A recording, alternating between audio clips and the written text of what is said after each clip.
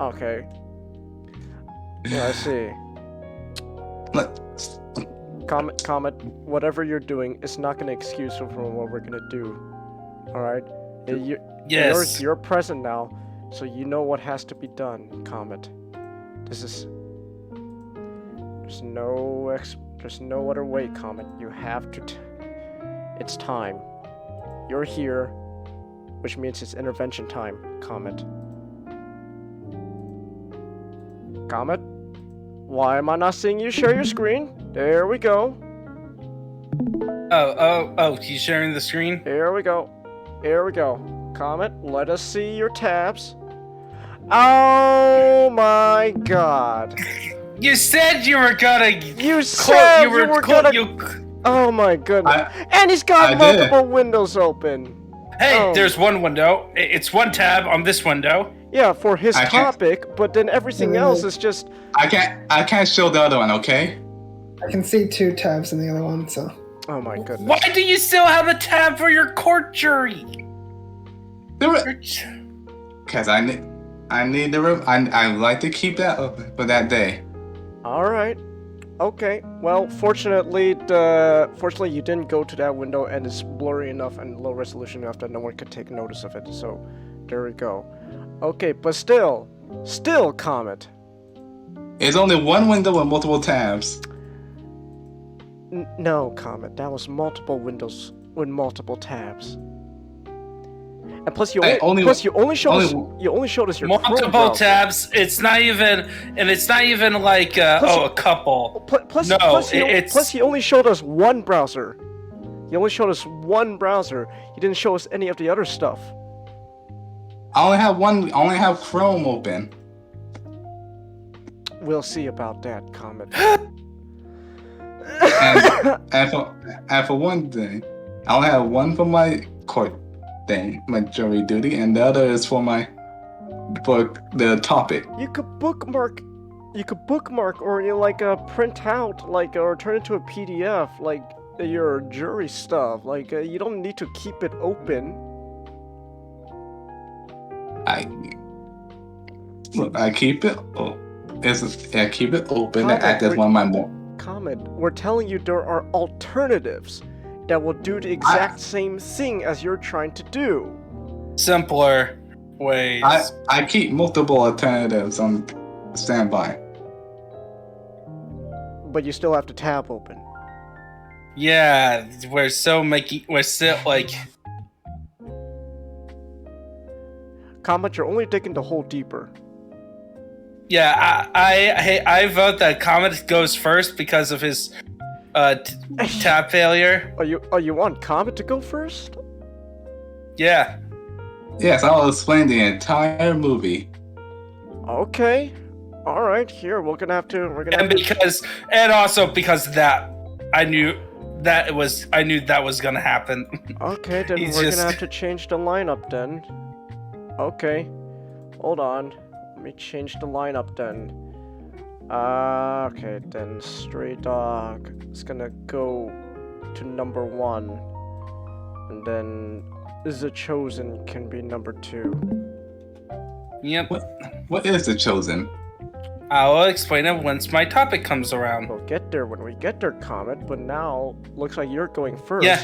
Because of your screw up. Because you have too many tabs open, so we might as well get this out. That's your punishment. We do it at the beginning. If you have too many tabs, you go first. That's how it will be. All right. But before we do any of that, first of all, I actually want to do one thing real quick. I'm gonna just try to show this off without the camera getting in the way. Well, no. Hold on. I gotta pull out my camera. Big old camera. Let's see if this will work on stream. Where is it? Where is it? Video capture device.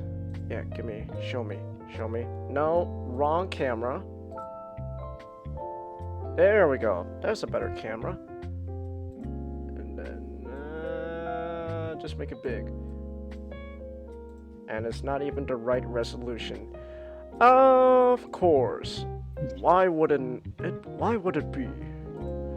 Of course, why would it be the right resolution? What is happening here? Why is it not showing now? Oh, come on, you stupid bastard of a camera. I swear to the Lord Almighty. Oh, you showed that? Okay. What about this? Here we go. Now we got, now it's too big. Wait, gotta shrink this down, and then here we go. I wish Nick was here so I could flex on him. Look at that! I got more Bionicle! I got the mighty Tuma! Cause, yeah. Thank you, Chelsea. Damn it, why isn't Nick here? I want to show him this. Oh well. Nick is probably getting dinner. No, he said he has to deal with his really crappy computer. So yeah, so we're just gonna have to wait for him. And they're not still working most likely, so that's why they're going at a later time than earlier time. Honestly, I want Nick to go first. I want to hear what he had to say about Ruby. Oh no. Oh my, I am burping. Excuse me. Nope, you're not getting away from talking about the movie that I knowing you're gonna spend a whole hour recapping the entire movie, which is what, 90 minutes? About hour and yeah, not wait. So you're gonna spend as much as an hour. Oh my goodness. Okay, fine. Oh, thanks to you, thanks to me, you can flex a new Gundam on Nick Ray. That's very cool. Nice. Oh yeah, that was an old link though. Like that was an old stream when I put the link to like that real grade new Gundam. But yeah, you got the real grade new Gundam. Get a real grade new Gundam. It's actually a really good model kit. Actually. How much is it? Let me see right now. Is it like $60? No, not entry grade, real grade.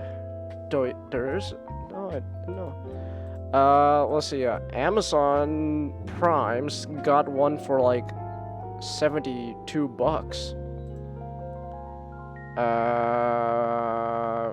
But shipping with free shipping? If you got Amazon Prime. Which I do. Okay, well, here, I'll put the link in the chat. I don't have the money right now. No, but I could I could put the link in the chat, and then I can just put it in the back room as well. Yeah, unfortunately, I had this thing called taxes, and having to borrow money from my parents again. Oh. Because they don't like postponing payments to the next paycheck. That would be too easy. At least for a tax layer. Oh, you could well, if you want to take your chance, you could pre-order the new Gundam, real grade new Gundam on Big Bad Toy Store for like 50. Actually, hold on. There's a new store that I want to try soon. I want to try checking out soon. But it's a new store called Studio G Store. I follow this guy on YouTube because he does like custom like model kit stuff. But like he should have. Let me see. Wait. Show me your model. Show me your model kits. Show me your model kits. Real grade. Real grade. Do you have a real grade new Gundam? Load more. Load more. Oh, you do. Oh, and it's sold out already. Damn. That is a shame. So, I also need to resume collecting all the Crossbone Gundam stuff. I got that X3 Verka. I got a real grade X1. I still need to build my Crossbone Real Grade X2. Wait, there's a Real Grade X2? Yeah, it's P Bandai though. So are you willing to, sell P out? Bandai. I know the others are P Bandai. Like I don't think so. No, the normal cross other than normal. X1. Yeah, other than normal Crossbone. Wait, hold on. Let me see. Well, if you want a master grade, let me see. Master grade X. I know, like they're like 100 each. About 100. Okay, the master grade for ooh, yikes. Oh, here we go. From Amazon, with free shipping from Prime. About $94. Minus, yeah, just what minus tax and all that. So yeah, of course. Which up here in Massachusetts we don't pay. No, not in Massachusetts, New Hampshire. You don't pay sales tax? Yeah, that's one of the things about. So the joke is back in like a couple years ago is that you live in Maine because the living cost is cheaper. You work in Massachusetts because that's where where the money is. And then you oh shit, does Matchstick one on? And then you buy your stuff in New Hampshire because that's where you don't have to pay sales tax. Oh shit, I forgot. Matchstick wanted to be a guest tonight. God damn it! I'm hearing static. Static. Static. God damn it. Hold on. I remember we were talking with Matchstick earlier, I think in an earlier stream this week. He said he wanted to be like a guest. God damn it! I have to fix. Hold on. Yep, Super Robot Wars. So basically, we're gonna have to start. Come on, we need to do the movie. Hold on. God damn it! Now I actually have to create I have to create stuff for Matchstick now. Shit. Give me a second. Also, I have a haul. God damn it. Even though you could do this, but Comet is sucking. Matchstick also pinged in Flex and Chill. Oh, we can do it next week. Hold on. Hold on.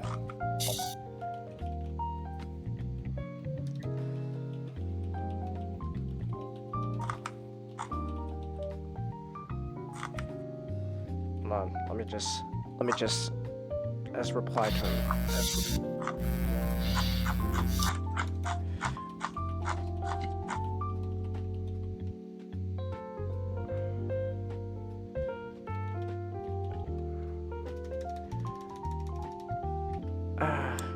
Okay, there we go. Also, I have a haul. I understand. I'm just trying to sort everything out here. God damn it! Last minute screw ups are fun. You also don't have to show the screen. I'm just showing this I know. Oh, show what's you that? guys. Oh, you got the fossilizer. Oh wait, shit. I want to show you what I got too. No, you go first. You finish your flexing. No, I want. Let me see what you have. Let me pull out that damn camera. By the way, we have already had do our weekly intervention. And guess what? And what do you think happened? How many tabs do you have open? One big tab. Too many. Heaven. Too many to count. That's all you need to know. Which means Comet has once again failed us. So, as punishment, he goes first, where he's gonna recap an entire movie because that's what he does. All right, hold on. First of all, here we go.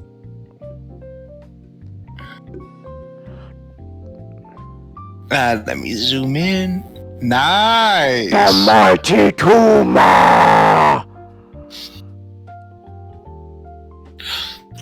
So yeah, I got Tuma.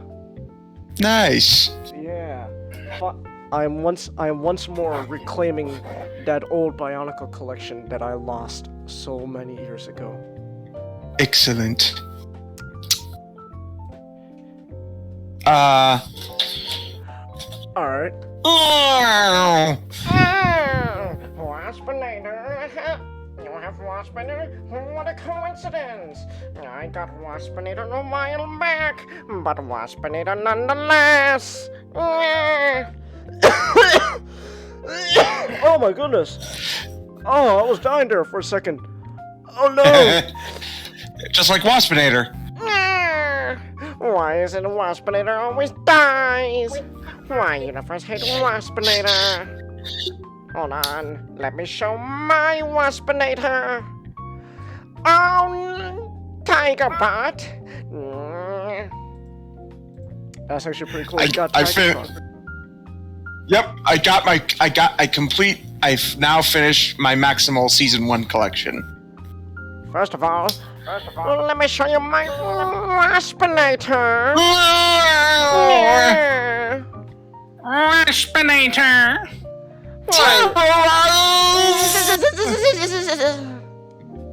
Also, I found this thing, but I'm pretty sure it's not a big deal.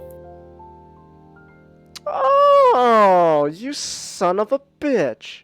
I What do you have? He's I'm got- playing us. He's got Studio Series Waspinator. I mean, no, Studio Series Wheeljack from the Broble SGD. movie. No, SGD, SGD, please, I am asking you. I am asking you respectfully this time to not make a meme of my humiliation. No, I don't need the meme. So, he was a fucking lucky find. Ah, Because I found him at a comic book shop, really? and they also had Brawn and Ratchet there too. Ah, neato. Alright, hold on, let me put my Waspinator away real quick. Waspinator falling apart. Yeah. Boy, that flex felt. That flex felt good. I see. Is it that Wheeljack and Tigatron that gets you in a good mood? I get Tigatron. Maximize. Wait, do you have Air Razor? Yeah, of course I have Air Razor. Changhis, remember the fucking images. Oh, you bastard. Well, now you gotta send me a picture of Tigatron and Air Razor now. It's only fitting. Oh, Don't believe actually me. do it! I was joking! I'll be sure to do that. Oh my goodness. Ray, don't say that out loud in chat! No! Ray, look, listen. What? Ray said, "Oh, Tigatron proving hippies are brain damage." Oh my god. Ray, don't say that. That's terrible. That's terrible. It was. But so true. God damn it, Ninjato. Now we're gonna get hippies on our ass. What are they gonna do, the hippies? Yeah. I don't know. It's not like they fight back. Oh. What are they gonna do? Tell us it's just like our opinion, man? You can't own property, man. I can too. That's because I'm not a penniless hippie. Oh my god. Okay, fine. Anyways, I think we've stalled long enough. Let's get into our actual show now. Alright, you know what? So, Comet, this is your punishment because you failed intervention once again. Alright, so what? Tell us, Comet, what the hell is Stray Dog Kerberos Panzer Cop? It looks weird. It sounds like a title for a furry anime. Oh, Kerberos. Uh-huh. It's now pronunciation of Cerberus. It's the original the original pronunciation of Cerberus. Okay. Okay, who here saw Jinro the Wolf Brigade? What? Who here saw Jinro the Wolf Brigade? What? No. Thank you. Thank you, Changhis. I said no. I didn't. I never seen it. No, I'm not saying. Okay, Okay, it's an alternate timeline, so Okay. thing. We're getting to alternate timelines. I see. It's like there's all the time, like, World War II went a little differently. Germany came to Japan, left some of their equipment behind. It said that Germany, in this timeline, for instance, Germany had a better time during World War II thanks to this thing known as the Protect Gear, which you see in I'll go and post a picture of it in the back room. Okay.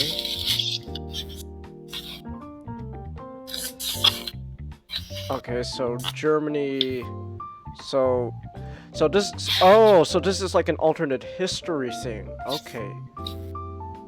Oh, that's what you were getting at. Okay, so it looks like Nazi Germany won.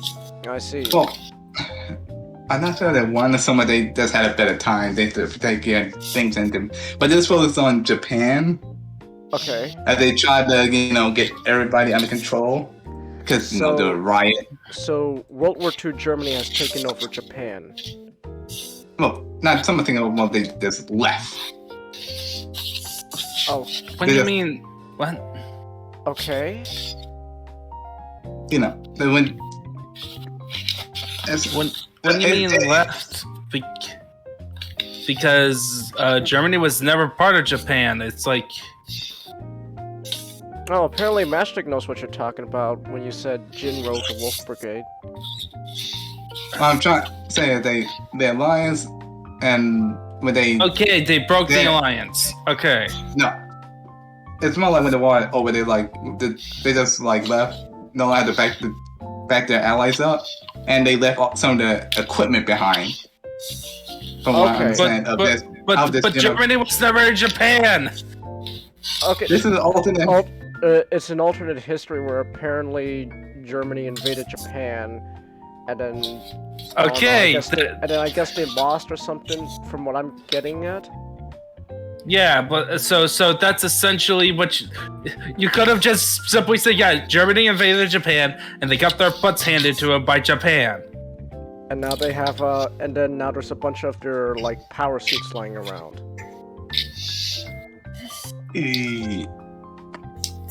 Yeah. Okay. Now. Yeah. Okay.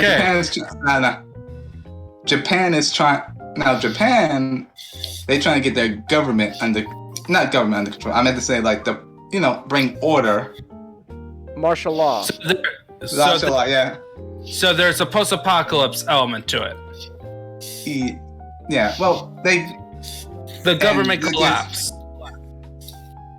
Not so much collapse. It's more like the government was taking back control, but there's some anti-government elements and some riots. So but so that's just normal.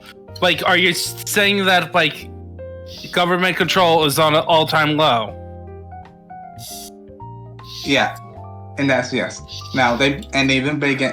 So they start this riot, this pretty much military riot control unit known as the Kerberos. The Kerberos.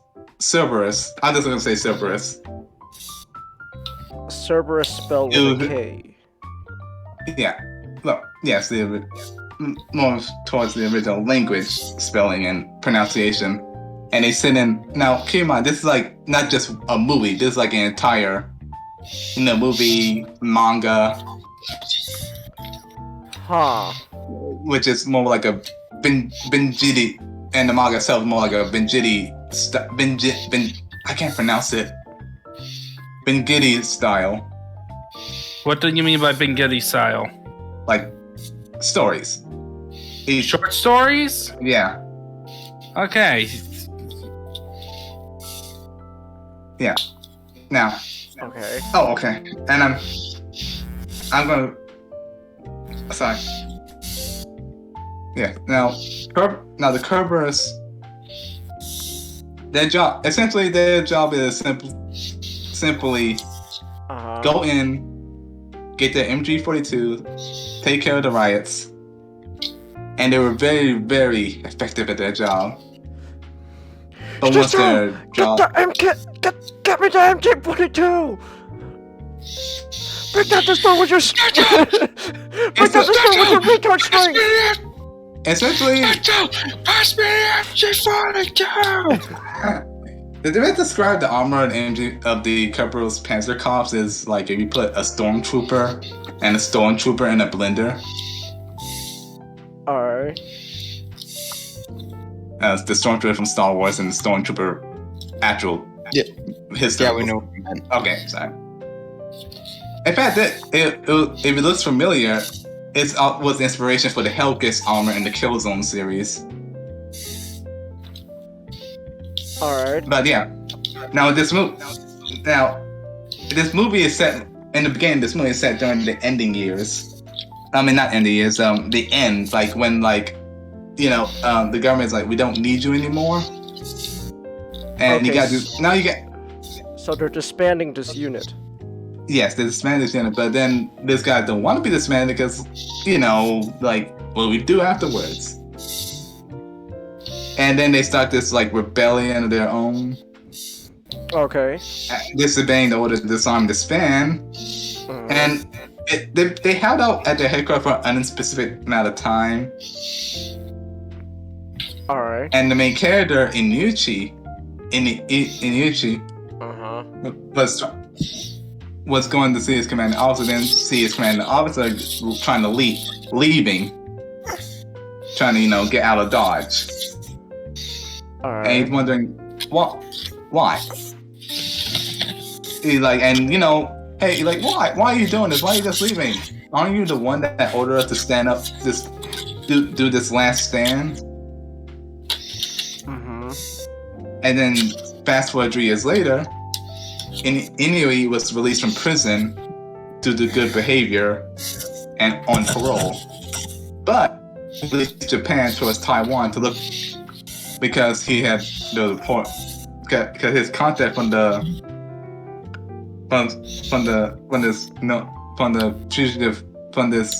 his contact as part of this future support group told him that his commanding officer Koichi was in Taiwan. Okay. Yeah. Now, essentially fast forward, it's related that his contact was actually an agent of the Public Security Division,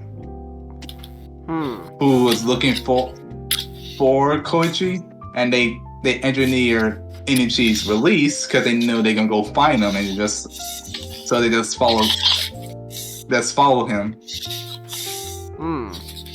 Because Koichi was intending to create a new Kerber's organization abroad, then return to Tokyo.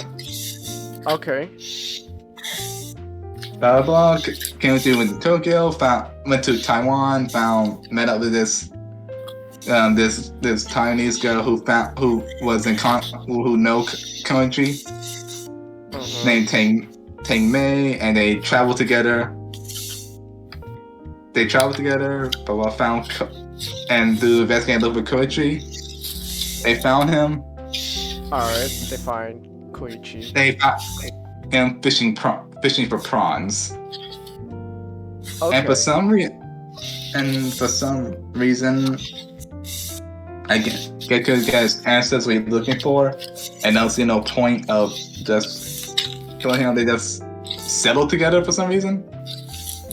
Oh. And okay. There's essentially we're both exiles. We're just Japan, right? We're just gonna stay low and just live up days. But then essentially they were found. Koichi was offered a deal by his contact. We hand over Koichi, and in return, we will leave you and the girl you like alone. Alright. And And the only caveat is that he can never return to Japan. But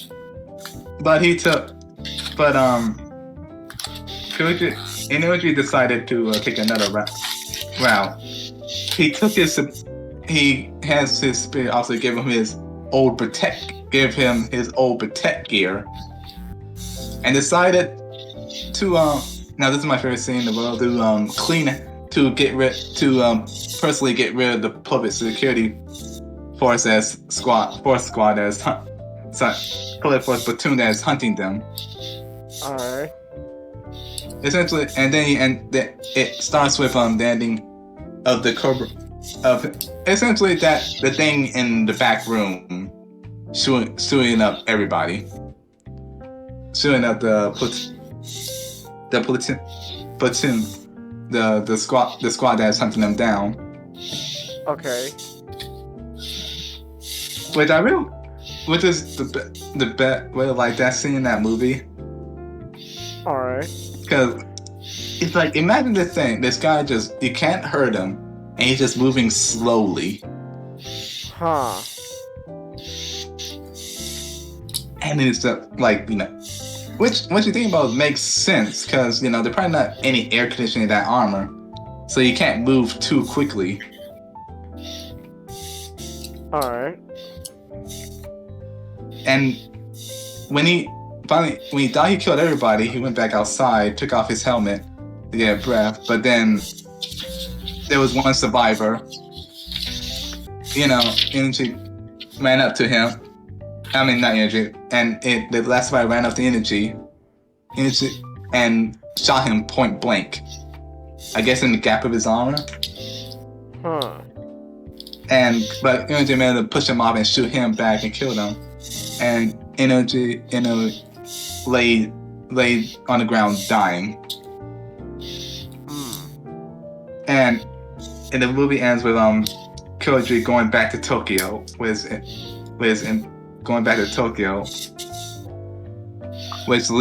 then leads into the sequel, The Red Spectacles. Now with this movie, it's long. It's not an action. When I went into the movie, I expected I really wanted to one Cobra. I thought I'll start with this one, the older ones. Okay. Older movie. It's slow. Like, the it's so like I got into the beginning. Okay. And there's some neat stuff in the middle, but the middle is very slow and kind of feel like, that feeling in the middle, like you just look at the timer. So you're saying that this movie has a really slow pace, and you're not too big on that. Yeah. Well, I don't mind slow pace. I feel like nothing really happens. Okay. No, the pacing is not that great. That's why I said the pacing is slow, and you're not a fan of that. Yeah. Now the beginning of the middle, I can see where they were going. They're traveling. This girl is traveling together and trying to find them. And it doesn't really show them, and it's implied that they got close, but then it shows some of these moments. Oh no! But then they get to the prawn shop and they show them like. You're good, Nick? Just. Waspinair's broken. What? Which one? No. Are you talking about your toy? Can you see it? Wait. Let me see. Hold What? There's a giant crack in his arm. Ah. Oh. That's why his wrist is so loose. Oh. Fuck.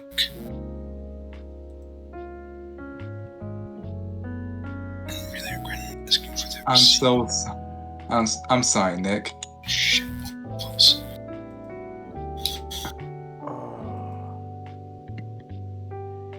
What the fuck, Hasbro? Hasbro keeps fucking letting me down lately. That is not good. Oh.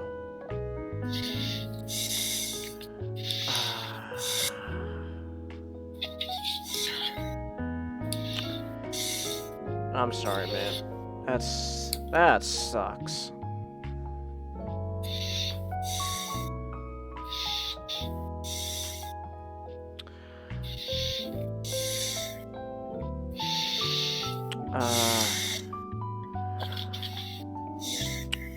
Anyway, I don't want this to be a complete downer though. And plus we still need to finish your. Yeah, no, move on. Yeah,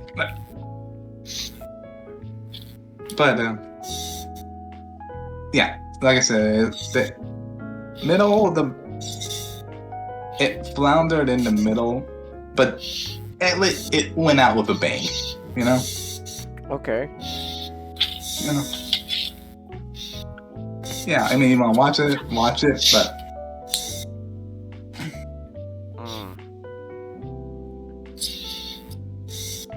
I feel like they could have focused on more on the beginning.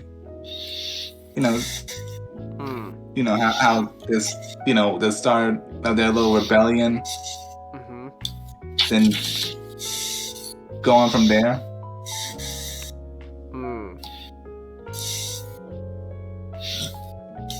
But yeah. All right. Also, I think all the budget. I think all the budget went into the armor. Huh. All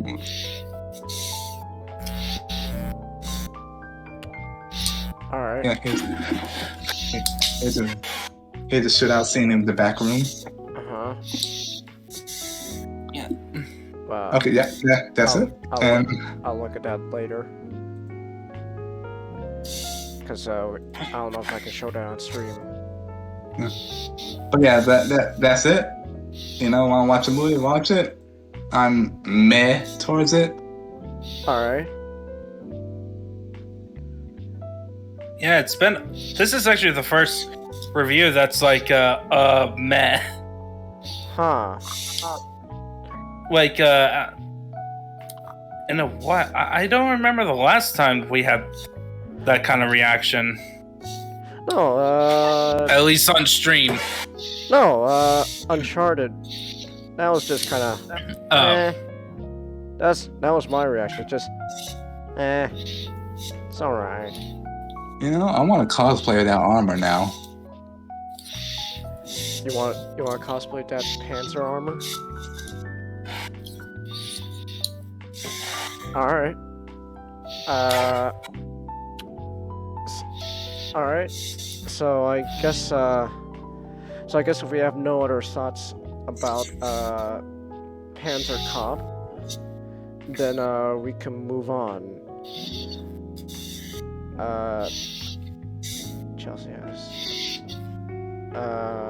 Chelsea asks if you're able to. I don't know. I don't know if that's a good question right now.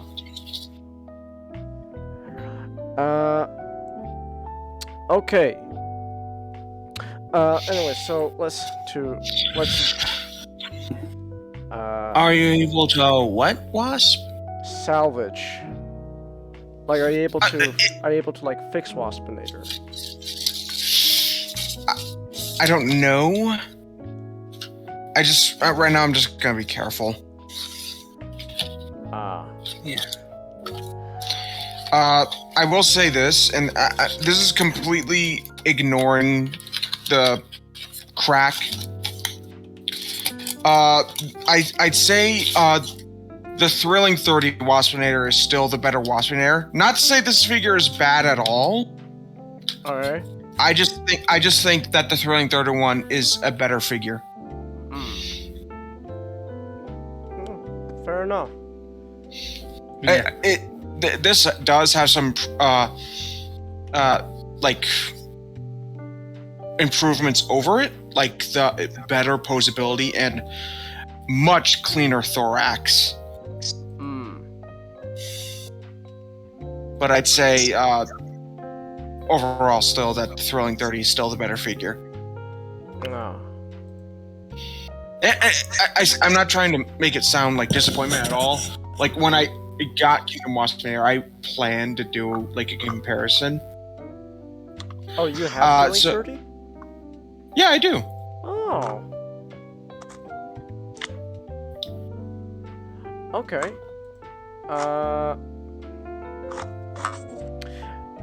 Wait, so is the crack okay, not noticeable is the right word. Is the crack on the arm like to the point like the wrist can't stay in?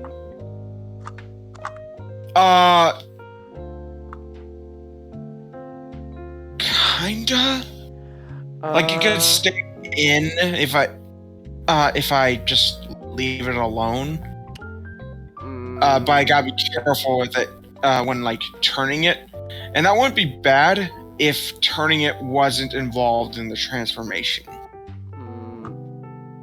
Yeah, you kind of have to turn it into a certain way so that you can plug underneath it. You got any like super glue with you that you could like just like add like a light layer over the crack? Then I don't have any on me at the moment. okay. I'm just being careful with it right now. Okay. But like, is this gonna be At the moment, it's not figure damaging yet. Yet. I'm just being careful right now. Ignoring the crack though, it is a good figure. I'd say that the Thrilling 30 is just a better figure. Like more show accurate, more. It's also bigger. Okay. It also doesn't have like the legs. The insect legs. Weirdly enough, have the reverse problem where okay, so they're less intrusive on the Thrilling 30, but they can interfere on the arms sometimes, whereas the insect legs are more interfering on Kingdom. And that's a huge problem, in my opinion. I'm not trying to sound like disappointed. I'm just objectively, I think that's just a problem for the figure. Like when you're trying to pose it. However, the posability much greater.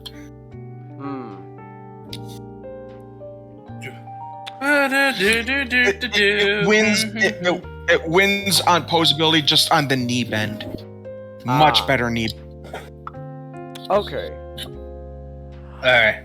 Alright, that's good to hear. Like I said, I would say get both, but if I were to say one, I'd say Thrilling 30. That is what I'm saying. Okay. Alright. Okay, so then with that. However, I don't know. I haven't heard anything. But if the wrist problem is a common problem, I'm willing to bet I just got a bad copy because you don't have anything on yours, right? No, at least I don't think so. Let me check. I have Waspinator right next to me. I can check it again. I have a Waspinator. I got it used, and it was mostly good. I didn't have problems, so... Okay. I don't see any cracks on mine. Okay, so I just got a bad copy. You probably just got a bad copy. But like you don't think you feel like you don't need to like get a replacement copy just yet, do you? Not yet. Not yet. Okay. All right. Where could you find a good weapon vendor? What are you looking for? Oh, you're playing SWTOR. That's right. Yeah, we got. Don't worry. We'll do a SWTOR stream sometime next week. Yeah. I'm playing Republic, so I'm playing a trooper. So I'm just trying to find a weapon vendor so I can get a rifle for my companion. All right. In the meantime, though, are you still willing to talk about the Chosen? Since it is. It is gonna be more broader of a topic, but yeah, the Chosen is gonna be like like the thesis statement, you may say. Okay. The thesis statement. Okay. Like about a positive, so most Christian works, and also Xeno-Nick, did you get what I wrote on the DM about the mic? Yeah. I tried to move. Yep. Okay. Thanks. I have a headset, so. Yeah, of course. Headsets are always annoying. So. Unfortunately, it can't. It's not flexible. In a way, it's not. That sucks even harder. Yeah, it doesn't have the flex wire. It just shifts up and down. Wait, does your mic have a pop filter on it, or like some kind of filter? No, it's a headset. So the best he could do is actually physically uncomfortable the headset, physically shift it forward. So isn't there the best I can do is this. There's The best I can do is this.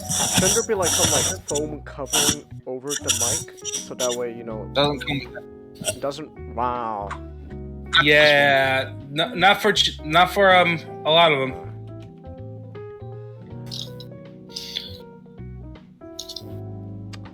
Wheeljack feels nice. However, Okay. there is a bit of looseness in the legs. Okay. At least I hope it's better than Cup's floppy arm things, or See, all the copies of what I've gotten so far have not had those problems. No, the floppy arm thing. Oh, I'm thinking of Blur.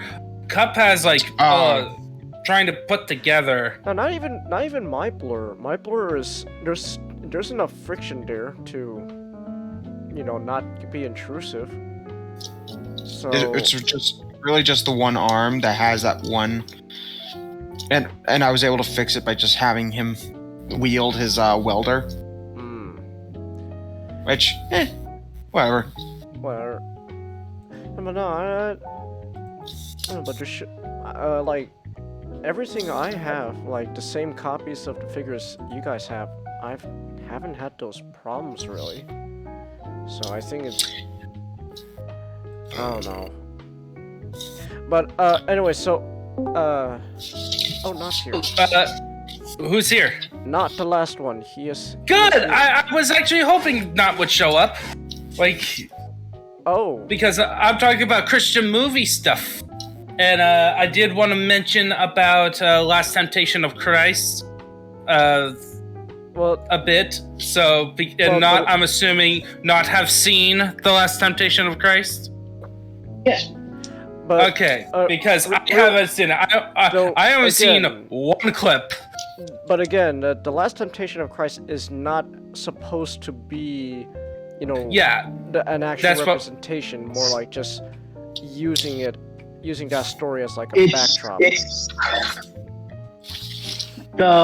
So Scorsese is Catholic, and a lot of his stories revolve around the Catholic idea of redemption and guilt.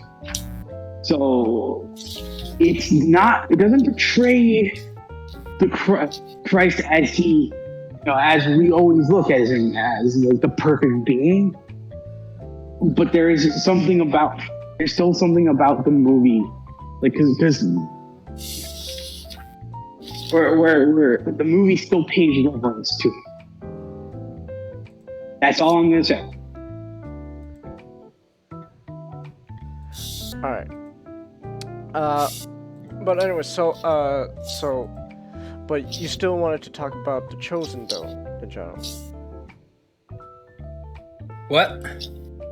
I said you still wanted to talk about The Chosen, because it's your turn. Yes, okay, I just want to talk also, it's just generally, movies about, Jesus, because it's a very common genre, of course.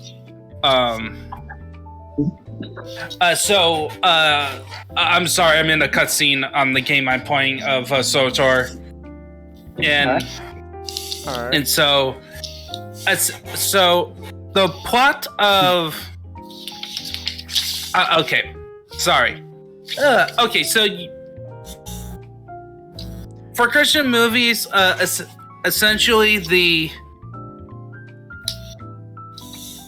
hold on. Let me just get to the Here, Ninjato, find like a place where there's no enemies and just yeah. I'm done with the cutscene. and then Okay. just stand there for a bit. Yeah. Yeah, I'm just gonna move out of the area and then quit because Are you in a dangerous area? nope. No. I'm at the palace. All right. I'm at the Senate building, so the most dangerous people, politicians. Oh no. Welcome to the abyss. All right. Gotta press the button. Here, where is it? Here we go. Why was it muted? Why are my buttons muted? Okay, so wait, hold on. My buttons are muted. I have to press it. God damn it. So, welcome to the abyss. Road trip. road trip. There we It's go. also funny that we're talking about religion, so I made a political joke, and now I'm talking about a very religious subject. All right. So anyway, so as a Christian growing up, of course, one of the more common types of movies, other than your typical fantasy superheroes stuff, but stuff that's unique to raising up as a Christian is movies. Is either Christian movies or most commonly a movie about Jesus Christ, the life of Christ. And like the two common adaptions is that you get a movie that is the Book of Matthew or the Book of John, and they just filmed it. All right. And so so the positive is that it's more, it's more biblically accurate because it's literally word for word the books of the Bible, but played out in a movie, but some editing down for like a theatrical version, but they have an extended cut, of course, which contains the whole book. And of course, the main flaw in that one is that you don't really have a lot of wiggle room in terms of adding a creative vision to it and adding performance. Okay. Well, you are portraying. It is. Well, those movies are meant to be more like. What's the term? Like bibliographical portrayals of Jesus. So, Yeah, like, so like and you're that's already. the main weakness. But I'm just saying it's like. Yeah. But then you got the other kind, the more common type, where they go, okay, we're just going to do a life of Christ Jesus, and we may have actually popular actors at the time playing important roles. The thing is that they tend to also be overly creative at points.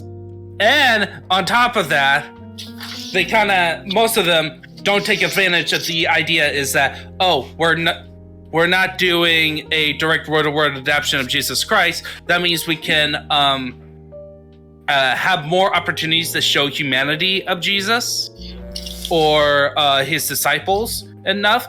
Instead, they kind of still make Jesus Passion of the Christ 2, crucified this.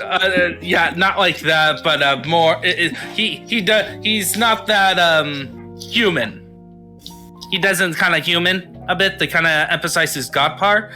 The film I'm specifically thinking of is a movie called Jesus of Nazareth, which actually has very top tier actors in that one.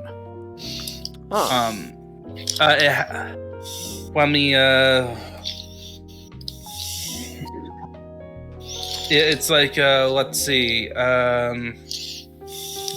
Yes, it has James Earl Jones as one of the white wise man. Ooh. Yeah, like that's like the most high-profile. It's a British movie from 1977. All right. Lawrence Oliver is actually in it. Okay. Ian Holm. Ooh. Oh. Yeah, it has all these top-tier actors. Like I'm pretty sure that it would be like a who's who of. It has Loris Olivier. Oliver. Yeah, it just has like these top tier actors, and but I felt like the portrayal of Jesus, who was portrayed by Robert Powell, was too much of into the Jesus as God aspect. And then, of course, you got Passion of the Christ. I have only seen Passion of the Christ once. Passion of the Christ Me 2. too. Crucified. I recommend any Christians to watch Passion of the Christ one time, just to give you a taste of what Jesus went through on his day of execution. I know there's a lot of people who are not Christians or even thinks that the movie is torture porn. What? Like my problem, I think my problem with Passion is the scene of him, like all the scenes where he gets leading up to the crucifixion is great, and then just then it just kind of peters. Huh. Yeah, a lot. And actually, so my mentor mentions the stuff that annoyed him about Passion of the Christ is that Jesus, after he gets beaten down through all the torture, every time he gets back up, because he kind of says that it's a Mel Gibson thing where he has characters has to stand up in defiance no matter the circumstance. Like it's kind of one of his quirks as a director, where he can't just have Jesus be beaten down and having to be dragged back up. Because it portrays because to Mel Gibson it portrays the Son of God in a weaker light. If he stumbles and he has to be carried back up. There's a role.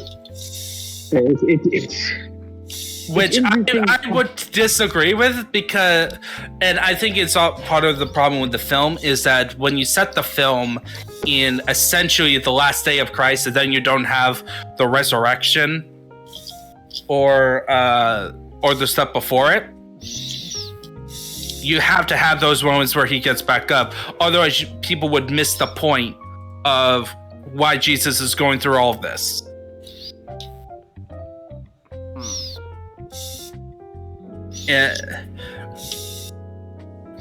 And I think that's like the biggest flaw with Passion of the Christ. Like, people say that it was pretty gratuitous on that movie.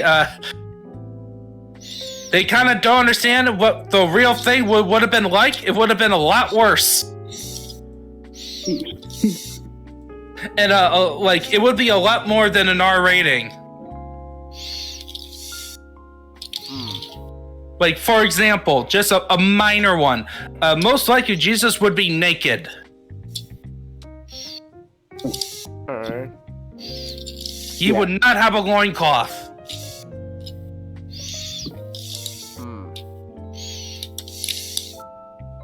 Like, he would have been, like, naked as soon as he get to that cross. He would be stripped, like, because he is what... So the interesting thing about a lot of the MPAA is that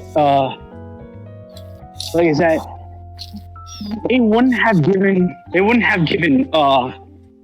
the Passion of the Christ anything above an R because it falls under historical accuracy. It falls under historical accounts. Oh my! That's the only way he can get away. Yes. So it's like because of that, like it really doesn't matter if a lot of the violence in the film is gratuitous or not. It will still get an R because it's seen as a representation of that part in history. Okay, so then here, time for the joke about Ninjato being historically accurate. Oh, it should have been a lot worse. Historical inaccuracy? Cringe! Okay, like, I am actually, one topic I have actually this week just thought of is that I'm wondering, I have no doubt that people have done their research in terms of clothing and stuff when these Jesus movies. I'm just wondering how accurate are they really? That's like, I think I can look into at some point. Okay. Like, just double check in terms of the clothing they most have likely wore. Like, it looks authentic. At least it looks like they represent the images that we have of the period, which was made centuries later. All right. Centuries, probably decades. So. But anyway, yeah. So if I have to, how does all? I guess the inevitable question is, how does all this tie into The Chosen?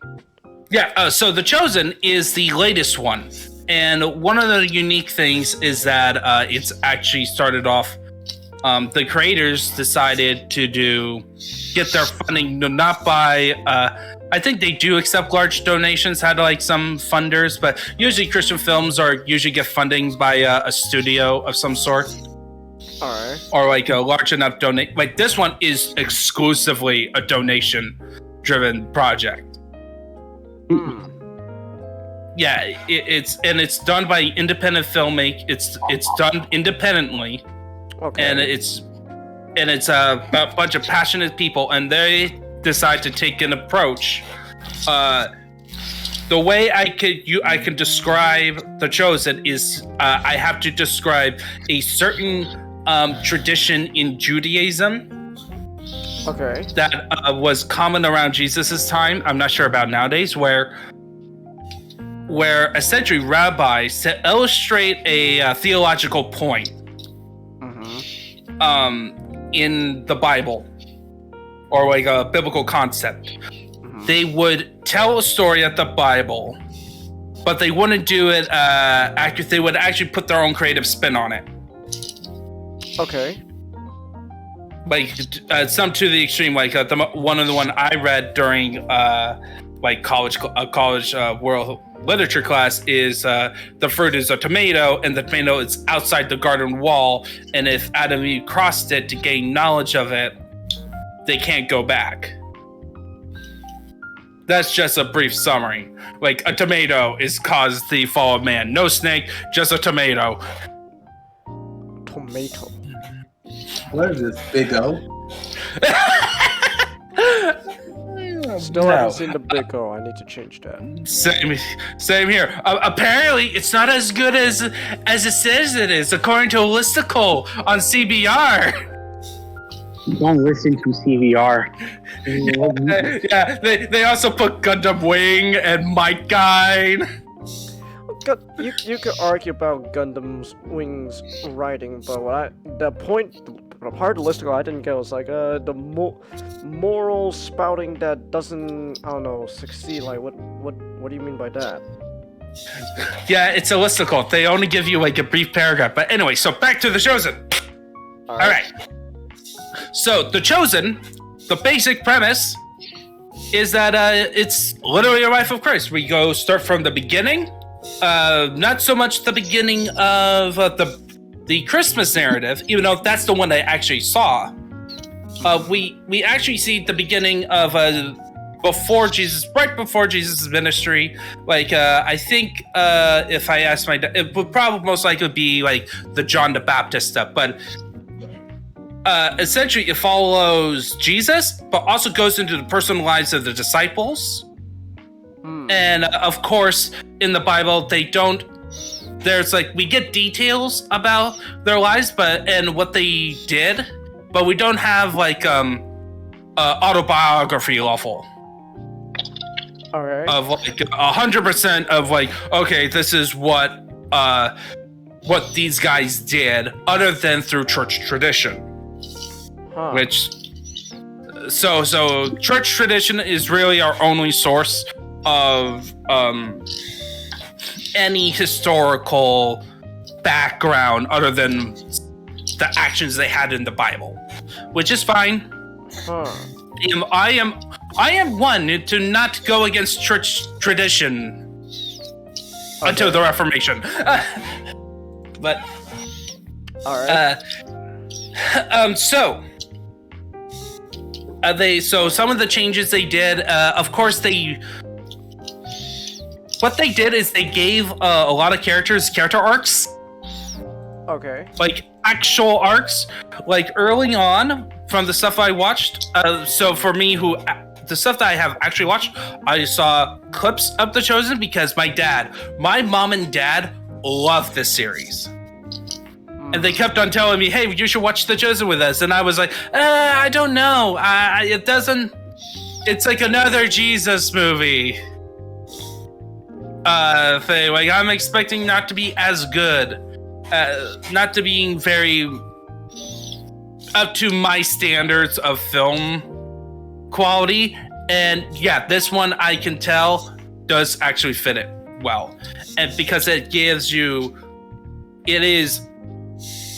clearly done by a creator who knows the Bible, who cares about trying to get it accurate, but also trying to put it in a unique way to help people understand the Bible better. Okay. Like, for example, so there's this part, there's a scene in Chosen where Jesus and his disciples go to this town, and he had a couple of his disciples, and there's this guy who's crippled and with a wife and kids, and they're poor outside. And during the episodes, I think it's James and John, he has them working the guy's fields, making it, fruitful. And then Jesus and his disciples goes into town, and one Bible story happens. I can't remember what happens. The one that happens in that one. So, but and then they go out, they go meet up with the guy at night. They have a meal together. And the guy mentions about how he broke his leg. And mentioning about, he confessed that he, on a road from Jericho to, I can't remember the other town, but a Pacific road, he and a group of friends mugged a guy and left him for dead and steal his stuff. But he broke his leg and he got separated in him, and now he lost everything. He was desperate for money, for food. And then Jesus talked about the rest of the story, told him exactly what happened. So the guy he's talking about is actually one of the robbers of the famous Good Samaritan story.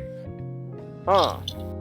That's the twist of that scene, is where it's like, you expect one thing, it's like, oh, the Bible, if you know your Bible, it's like, oh, and it's such a impactful moment. It's like, where, it's not accurate. It's not 100% accurate how it's presented in the Bible. But it's done so well in a unique way. And yes, and Jesus is a very likable character. You can tell by his face in that promotional image. Usually Jesus is more stoic. except when kids are around. In this one, he looks like a happy dude that you get to hang out with. And that's pretty much like a lot of Jesus. When on the clips I saw, that's kind of what he acted. Like, he is still, a teacher to his disciples, but he is so much approachable.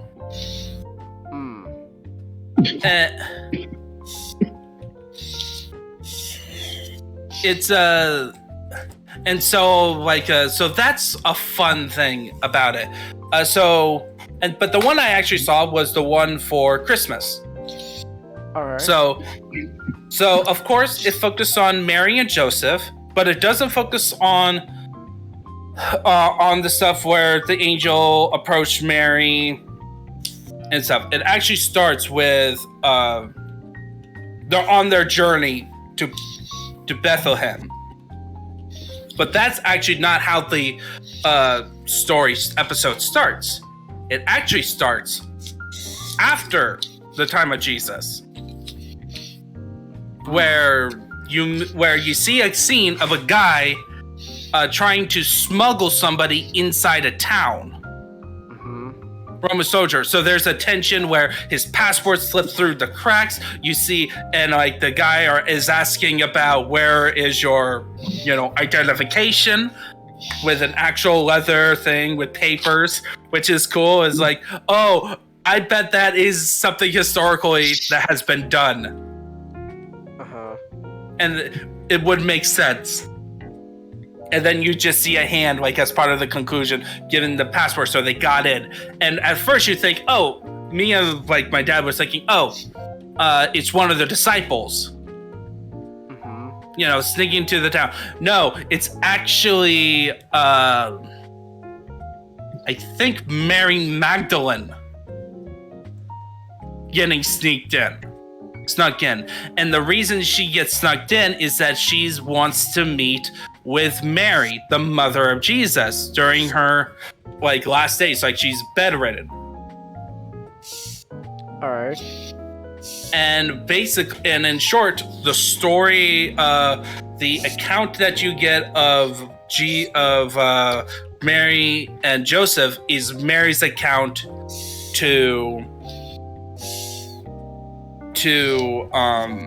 Mary Magdalene, who writes it down to give it to Luke, who's actually finishing up his draft of his gospel. And also, as part of it, Mary wrote, it's that at the end is where Mary wrote her famous poem that she wrote. And then the ending is that Mary Magdalene has to immediately go to Luke and say, hey, you need to include this now. And Luke is like, look, I'm almost done. Oh, I need to add that? Okay.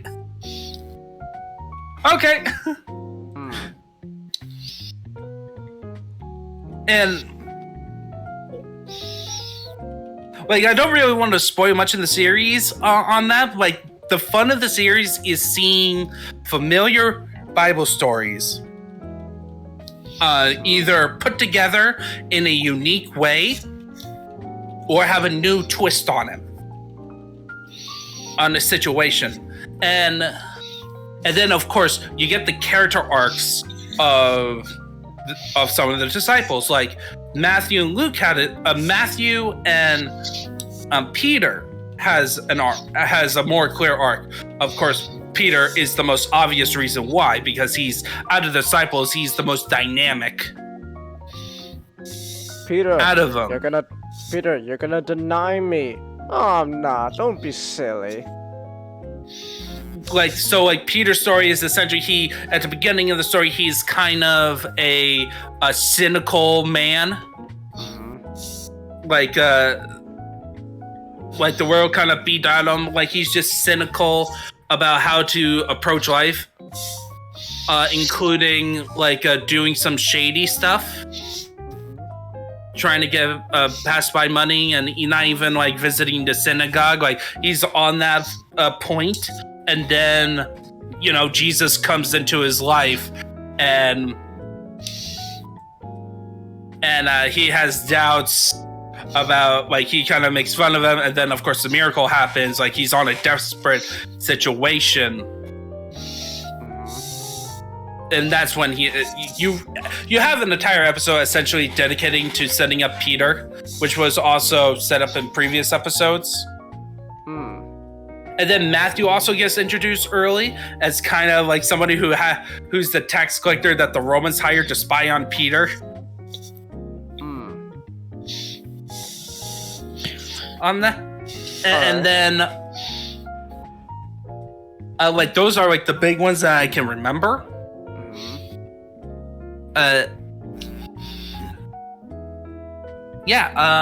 Like those are like the big ones, and it's a very good series. And so the way you can watch it on YouTube. Originally.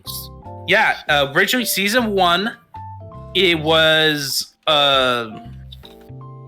have to pay for it. Let me just pop it up. But then you can get hard copy. Yes. Okay. Let me. Yep. Put that in the chat then. Yeah, and it has 1.6 million views. It's on its. They're funding to get the 3rd season, and like the creators are more in line with the community because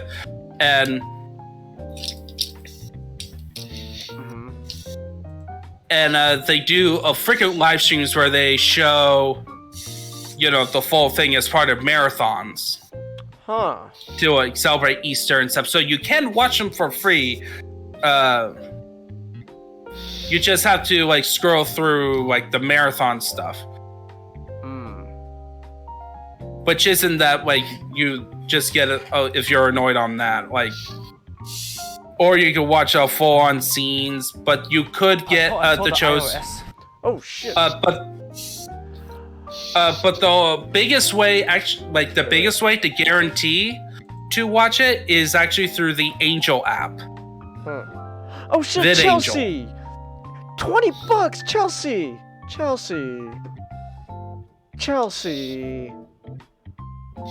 Oh my god. Chelsea! That is a 2-digit number right there, Chelsea. My goodness, lady. I think you can actually use that $20 to watch The Chosen, the 1st season. Okay. Funny enough. Thank you, Chelsea. First of all, of course, thank you, but that's a 2-digit number there, girl. My goodness. Also you can watch season 1 on Amazon Prime. For free. And $14 for season 2. Also, real quick, Chelsea had let me just read Chelsea's message. It's a Bible verse. This is from the Broble. Better check the Broble, make sure it was right to read those Mormons. Isaiah 53:6. That's New King James version. We like sheep have gone astray. We have turned everyone to his own way, and the Lord has laid on him the iniquity of us all. Iniquity. By the way, The Chosen is number 9 appearing in the US, at least for Amazon. Oh. In terms of view. Oh, okay.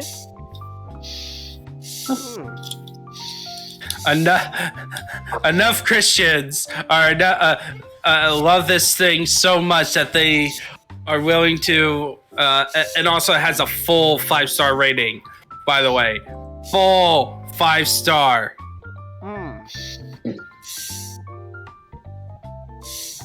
You know how hard it is for stuff to get full 5 stars? Now I want to see Rotten Tomatoes on The Chosen right now. Like,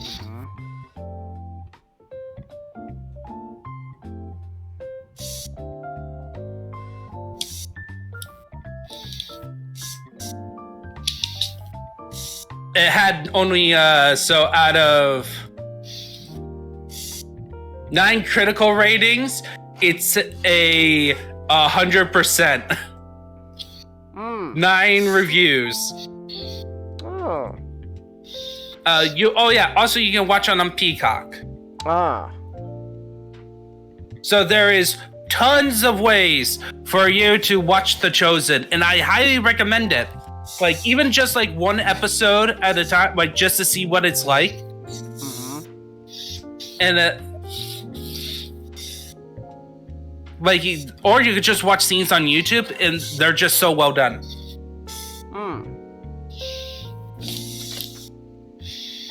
And I haven't even finished it. I haven't even technically started, and I just watched clips and watched one full episode. It's like, yeah, this works.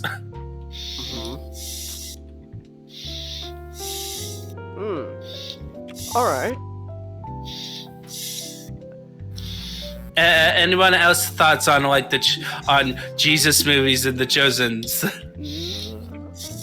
No, I've never seen The Chosen, so I go ahead. I heard The Chosen actually. There was a period of time where they were running ads on YouTube. It's like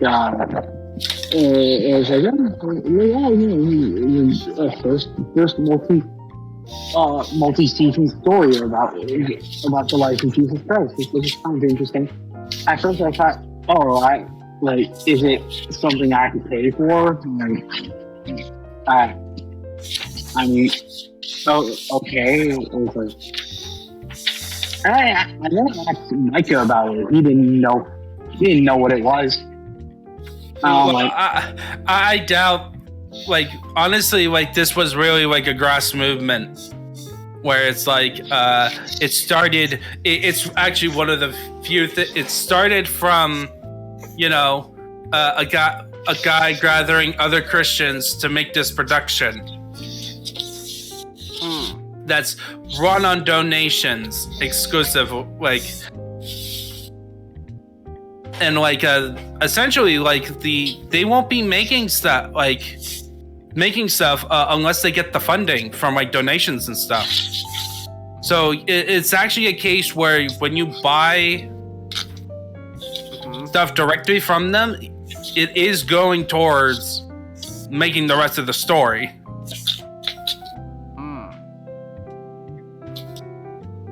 Alright. And unlike other shows, the Bible on a network television or 80, okay, it's higher quality. Huh. Alright. It's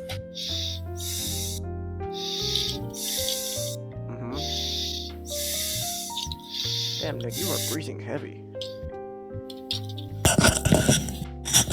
Mike. You were saying something, Ninjato? No, I would just say just watch it. Like, I don't mind, like, at some point we just do like a little marathon of it. No, I wouldn't mind checking out The Chosen with you guys. And I will also say there some other recommendations if you don't want to watch The Chosen, you want to watch like a movie. There is at least one recommendation that I really like, even though it does have some theological problems. It's called Miracle Maker. It's a claymation take on Jesus, and the whole idea was. The creators thought was, what if it is the 5th gospel through this perspective of Jairus' kid? Huh. Like, Jairus is basically Jairus' family is involved with a lot of biblical events, even though it still follows the typical Jesus ministry narrative. And it's done in claymation with an occasional style for more spiritual stuff. With more 2D, like more painterly 2D. Oh. That is very cool. Okay. And I think, and it has a popular, let me just check Miracle Maker, because I know that one also has well-known actors. If I remember this correctly, Ralph Fiennes is Jesus. Huh. Ralph Fiennes. Yeah, William Hurt as Garrus. Ralph Fiennes as Jesus. Alfred Molina is Molina? Stop. Yeah. I can't get any more insert quote here, which I will not say due to Bible talk. he plays Simon the Pharisee. Huh.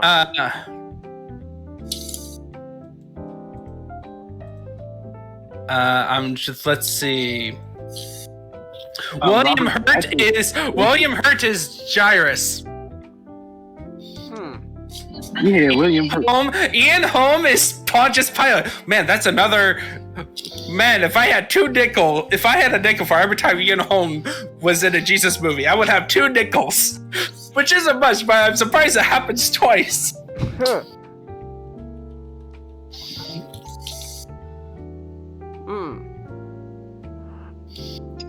All right.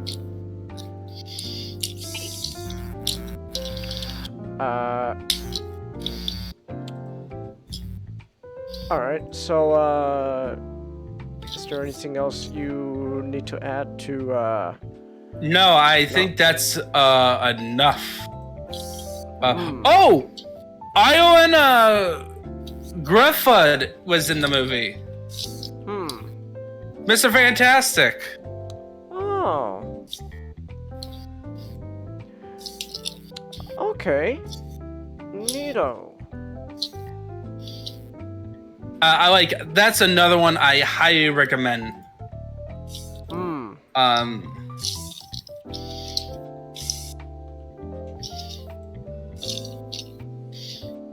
I think that's it. Oh, Iron Grufford was in the Welsh version. He was Welsh Jesus.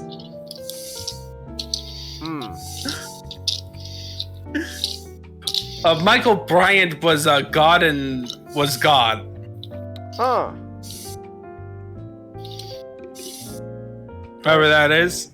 Remind me. You got.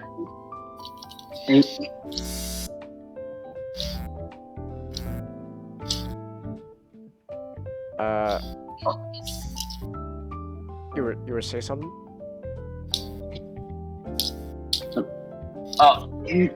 Michael Bryant is a character actor I don't think you would know, but he's a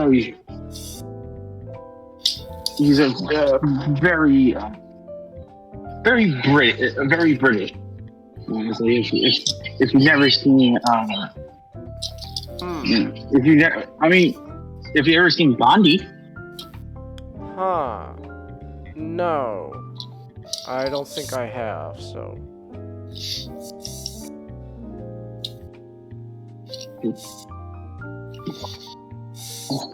Yeah, like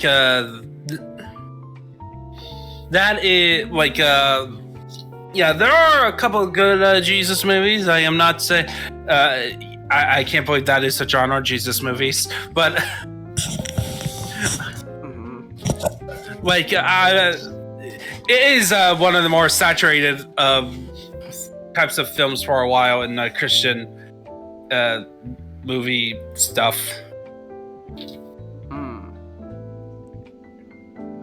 All right. Well, but if that's all there is to say left about The Chosen, then yeah. So if this interests you guys, you could check it out through all the stuff that Ninjato said, and if you scroll up the chat earlier, I did post a link to their YouTube channel. Unless that's down or something. No, it's still there. So you could check that out. Though me personally, though, I am still waiting for Passion of the Christ 2. Crucify this. Well, once again, Mel Gibson's coming back to direct with Jim Caviezel, whatever, however you pronounce his name. Jim Caviezel and Chris Tucker. It's Jim Caviezel? What is it? Italian? I'm saying this. guy Well, from this the is first Italian. You know how to use one of these? You know how to use one of these? May he who is without sin kick the first ass.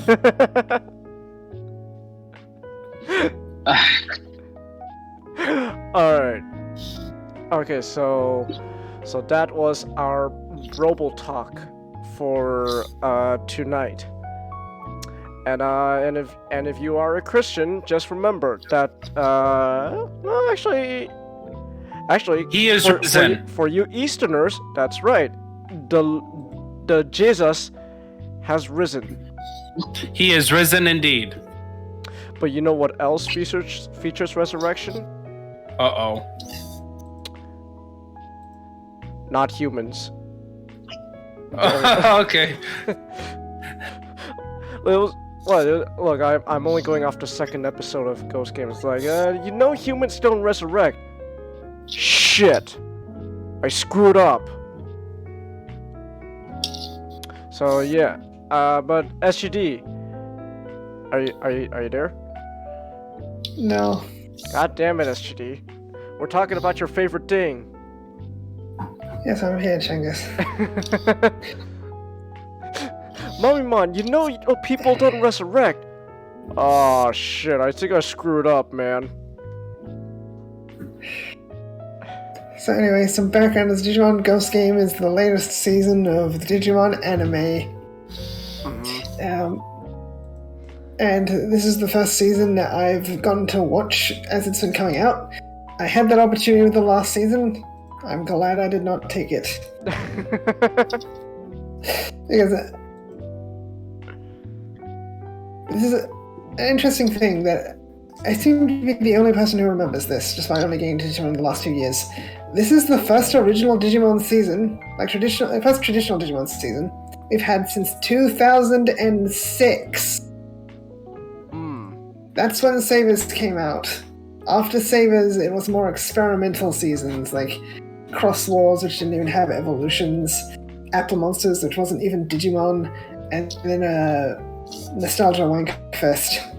That was Digimon Adventure Cancer, and I'm just going to call it Colon Cancer for short, because that show was bad for my health. It's just a bad show. Yet somehow better than Apple Monsters, although that's probably an unpopular opinion online, which is okay, because I'm right.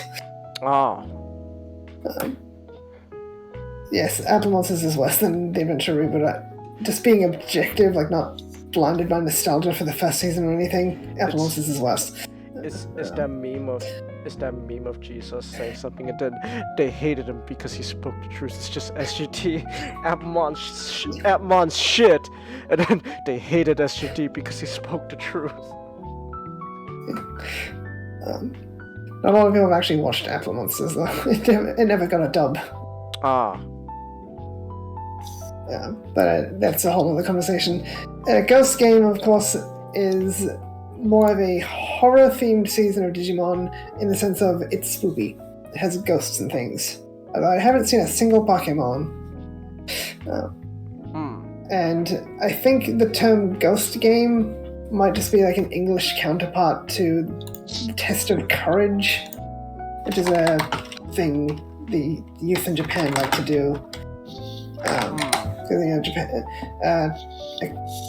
Kimo Demeshi. Because Bandai is aware that they do have a significant Western audience, so when making certain things, they do take that into account. Like Omegamon or Omnimon Merciful Mode that's its name, Merciful Mode. It's Merciful Mode is a reference to not the ritual suicide that samurais do, but the guy who helps them with the suicide.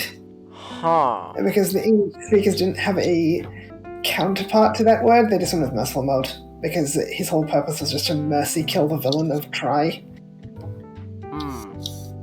But anyway, onto the show. So I'm going to be talking about these episode by episode, but I'm not going to recap the episode. I'll give a general not a synopsis, but like the premise. So Oh, okay. I don't want to pull a Comet and just be damn. every little thing. Damn. About the You gonna episodes. allow that? You gonna allow that trash talk, Comet? Oh, I'm not done yet. Oh my god. Just wait until we get to episode 10. Oh my goodness. Okay. And then We're going episode by episode. We're going I'm episode going by through the first 12 episodes. So- All right. Time for this is SGD on Comet mode. No, avoiding SGD being said he was gonna avoid it being Comet, so I was like, damn, Comet, you gonna allow that trash talk from SGD? And then SGD said he's not done yet. So I was like, damn. The general premise of the episode, thoughts and things that I sort of thought were noteworthy, because this is definitely a show you should watch for yourself. Can I show you what I thought of the first thing I made after episode 1? Yeah, I've seen it. I thought up little subtitles for the other episodes because it's amusing. So, starting out the opening theme, Faction, which is a combination of the terms fact and fiction. And as far as openings go, it's pretty good. It's like, when I say music's pretty good, like it's kind of the standard for Digimon. Like, Digimon tends to have very good music. I like Faction. Not all the time, but like most of the time. And interestingly, the opening was directed by Hiroyuki, who was the director of the first 2 seasons of Digimon, though he declined to take credit in the show for the opening. And he has stated, like, I can name a lot of the Digimon in the opening. He has stated, like, yeah, these are just Digimon I know. Don't expect them to be in the show. Like, some of them might be in the show, but they're not in the opening because they'll be in the show. Faction. What in this is to faction? One critique of the lyrics is it ends like truth or fiction. Like, if maybe if you did fact or fiction, people would start asking, what's the faction in faction life? Because it's fact and fiction, not faction. But yeah, opening's pretty good, which is... I can't think of a bad opening for Digimon. Although I didn't watch the openings or ending themes for Colon Cancer because I did not want to spend more time on that show than I needed to. But the first episode is The Sewn Lip Man. He who preemptively bonks the horny. More on that later. And of course, our new protagonist Hero has an unfortunate encounter with a Clockmon who steals human time for his own enjoyment, and shenanigans ensue. Yeah, But pretty much. I found the episode to be very refreshing, because I watched over 100 episodes of garbage before this. You really don't like the other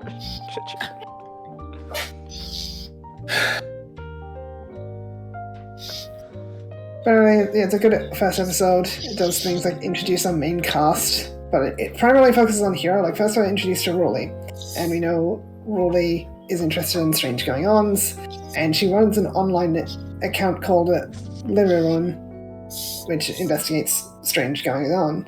And when I heard Ruli was an influencer, I was terrified. Because Apple Monsters had an app tuber and a 14-year-old idol. They were more catchphrase than character. And you had to go around with them for an entire series. Fortunately, Ruli is, a fleshed-out character in her own right. But of course, the episode's not about her, so more on her later. We also meet Kiyoshiro, who's the third member of the cast. And he likes to depict himself as cool and confident, but it is incredible and paranoid. And meanwhile, Hero is handy and willing to help people out, but it's not so much of a pushover. He just thinks it's better than complaining. Because the setting is in the future with 7G and holograms in every a household occurrence. Damn, 7G, yo. And the Digimon themselves are called hologram ghosts, and are treated more like an urban legend. Like the series itself takes a lot from horror movies or myths. Or what if this Digimon existed in the real world as some kind of urban legend? Like, what would it do? How would people talk about it?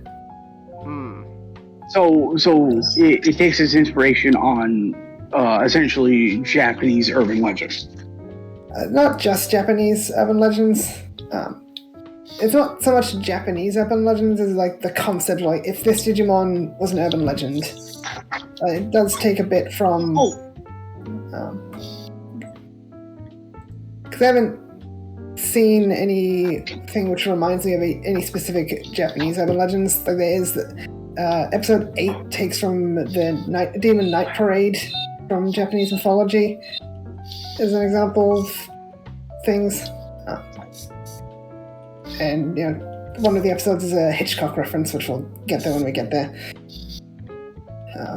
And it said Digimon hologram ghosts have been appearing for 2 to 3 years, and Hiro's father is an inventor who's been gone for about 6 months. He disappeared 6 months ago. Hiro's mother works overseas helping out refugees in different countries, which it seems like the typical anime thing of this is why their parents aren't around. Like they finally give an excuse for once. It was the last couple of seasons, like a parent just doesn't exist, so I just assume they're working all the time because Pan. My parents is overseas. Because the hero's father being missing is a plot point, and I expect it to show up. I expect him to show up, and you know, I think he's doing more than what he's letting on. But he doesn't really let anything on. But with him being gone 6 months, that's an important number because Hiro was starting school for junior high school when his father vanished, which would set the start of the show in October. Because Japanese start school early April. And of course, one of the later episodes is Halloween.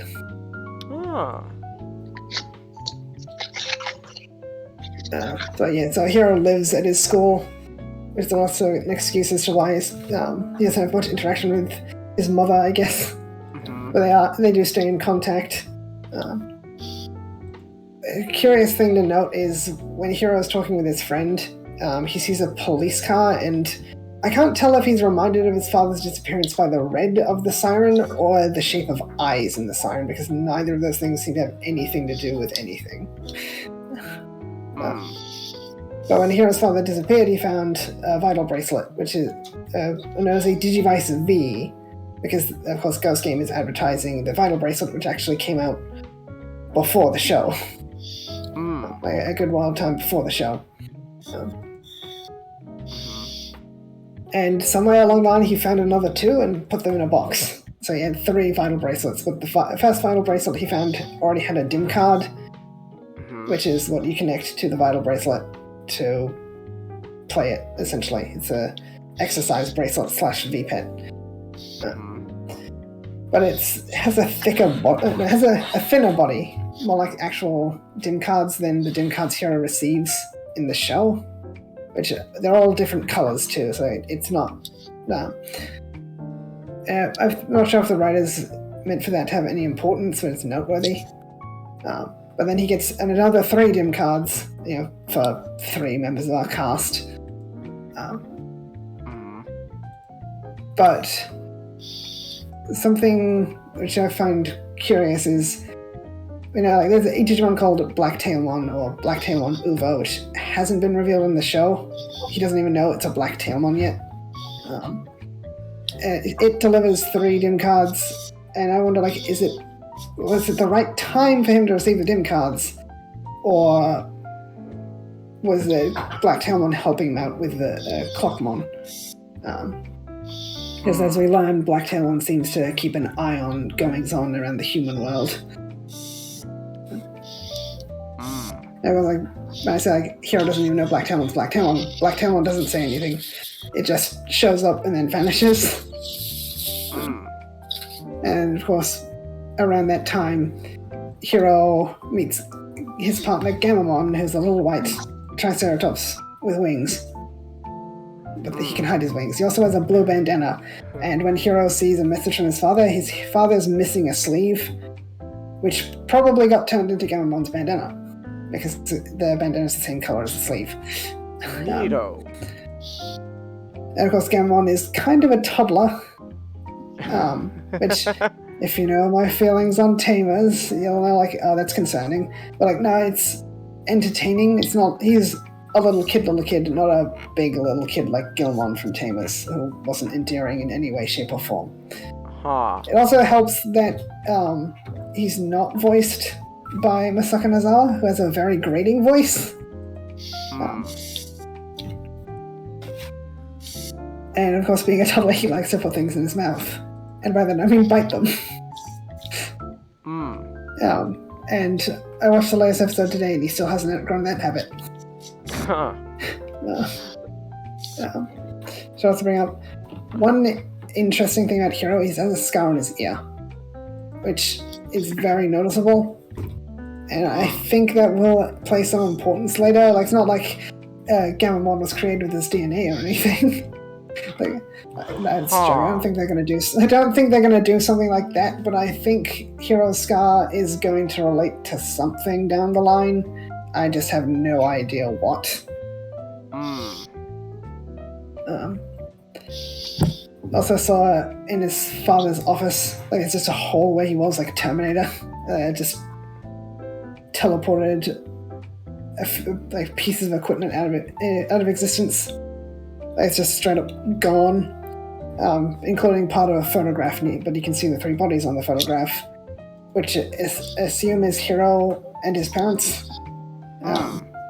Which that's going to be important for another time. And if I say like this is going to be important later, it's probably going to be beyond the 12 episode mark. So when I say the photograph might be important, it's not going to be talked about today. And because then Clockmon and Gamamon inevitably fight. Clockmon tries to steal Gamamon's time, which teases an inner darkness within Gamamon that worries even Clockmon. So that's going to be important another time. As in pre-release material, Heroes was shown as stated to be a tactical thinker, and we do see that throughout the show. Like, in the first episode, he throws a chestnut branch above into Clockmon's time stream, which causes it to grow a tree, which then helps Gamamon out of it. Yeah. Gamamon himself doesn't evolve in the first episode. It happens every now and again, like usually Digimon evolve in the first episode. That didn't happen in the first season or the third season. It didn't happen in this season either. So Clockmon is just beaten back with him swearing revenge. And of course, everyone he stole the time from gets their time back. Because this is a kid's show. It's like, I'm being facetious. Like, they can't kill off Hero's friend yet. If at all. Yet? We need to save it for the finale. Alright. Also, an interesting thing, when Hero's friend gets his time stolen, we don't see flashes of his future, which I think is probably just a time-saving measure. Like, we didn't need to see it. Like, we already saw it with the second-year girl earlier, where we saw, like, her as an older girl, her in a bridal gown, her as an older woman, sort of things. It's like, Clockmon states he likes watching the time he stole. So I guess he likes watching, like, oh, here's the future this human would have had. But he's also kind of sadistic. One thing which not explained is Digimon seem to exist in multiple states. It's like some are invisible, some are visible. Clockmon seems to only appear at certain times where he's surprised when Hiro can see him after he gets his Digivice V. I remember one of the directors of the show, because the show has 2 directors. One's new to being a director, one's been around since Cross Wars. So I think the new guy has been helping out a lot. They said like, oh yeah, wait and see, because they do talk about it in the show. They don't want to talk about something if the show's going to tell you anyway. And also an interesting thing is like when this show was first leaked, it was leaked through Digimice V, Dim Cards, Angoramon, Jellymon, and Gamamon being our main cast, and Evilmon, which nothing surfaced about that, so I don't know if it's a thing or not. And then a poster. People thought an individual on the series poster was Evilmon, but that's not the case, and he'll show up a lot sooner than a main villain. A Chinese poster leaked, and people were like, this can't be real, and I'm not sure this is real because it looks like manga art. And that's because the mangaka of V-Tamer is working on this show, too. And he's a series planner, so that's probably why this show is doing so well. Because V-Tamer is pretty good. He also draws a lot of the artwork for the ending themes. Which brings us to the first ending theme, Pedal, which just shows off the kids doing stuff with their partners. It's an alright song. Like I said, I didn't listen to last season's ending themes, so I don't. But I don't pay much attention to Digimon ending themes because they don't really need to be that good. They're just showing off the credits. They're not supposed to get you hyped for the episode because it's over.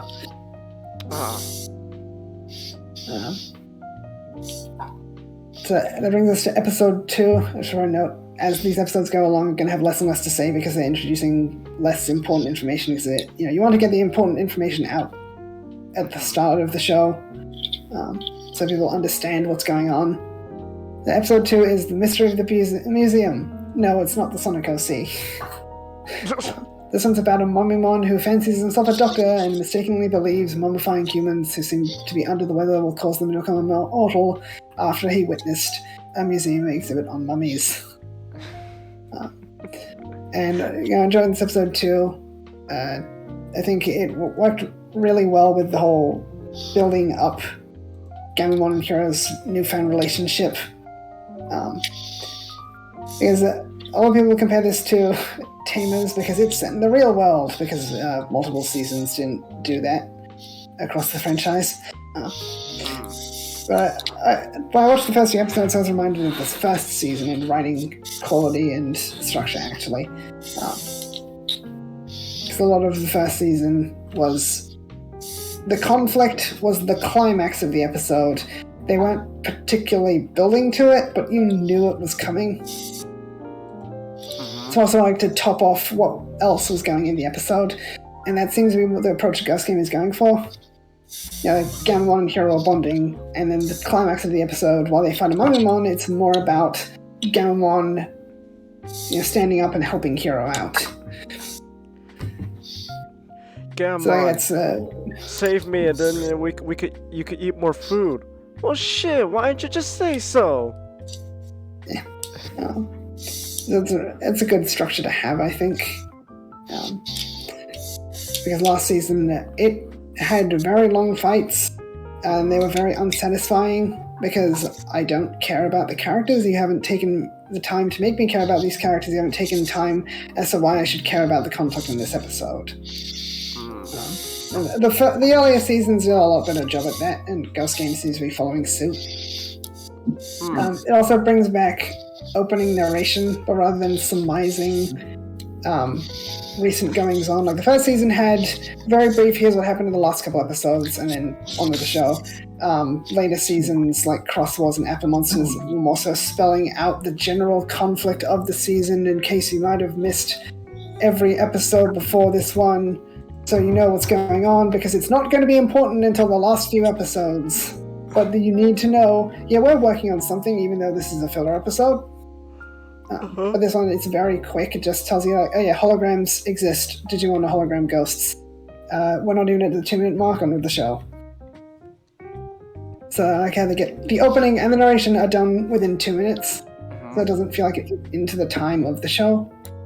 And of course, the hero is really overwhelmed by all this new stuff he's learning about Digimon. And he wants to find out what happened to my father. So he's trying to bond with Gamamon and looking for opportunities where he can meet Digimon and talk with them and understand what's going on, because Gamamon is a toddler and doesn't know anything.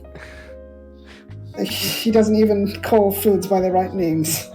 He just Hiro has to write down his own dictionary to understand Gamamon at times. Like, he calls chocolate the best. Well, the subtitles call it the champion, but I've never seen that translation for Saikyo except here, which I understand why they went for the champion, but I think it's not entirely accurate. He calls things like spicy, I can't remember. The subtitles said he called spicy scary. Yeah, I just remembered scary. Having those bonding moments is really nice because I like slice of life stuff.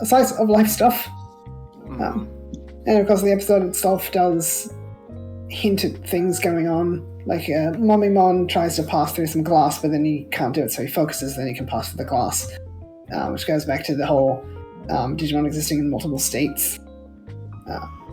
Interestingly, there's an Agumon skeleton in the museum, which is not an actual Agumon skeleton. Also, a whale with a T-Rex skull. So you see that in a different scene. Like, there's two whales hanging from the ceiling, but one has a T-Rex skull. I guess that's just a funny joke that someone put in. Alright. Also, Hiro's friend, Kotaro, who I mentioned before, but I didn't give him a name. He loves and still some ladies. This is an important plot point. Just wait until episode 10. A funny thing is they mistranslated mummies of the world as mommies of the world. I was like, oh no. No. What have you done? What have you awakened? But some more interesting things come out, like when Hiro meets Momimon doesn't know how to get back to the digital world. Also, Gamamon can hack locks, electronic locks, but Hiro doesn't notice this. It's like, that might come up later, but he doesn't touch the locks, he just looks at it, you can see the code in his eyes and the lock unlocks. Of course, this is when Gamamon gets to evolve into a Sonic OC called Batel Gamamon. And, as I said, like, the show reminds me a lot of Season 1. The animations for the evolution is very brief, where it's the characters looking forward, evolution happens, on with the show. More like the original season, but even starting with Season 2, evolution animations became a lot longer. Especially last season, early episodes, I could already tell they were padding things out with evolution animations, which is not a good sign for early episodes. Where Ghost Game's very snappy, and when I say they look forward, that's intentional because it's showing the two characters being in sync as they stayed outside of the show. And probably bring up Gamamon's name specifically refers to gamma radiation, specifically extrasolar gamma radiation, because the guy who named him really likes space. He didn't get to name Gamamon's. He didn't get to name Gamamon's evolutions, but someone at Bandai picked up like, oh, it's space. So Gamamon's evolutions are named after stars specifically. So like Batel Gamamon. Everyone's to see if I can find it. I'll come back to it in a second. Come back to it later. And the fight is very brief. Hiro manages to talk down Momimon, so like, you are going to kill people if you don't stop. Like, oh, I didn't realize I was going to kill people. Yeah, it's like, hey, it's not the best way. He's like, we don't mummify people. That's not how mummification works. And then he goes off to become a proper doctor. And I'll let you know if we see him again, because I expect, like, maybe he'll come back, maybe he won't. And it ends with Hiro spotting Ruli with a Digimon following her, being Angoramon. Batel Gamon comes from Batel Geese, I'm not going to pronounce that. Alpha Ori. This is the 10th brightest star in the sky. Of course, being an evolution episode, it introduces our first insert song, First Riders, which it's a pretty good song.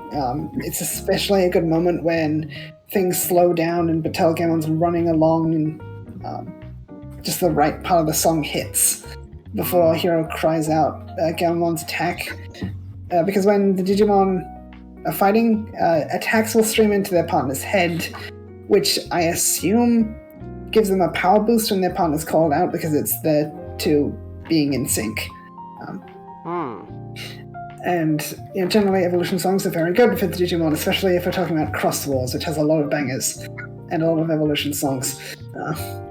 I think only a couple I didn't like was Evo from Tamers, which is just a kind of a boring song, and Be the Winners from Colon Cancer, which sounded more like an opening than an evolution song. Ironically, 02's opening, Target, made for a better evolution song than opening, and it was a pretty good opening. They use an evolution song for Imperial Dramon specifically. But then on to episode 3, Scribbles. It's just a prank, bro. It's just a prank, bro. It has a Dracumon playing pranks on numerous people, from making the hair grow rapidly to paralyzing a leg. Oh! Always mocking these victims with scribbles on images posted online that cannot be deleted, with Ruli among his targets. And just straight up, almost half the episode doesn't have Hero in it. Which, my god, is that surprising given last season had Taichi in every episode. Huh. It's like we focus a lot on Ruli just doing stuff and her realizing she's been targeted by some mysterious force and her trying to cope with the fact that something very bad could happen to her. Because her fingers are disappearing. Huh. Don't I get general thoughts of the episode out of the way before going to things I noticed, but when I say Hero's completely... Is her fingers disappearing? Yeah, her fingers are disappearing. Did she cross with Yakuza? No. No, she's just... what's worse is that she can't play the piano right. No. Oh. When I say Hero's... Nicole will know all about that. When I say Hero is completely absent, I mean he is completely absent. I would have had him contact Ruli at the start of the episode, because he knows that Ruli exists from episode 1 because his friend Kotaro told him about Liberty Run, and he asked her, is Ruli your girlfriend or something, so Hero knows who she is. So him contacting her at the start of the episode would have been better than the middle of the episode when she's actually having a problem, because it comes off as kind of coincidental, like, oh, he's contacting her just as she needs help. When I've done, like, she's like, oh, just brush him off at the start of the episode, then like, wait, some guy contacted me the other day. It doesn't ruin the episode, it just, I think, would have made things a little tighter. And the thing is, it's like, well, his fingers are disappearing, but she can wear gloves. And then she can use her fingers normally when she's wearing the gloves, somehow. It's a thing, I guess. I'll try to note, Kiyoshiro and Hiro go to a co-ed school, so there's boys and girls. Ruli only goes to an all-girls school, hence why she's not going to the same school as the other members of the cast. And this also introduces the Digimon's ability to transfer through technology and the internet. So Digimon don't just exist in the real world, they can also be inside technology, which is kind of to be expected of Digimon. Get a lot of insight into Ruli's character. She doesn't seem to even want to bother her friends when she seems to be in very dire straits. When they meet Angoramon, he stated he's had interaction with other Digimon. That is important later. They just get in one of the later episodes, episode 11, we do see a small community of Digimon who pass around information, so I think Angoramon was foreshadowing that. They also go more into Digimon's states. So the state Dracumon is in, he cannot interact with humans, But he can interact with someone like Hero because Hero has a Digivice V, but he can't interact with Broly because Broly can't see Digimon at all. And speaking of Dracumon, he's also voiced by Miyata Koki, who was Pico Devimon from Season 1, and I don't love him as the voice, because he still sounds like Pico Devimon from Season 1. I remember there was Kishio Daisuke from Cross Wars voiced a Dracumon, and I think I would have preferred him returning as the role, but it's not a big deal. One thing they say about Dracumon's pranks is that something bad will happen after 48 hours, which I can just assume more of really would have began fading away, because there are people who would have been affected for more than 48 hours shown throughout the show. So nothing bad would have happened. I think she wouldn't have died or anything. But it said Dracumon specifically likes to watch them for 48 hours. Okay. And then move on to the next target, because he's trying to realize, and he thinks he can do that through pranking people and enjoying their torment. Because realizing is reaching a physical state. Like Gamamon can realize through the Digivice V, and then he's completely physical, everyone can see him, he can touch everything. And it was pretty giddy when Dracumon got to use Eye of Nightmare, which is an attack from the reference book that allows him to mind control people. And I think this episode more or less confirms that the whole announcing attacks does boost power, because it's shown when Angoramon links to a Digivice, he gets a significant power and speed boost. I also really like the bonding. It got a moment between Broly and Angoramon at the climax. Like, they didn't know each other very well, but like the moment's still really good. Like Angoramon's like, "I will protect you, I promise." Interesting, Dracumon wears a helmet, and the eyes on the helmet are more so treated like actual eyes in this episode, when other parts of the franchise generally depict them as just almost being painted on.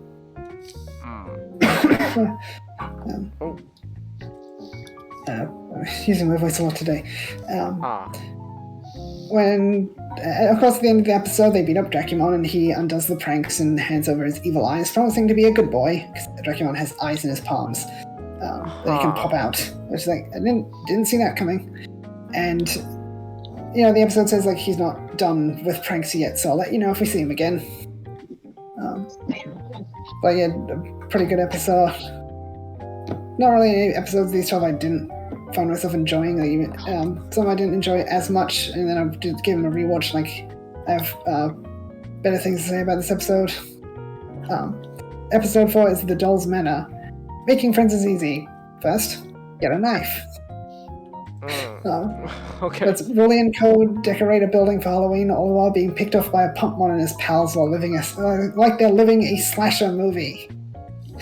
Okay. This takes inspiration from horror movies, this one especially, because we see people getting dragged around like they're corpses.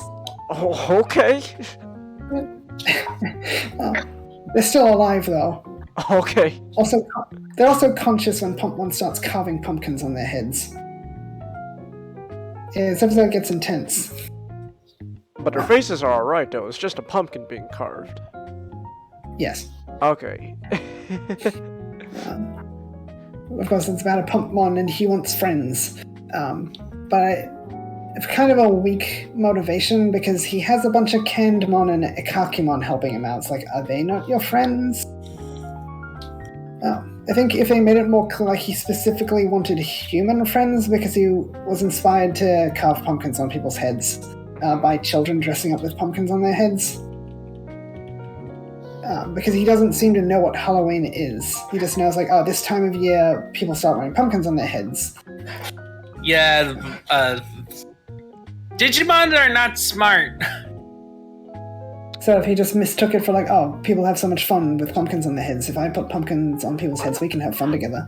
Or something like that, rather than like, just fleshing things out a bit quite more. forcefully, by the way. And it seemed to have a side effect also, that they're unconscious.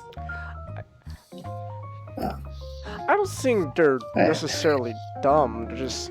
I think naive is the better term. Yeah, Pumpmon is a naive Digimon. It's kind of childish, even though it's a perfect level. I mean, you got the Pheromon. Like, Mummymon. yeah, like Mummymon going, hey, I will use mummification. That heals people, right? No, you're literally killing them. Well, like, Pheromon's a different Digimon. well, like. Oh, there is a Pheromon. Okay. Well, but again, it's more naivety. Like they didn't know that's Yeah. they're causing harm. Yeah, I was gonna bring this up later, but like one thing this show seems to do more of is exploring Digimon morality. Because the series, Digimon of course operate on different rules. Like you wonder, like, how would that shape their morality? Because like, oh yeah, killing this guy like won't actually kill him. So is murder really that bad? But when it comes to humans, like yeah, humans don't come back to life like Digimon do. Like oh god. And of course. In this episode where it was shown off in the first episode, but the Digivice V seems to be able to create artificial digital spaces, which they don't have a name beyond the field, so I'm just going to call it V-Space, because each DIM card seems to create a different virtual space, and also Digivice V, so let's go with V-Space. A hero learns that damage done V-Space doesn't affect the real world, and that's set up and payoff for the episode. With the conflict with Pumpmon, it's like, okay, if we jump into V-Space or whatever, we can do whatever we want. And of course, Hero and Rolly are learning different things about the Digivice Vs themselves. Like, Rolly learned how to dematerialize Angoramon, while Hero learned about alternate dimensions. You get to see more of Hero just doing what people want of him. And Angoramon drops a bit of lore from the greater franchise where Digimon were born from an artificially intelligent virus spreading online, which I don't think that will really mean anything. But I think it's all just, this is what Digimon came from, let's get it out of the way, because that's what most seasons do. They either don't address where Digimon came from, or just throwaway line, because when Tamers did it, that was one of the biggest mistakes of the franchise. They went very in-depth where Digimon came from, which did not answer questions, it just made more. And it kind of rips apart the world building. I seem to be the only person who notices this. And of course, Angoramon says, like, Digimon randomly end up in the human world through gates that appear in the digital world. I suppose he could have learned that from other Digimon, but I kind of question how he knows about the origin of Digimon, which, like, again, it's probably not important.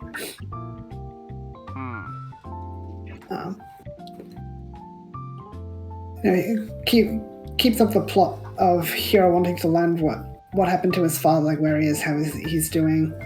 But Pumpmon and Angoramon, like, they don't know anything about this mysterious human in the digital world.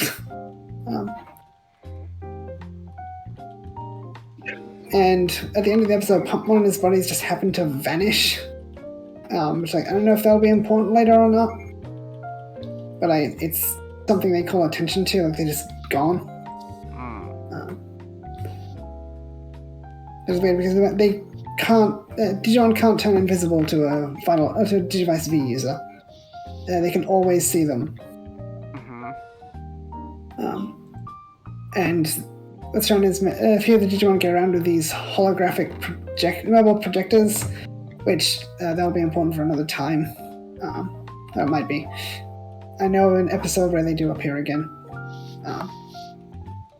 And so I've sent episode 4, so on to episode 5, which is Jellymon's introduction. Divine Anger. We respect Jellymon in this basement. And Kyoshiro learns he had been unwittingly dragged into a prank only for things to get out of hand, leading to our cast discovering what happens to those who screw with capitalism the hard way. And this whole episode happens because Jellymon kind of wants to sabotage the competition. because she is fascinated by the money game and wants to be the best at everything she's interested in, just like Kyoshiro. So she becomes a businesswoman in later episodes. But like, Jellymon is delightful, and there are some pretty comedic moments. Like Kyoshiro is revealed to have placed over around 1,000 virtual talismans because he's so paranoid of like superstitious things and whatnot. It's included hacking into people's devices without the consent to place virtual talismans, and the facial expressions are pretty funny. It's probably one of those episodes where I liked it more on the second viewing.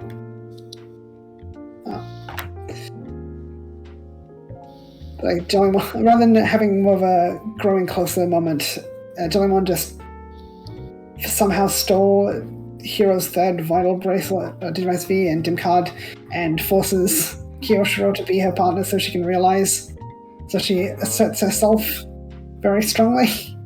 Kyoshiro has a gaming setup with a gaming mouse, it's a fancy mechanical looking mouse is nice, and a gaming chair.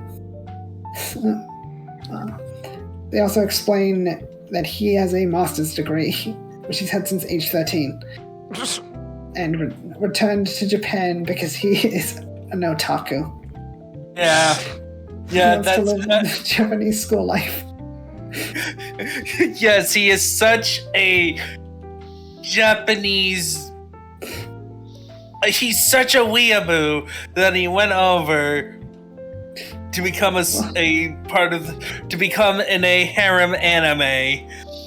Well, that's not I am hoping that he doesn't embrace samurai ethics and start founding a whole theme park called Edoland and wants to take over Japan to bring it back to feudal times. Well, I've never we haven't seen any interest in harem anime. He's not an weeaboo because he's actually from Japan. He's just an otaku. But his intelligence is actually important for a lot of episodes in the show, and the fact that he doesn't actually have to go to school also comes up. Because the villain of the episode is Majiramon, who's one of the Deva from the lore. And he's used as the envoy of the god of wealth, so it's different from his usual depiction in lore, although his only other depiction in shows was Tamers, where he was just a mount. He didn't even speak, he just made animal noises. So it's a better appearance than that. But it does irk me when they're different from the reference book. Like, I get that happens. But a lot of this show feels like they locked all the writers in the room, like no one's leaving here until you've all read the reference book profiles between you. Because a lot of episodes seem to draw heavily from the reference book as concepts. Especially in episode 11. Also interesting thing is, this is the anime debut of Kotalmon, which is an armor evolution along with Bitmon and Goatmon. Which, if there is any significance to those three specifically, it's lost on me. Because it's a Quetzalcoatl, rabbit, and a goat. Like a white snake, maybe like a. They specify white snakes travel across the divine path, with white snakes actually appearing. Bitmons are rabbits, like rabbits are lucky, I guess, and Goatmon likes treasure, or something, I don't know. I don't feel like they needed to be in the episode, because Majiramon is gigantic, so I think he could have fought his own battles. The three Digimon between them just take on Hiro and Ruli. Kyoshiro and Jellymon try to just delete the talismans before Kyoshiro is divinely punished for messing with capitalism. Yeah, essentially because of Joeymon's shenanigans, a giant dragon is crashing through Japan, like wrecking everything in terms of finances, so that he can get to this one point where the culprit, for him to destroy the culprit, and it's not Jellymon, Because she used the name of the other guy. She hacked Kiyoshiro's talismans because he made the talismans. Because he's paranoid. She switched the talismans to a money block. Oh. So they prevented people from doing digital transactions. But I don't want to surmise the whole episode, but Gamon gets to play with white snakes, and that's cute. And also, while Jellymon sort of forced herself into Kiyoshiro's life, they do have things in common, like wanting to be the best of the best in their interests, as I said earlier. And for as cowardly as Kiyoshiro is, he does know how to take responsibility when it's needed. And I do like how the conflict of the episode is so utterly absurd that it's not like you do this thing and like the obvious consequence happens. Like, oh no, how could this happen? Like, how could you not know this would happen? And instead, it's like no one could have imagined this would have ever happened in any world. Because I don't like those plots where like, how could you not know this could have happened? You're an idiot. No. And I remember when Jellymon was first revealed, someone was like, oh, it's so ugly, I wish it was just the head. And Jellymon can go inside her own head. So I guess they got their wish. You didn't have to be a prick, though. Like, he was one of those I fixed the design guys. Like, yeah, don't be that guy. And of course, at the end of the episode, Jellymon calls Kiyoshiro darling, and that's adorable.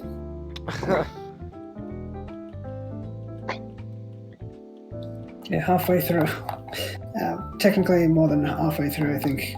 Halfway through the episodes, more than halfway through the notes. Episode 6, The Cursed Song, is from colon cancer, and I find that funny.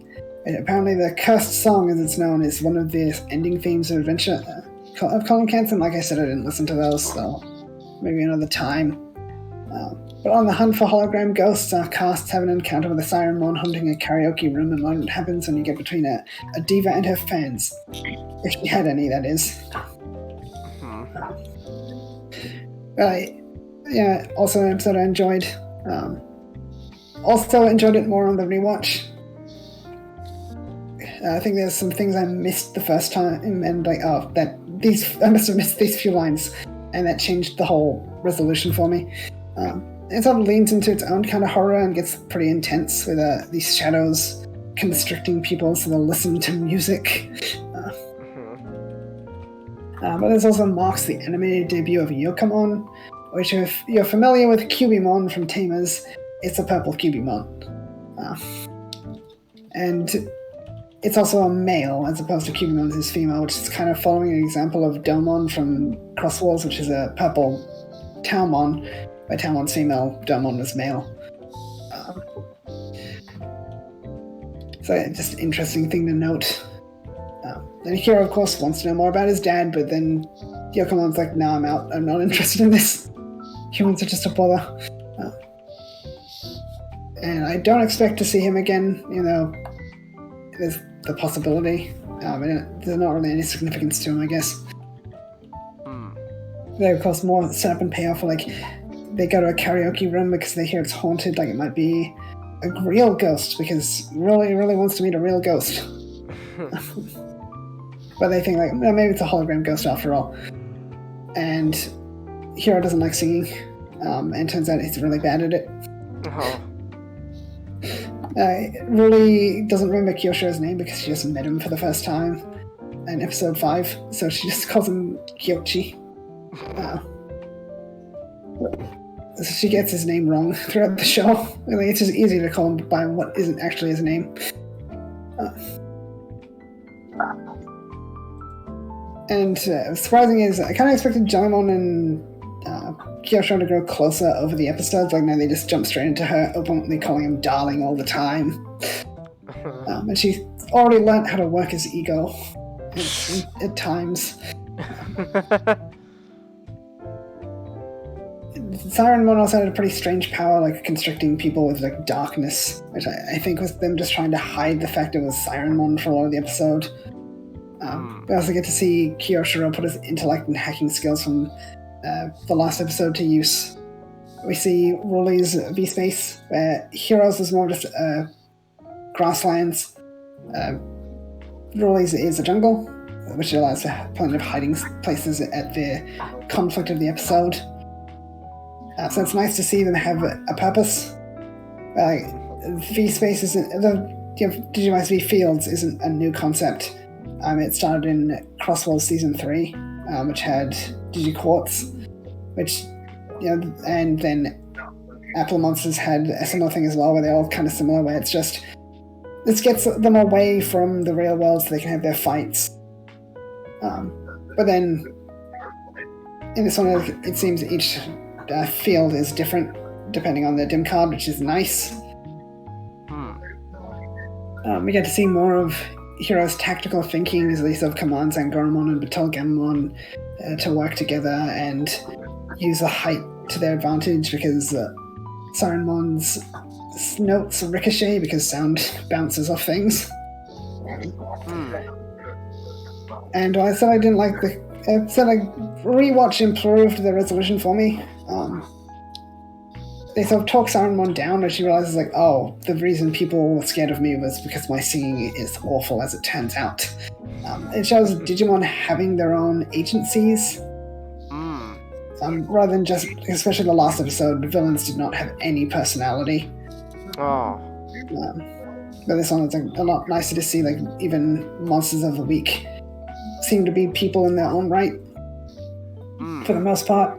And of course, the episode ends with the Sirenmon flying off to improve her singing before Hero can ask her about the digital world, because she was kind of... Angoromon was a bit of a diva, so I guess she would have been well known, would have known things. But I don't expect we'll see her again. It just seems like one of those episodes, I guess. And on to episode 7, wait, is that some kind of Hitchcock reference? Yes. This is also directed by Kakudo. He said if he had known if it was that the final title would be a Hitchcock reference, he would have made the episode reference the film The Birds more. Because The Birds is a reference to The Birds. Which is about a man named Daigo has an encounter with a Yagataramon, which is a 3-legged crow Digimon, leading to a moment of enlightenment that all birds must be freed from human ego to create a utopia with the help of a murder of aggressive crows, including Chiruru, the pet sparrow of Ruli's friend Mika, who enlists the help of our protagonists. Also, some crows ate Gamon's chocolate, and he took that personally. It's kind of a slow burn episode, but I appreciate that in storytelling. They don't rush through everything. You get to see the kids do a bit of Scooby-Doo gang stuff, let's investigate gang. Shows off more of the kids' personalities, their group dynamics. Kyushu is small, Cade really likes to investigate things, and Hero does whatever the others want.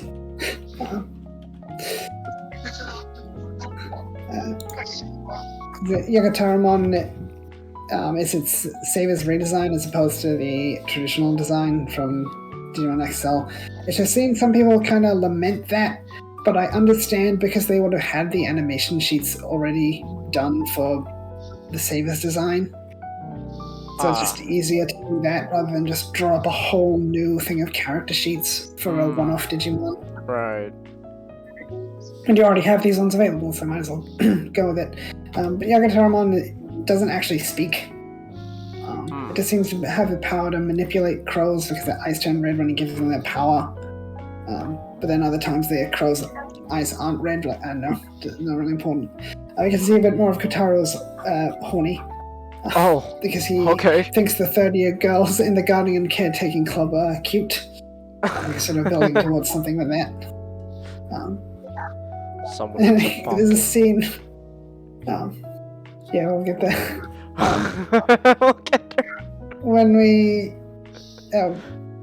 the final goal of the villain is to release a bunch of big birds of prey from an animal sanctuary, and people could get hurt, and it shows Gamon's face, and that is not a concerned face, and it is hilarious. Because Yagataramon can fly, and the only real person who can fly in their group is Angoromon and Jellymon, who can't stand up to a perfect level Digimon. Gamamon gets another evolution, being Course Gamamon, which again, his name is a reference to a star. And he flies like a glider rather than having proper wings. In fact, he loses his wings. They seem to be replaced with handles on his back for Hero to grab onto for convenient transport. So you're saying that he's a wingsuit. So that means when he flies around, you just hear Michael Giacchino on the piano going hard. Maybe. Well, during his evolution animation, you can see a red DNA strand for Battelle, and now there's a blue strand for Course, and he only absorbs the blue strand. I like how they sort of emphasize the fact that he's a glider. He can't just fly like a bird or a bat. And this is the first significant fight of the series. And it's not too big a fight because they are still outclassed, but they sort of beat back Yagataramon when it realizes, like, yeah, this isn't worth the effort anymore. And then he leaves, and a lot of the birds go with him to the Golden City, which is a lore reference. Yagataramon guards the Golden City in the Eastern Digital World. And a bunch of other birds just go back to their owners, like Chiraru. Now we have an ending thing with Chiraru and Miko reunited, which is sweet. Remember, yes, tame birds will perch on people's shoulders, even if they're not their owners. Like my mum has a friend who had a bird. She lives a bit of distance away from us, but somehow it found its way to our property, because I live in a rural area. I was going for a walk.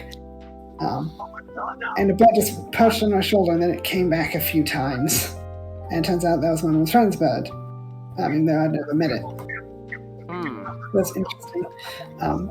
Also, when I mentioned a guy, Daigo, his name's not mentioned in the show. It was just in an episode guide listings. I'll probably never see him again because he was pretty upset when Yagataramon abandoned him. Because he was kind of a loony. Oh. But yeah, Course, it comes from Course Australis, which is just another star in the night sky, I guess. Episode 8 is the Nightly Procession of Monsters. Oops, it's a death race. It's death race. Like, this is a really focused episode. Alright. Primarily focused on Ruli and her feelings about the situation. And because it's an episode where, again, the kids are kind of outclassed and it really shows off. There are times where they are not going to be able to do anything for a situation. It's kind of a hard lesson for a kid to learn. Like, yeah, there are times like, yeah, you can't do a thing about this. Because the gang and the Digimon are dragged into a nightly death race started by Systemon Ciel of all Digimon, forming a contract with a metal Phantomon wanting to make things more interesting. And my jaw dropped when I saw Systemon Ciel in the preview screenshots. Because she was not a Digimon I'd ever expect to see animated. Because she was made as a censorship for Digimon Noir, because they're an upset the Catholics in Digimon Cyber Sleuth. If you're in the EU, you probably won't see CL. It's specifically the American version, unless you buy it from Steam, in which case it's global. But you can just go, if you have it on Steam, you can just go into the files and rename a certain file, and you can get CL back. Get rid of CL and get Noir back, but she'll still be called CL. We also see an Elephantmon get its animated debut, I think. It's an elephant. We also see Ruli's a bit of an adrenaline junkie. So they go karting because it's fun, and she invites the boys because boys are into go karting. Her friends Al and Mika probably won't be into it, I guess. And we get to see a bit more of Jellymon being a businesswoman, as she's the one who gave Systemon Ciel a go-kart. Which kind of leads to the problems of the episode, where the kids try and follow her, and then that brings in Metal Phantomon, who deems them as part of the race. And when Metal Phantomon's introduced, it's great. Because there's this formless mist, and it takes on this creepy silhouette, and then Metal Phantomon bursts out of it. Because Metal Phantomon is a metal Grim Reaper.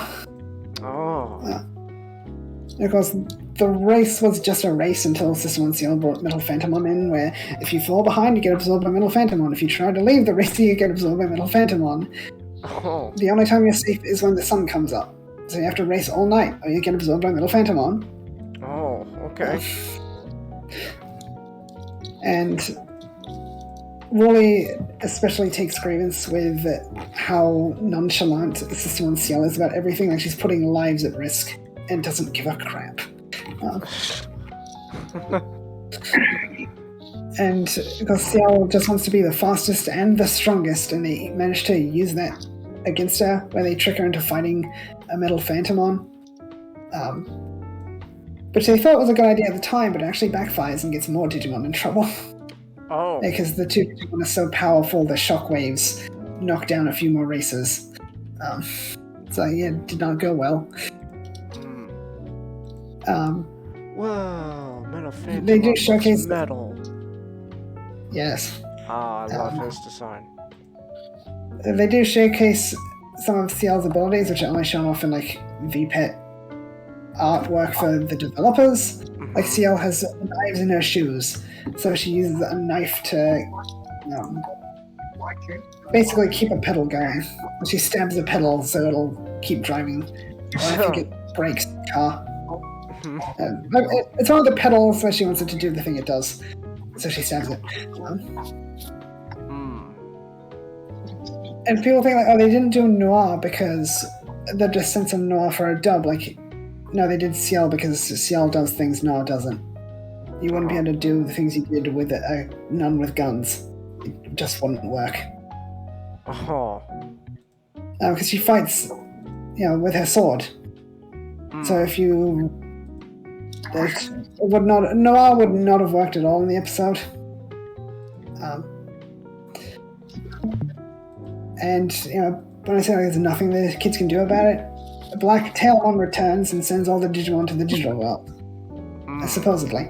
And I think that is setting up for a future encounter, because Ciel has more abilities than she showed off in the episode, and if you don't know, I'm not going to spoil it for you unless she doesn't show up in the show ever again.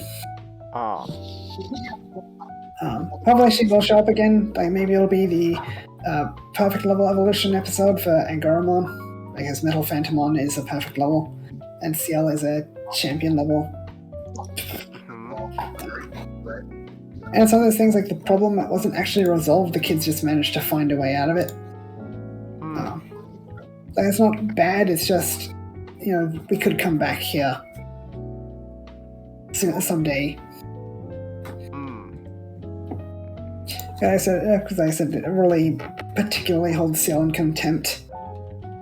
So maybe they'll meet again, hopefully, when the kids do go to the digital world.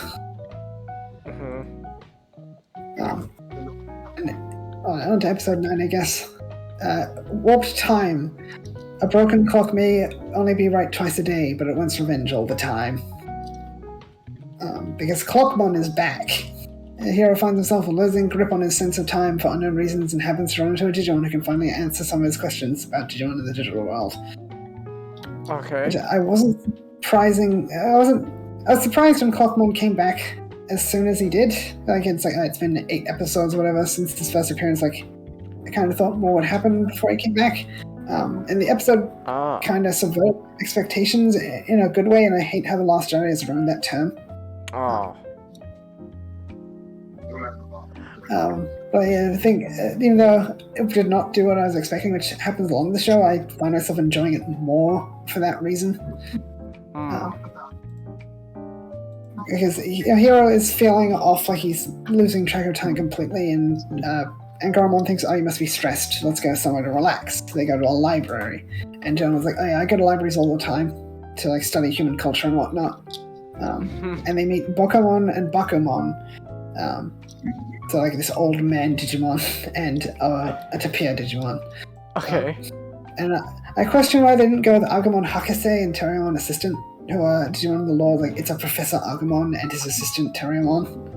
It's like, They do showcase Bakumon's abilities in the episode, like maybe they had more long-term plans for the two characters or something, I don't know. Bakumon, of course, explains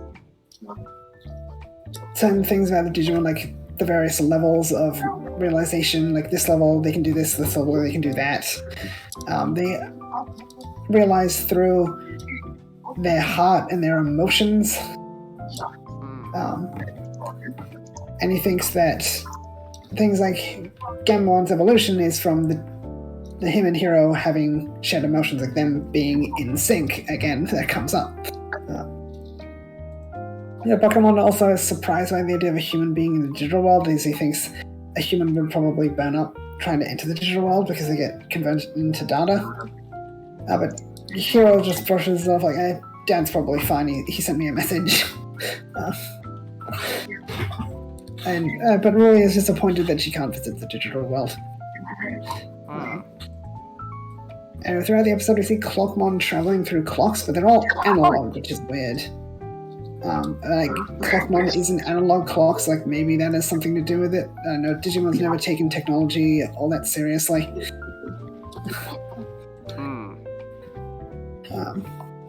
And as Bakumon is helpful, managed to fix Hiro's time problem when Clockmon actually attacks because he has a holy ring, because Bakumon is a holy Digimon. And Bakumon has the holy ring. Bakumon, God, I wish they didn't choose Digimon with similar names. Bakumon says that the holy ring can disrupt the power of demons, which makes Clockmon a demon, I guess. Of course, Clockmon attacks Gamamon even though he really doesn't want to because he's a wild card, and we get another tease of that inner darkness of Gamamon from episode 1. Shadowy silhouette opens its eyes and reflects Clockmon's power back at him, causing him to age till death.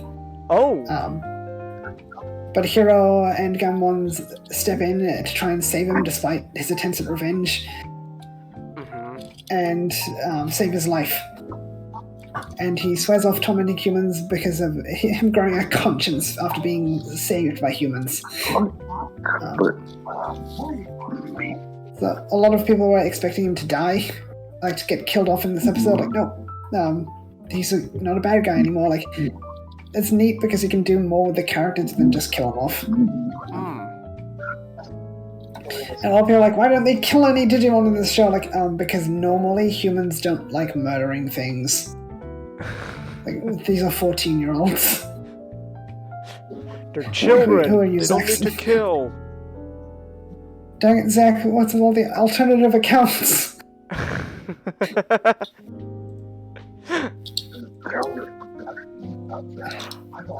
Alright. But yeah, I'll let you know if we see Clockmon again, because I expect we'll see him again, because Bakumon's like, you're staying with me, and I'm going to teach you invisibility.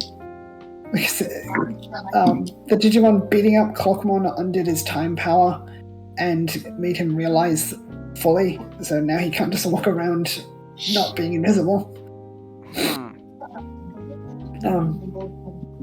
But then on to episode 10, which shame Comet's not here, because this is when I was going to make fun of him again. Episode 10, Game of Death, guest starring Amon Comet would love to meet. Get beaten up by. He would love for her to step on him. All the above. Comet likes muscle girls. And this is it. Kotaro's horny comes to bite him in the butt. Because he hears a rumor about when you get a 20 win streak on Kingdom Fighters, or some generic fighting game, a pretty lady will show up. So when Kotaro is captured by King Kakamon and Gin Kakamon, Jellimon and Kyoshiro must challenge them to a battle to save his life, because Kyoshiro is the dorm leader, which Kotaro resides in the dorm, so he has to help him out. Otherwise he will get turned into booze. It's nice to see Jellimon remind us all of why she's the best character in this show. And there's some good moments between her and Kyoshiro, so she definitely earns her evolution in this episode because she evolves in this episode. It's also the anime debut of Kinkakumon and Ginkakumon, who are a pair of Digimon siblings. They're also Journey to the West character references. Hence why they turn people into alcohol.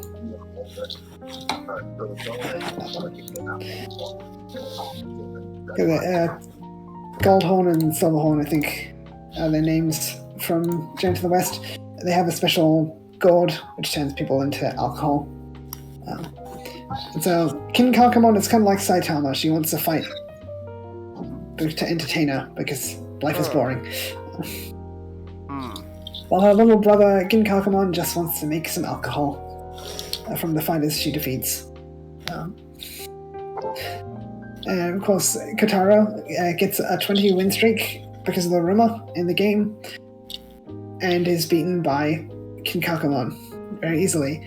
So his horny really comes back to bite him, but for all his horny, the fact he got a 20 win streak just for the sake of seeing a pretty girl means he is a man of focused commitment and sheer effing well when he wants to be. Also, bring up Kinkakumon's bust is downsized in this episode, and I actually like that because her breasts are a little too big in the other artwork. It kind of takes away from the design. But they gave her more of a chest you'd expect of a muscle girl, where not very big. Damn, but still why big did enough. Comet Like, have to go to sleep? Still big enough to say like, oh yeah, that's a lady. Again, why did Comet have to go to sleep? He would have loved to hear this. One thing I see is Gamamon and Jellymon both try to open a door. Like, I can't tell if Gamamon hacked the door or if Jellymon managed to open it before he could. Like, going back to the hacking ability shown in episode 2, the Gamamon seems to have. And the subtitles freaking gaslit me, and not the fun kind of gaslighting, because this doesn't involve Changhis. What's that supposed to mean? It means gaslighting you is fun, Changhis. We're gonna have to have talk later, Nick. The Japanese quite clearly says Kinkakumon and Ginkakumon are virus attributes, but the subtitles say vaccine, and I had to double check the reference book to be sure, because I knew they were virus attribute. And now I'm questioning all the subtitles in this show, because Crunchyroll is so incompetent. They mixed up two completely different words, because the first characters have one stroke difference. I can only assume the mistake was them reading the first character, mistaking it for the other one, and assuming the rest of the word. That's the only way you'd be able to make this kind of mistake. It happens later, but well, that's for another time. But I get to see Jellymon can interface with technology by plugging her tentacle in like a USB. Okay. So she doesn't even need to go inside the technology, she just plugs herself in and makes an avatar of herself in a video game. Which is interesting. And we get to see Kyoshiro's V-Space, which is all cyberpunky, like Tron. And it has water in it. That'll be important later.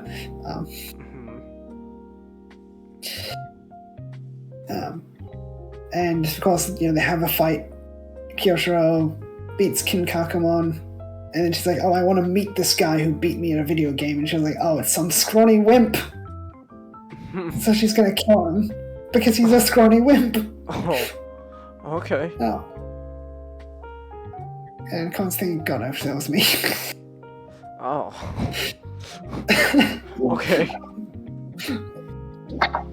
But then, of course, Jellymon and Kyoshiro have a moment, and she saves the day.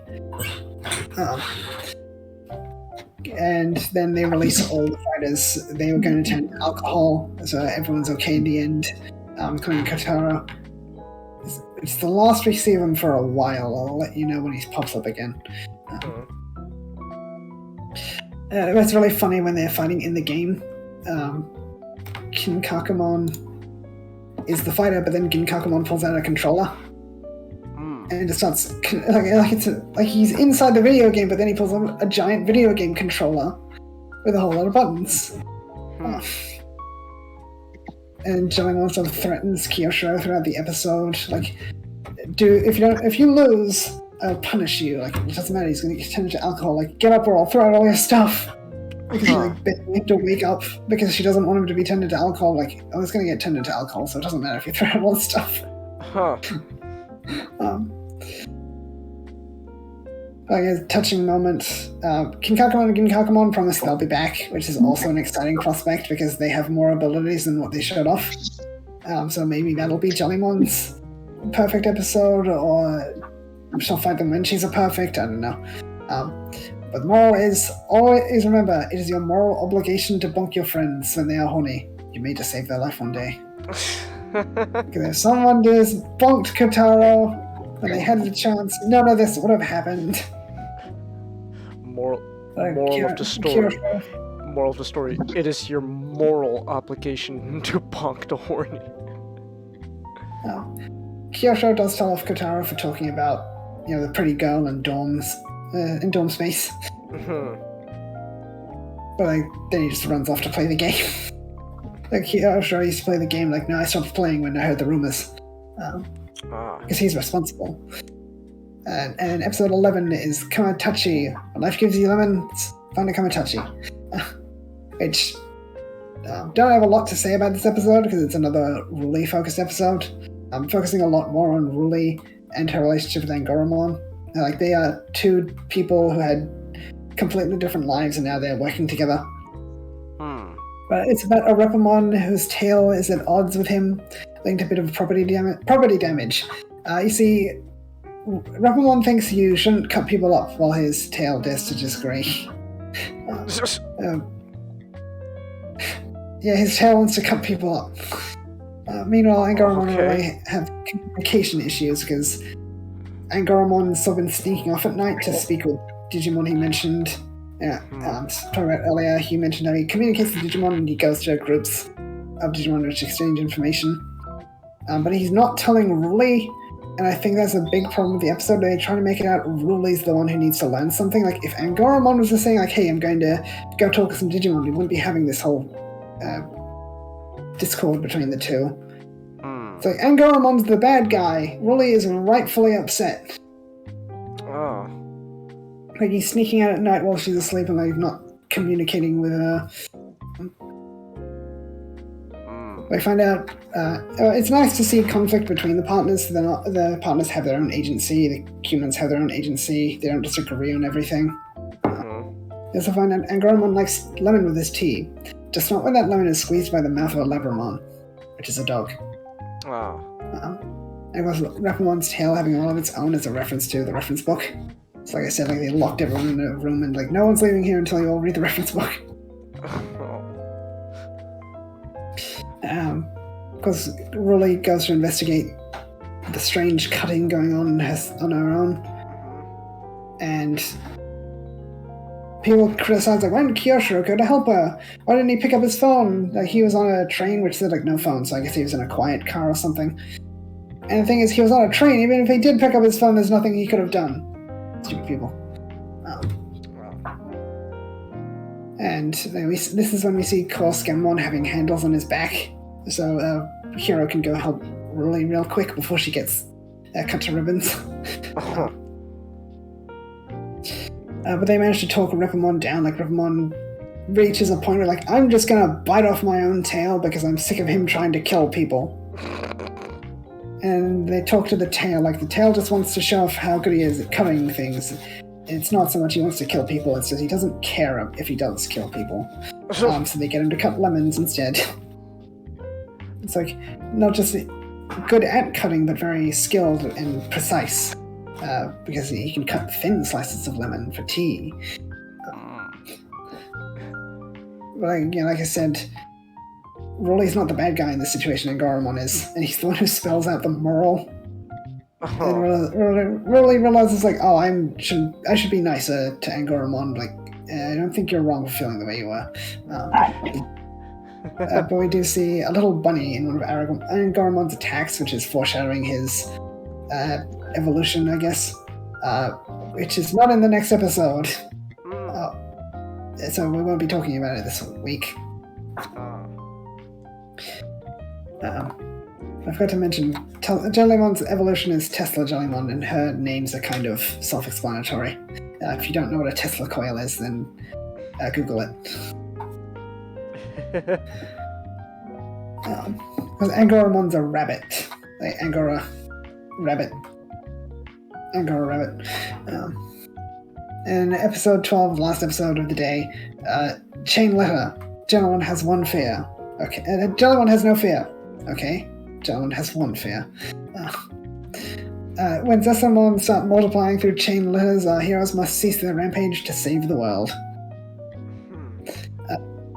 So it's a fun episode, but like nothing that much of note happens. Like I only have a few lines of important things. But some Zasamon are spreading through chain letters, so it's like send this letter to a bunch of people or you will be cursed. Of course, when you delete the letter, it just spawns a bunch of Zasamon instead. And of course, Jellymon has had experience with Zasamon in the digital world. Not a good experience because she looks like she's made of water. And Jellymon are also fairly mostly made of water, and Zasamon love themselves some water. It makes them go giant.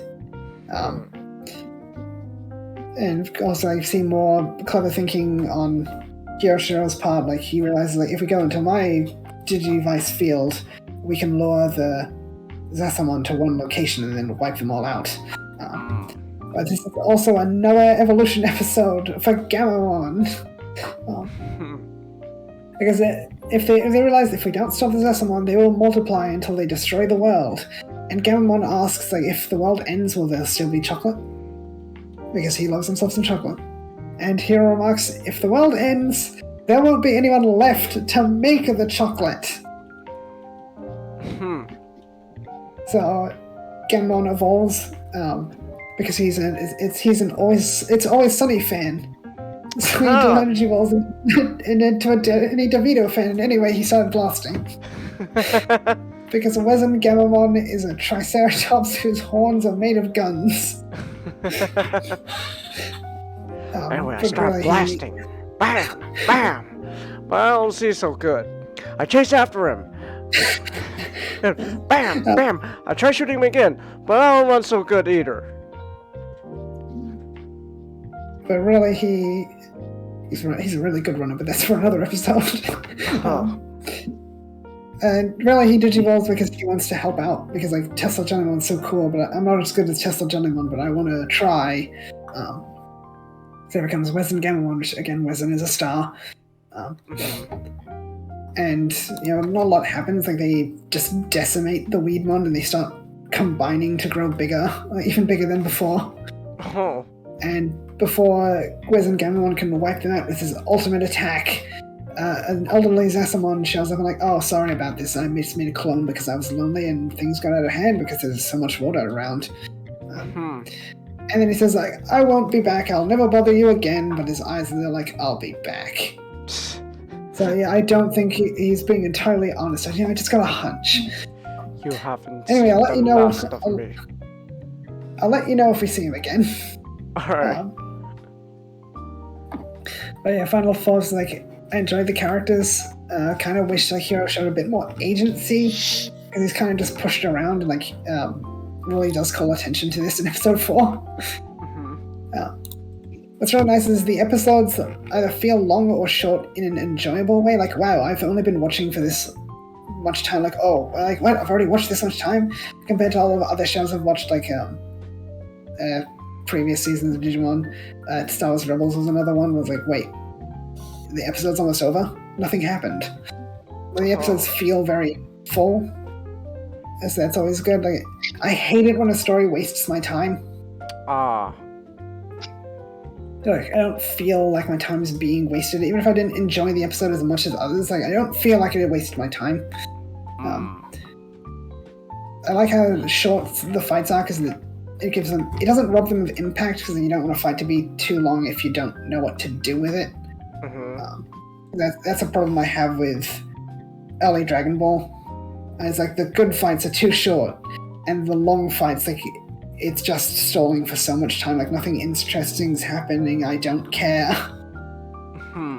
Like, the Goku's fight with the ninja was painful. for me. Ah. The last episode had last season had a lot of fights. Like, we have to do a fight because we don't know what to do. Apple Monsters was similar, where the fights are very short, but they felt like, oh yeah, we need to put a fight in this episode. So like, random Digimon shows up, a random Appmon shows up, one attack, boom, done, episode over.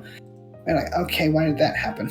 Like, even the big four, two of them died in one attack and didn't even have a fight.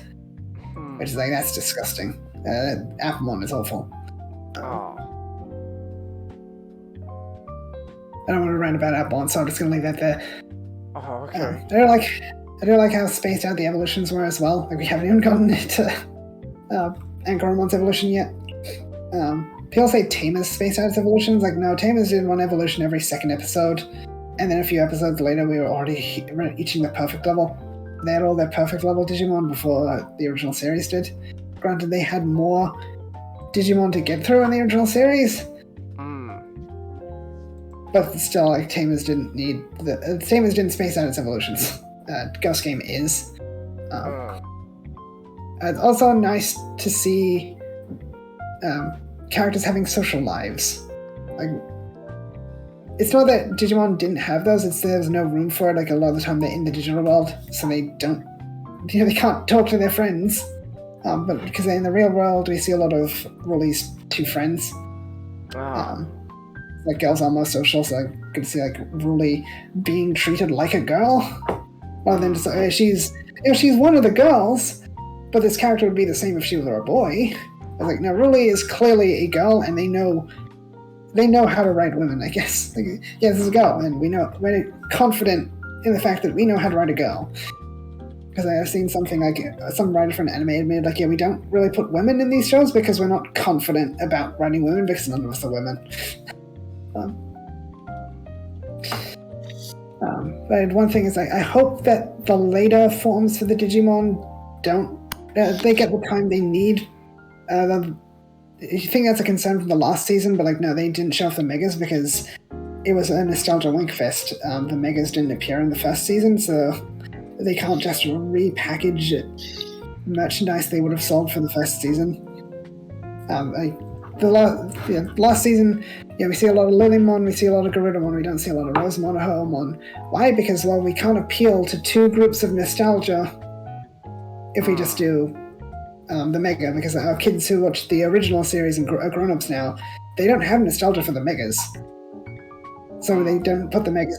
The Megas didn't really do anything in the last season, and because Ghost Game is an original season with entirely original cast, hopefully the Megas do get the time they deserve by the time we get there, and hopefully the Perfects don't get, I'm mixing up my dub terms, Ultimates, Perfect, Mega, Ultimate, Perfect, hopefully they all get the time they deserve, because we don't know how long Ghost Game's going to be. It could be the longest season yet, it could be the shortest season yet. I think Sabers is only 48 episodes, meaning like this could potentially be 1/4 of the season, or it could be a 5th of the season, or it could be a 6th of the season. But I do have questions, but there's a lot of time for those questions to be answered. Least favorite episode of the bunch was Birds, but I enjoyed it more on a second viewing, and favorite episode was Game of Death. So, I'm having a lot of fun with this show. Nice. I'm not sure if I mentioned it, but I reviewed the first 12 episodes specifically because they changed the ending theme starting with episode 13, so I'm going to try and do these reviews bunched by ending theme. So I think the next one will go up to 21.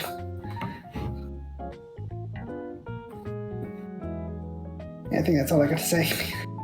Alright. Man, that's a lot. You say you weren't gonna pull a Comet, but we probably talked longer than Comet. Yeah, but I wasn't breaking down every little thing that happened in each episode like Comet does. Aww. Oh, well.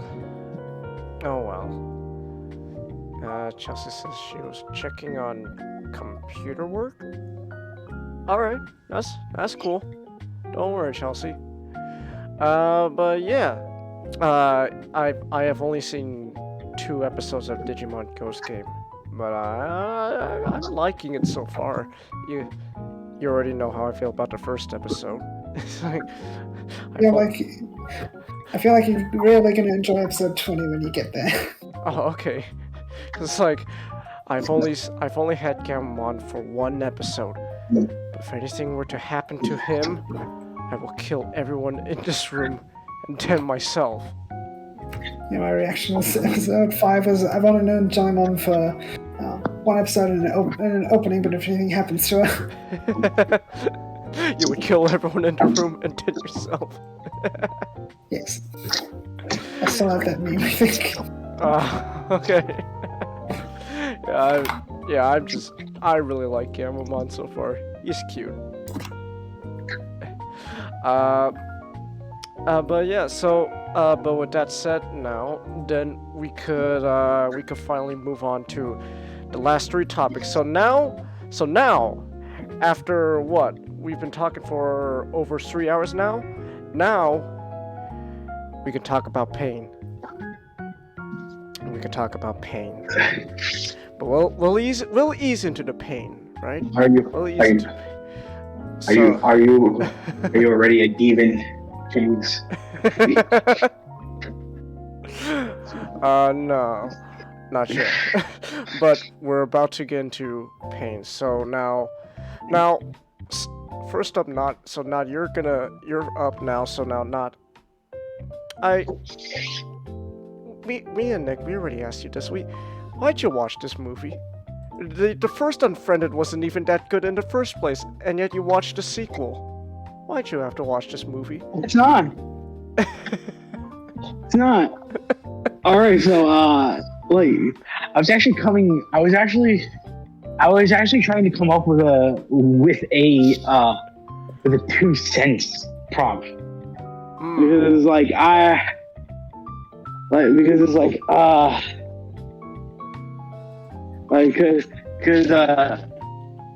I'm still doing a few more things that I want to talk about, but I'm not done with those. So it's like, so I guess if a way, I guess in a way you guys might have it was either this, I think it was either this or the Fisher King. But then I thought to myself, you know what, I want to show Changhis and Nick the Fisher King without saying anything about it.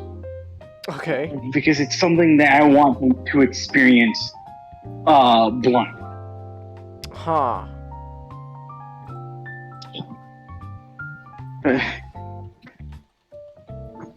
But no, it's like Unfriended 2. So I guess it's like I really established a reputation in the server for I guess my taste in the artsy fartsy type of cinema. Well, Starscream's not around, so you could talk more about that. But it's like, if Starscream was still around, we'd be just limited to Marvel movies. I like to think that Starscream only cared about the artsy stuff, but wanted everyone else to suffer.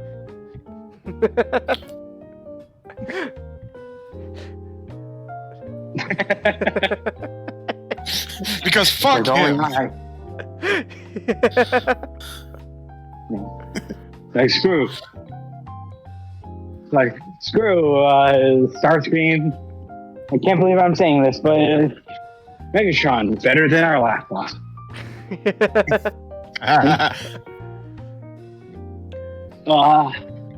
Chelsea says she. Oh no, go ahead. What did Chelsea say? She tried to watch Unfriended and bailed out to watch something else. It scared her. It scared. Oh no, Chelsea. Chelsea, no. Chelsea, no. To be honest, you're not missing much.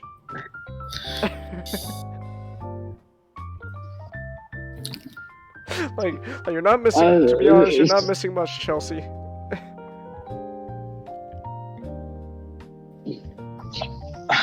So like another thing you guys should know about me is that I am a progenitor of watching things that are just shit because I love watching. I think there's like a Schadenfreude of watching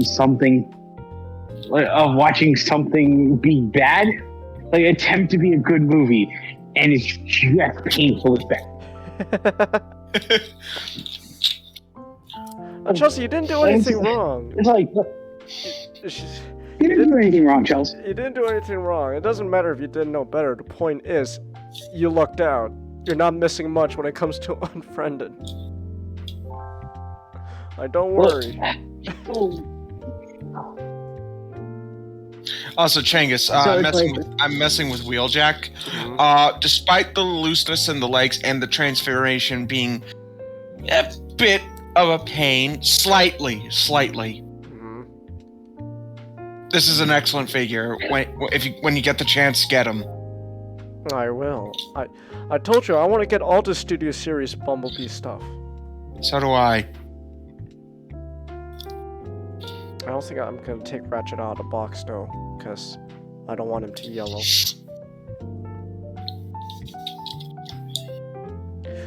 I'm sorry, Not.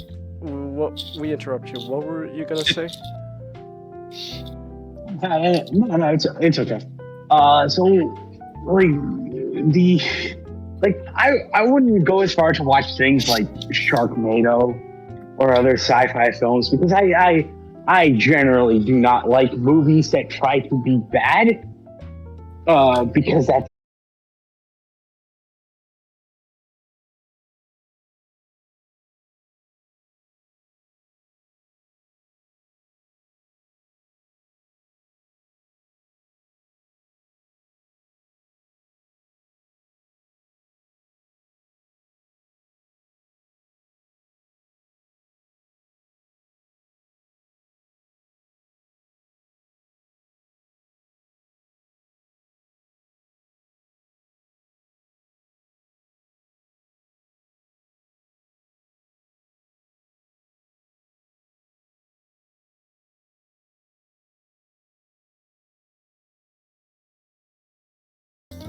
This is not how I was supposed to go. Oh, we're live. Okay, we're good now.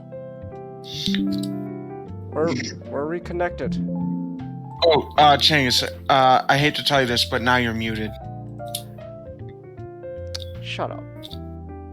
You asshole! Don't.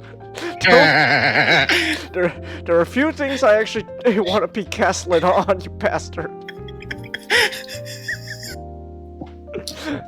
You asshole. no.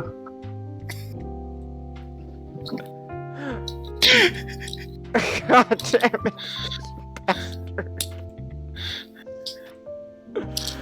Alright, but we should be back now. We should be back now.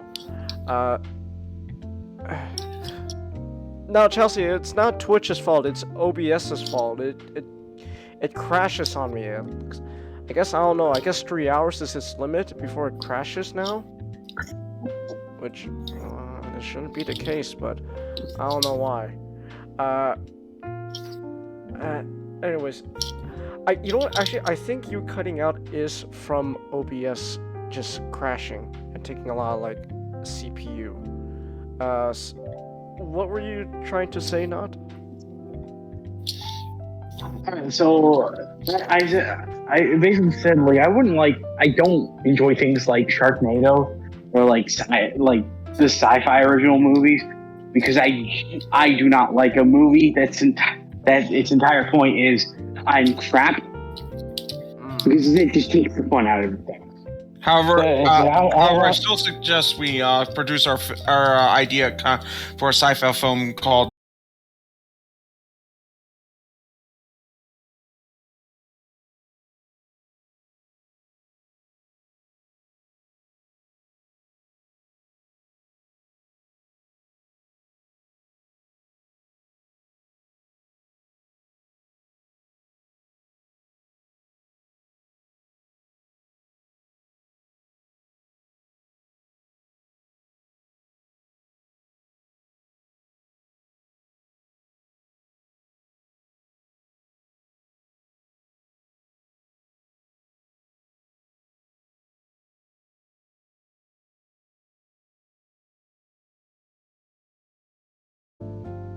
what else is causing?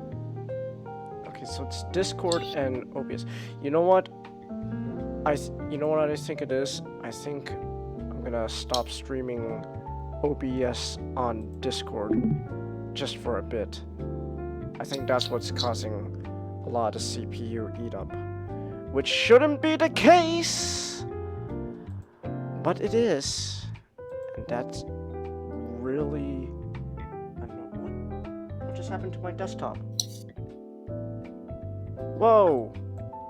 What's going on?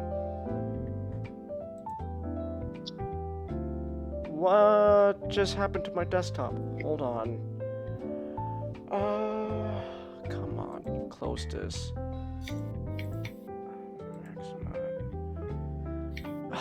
Oh my god, no.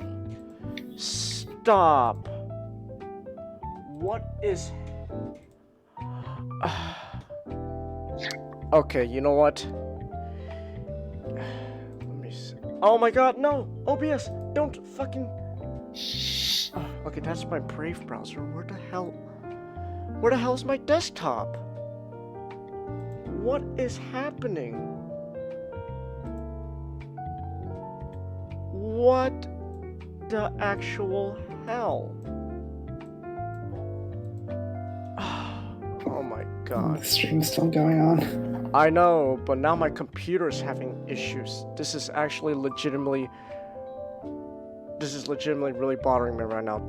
My entire desktop is just gone. Cease. So that's fun. Okay. That's fun. Looks like I guess I have to fucking hard reboot my entire goddamn computer then see what's happening.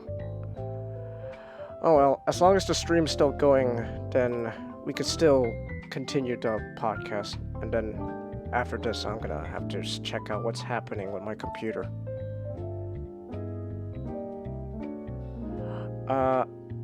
But anyways, continue, Not. So,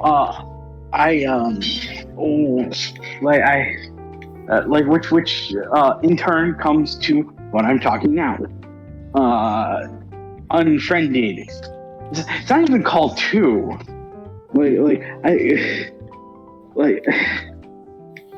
I have a, if there's one thing I have a tism about, and it's quite a few, it's quite a few specific things. There's one thing I have a tism about is when you don't properly label a sequel.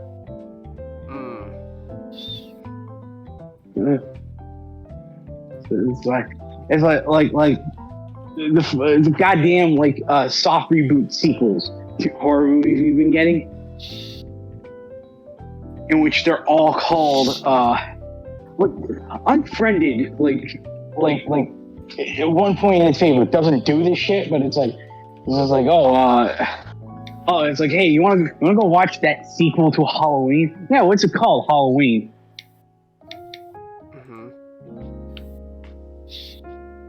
It's like, God, it gets on my nerves.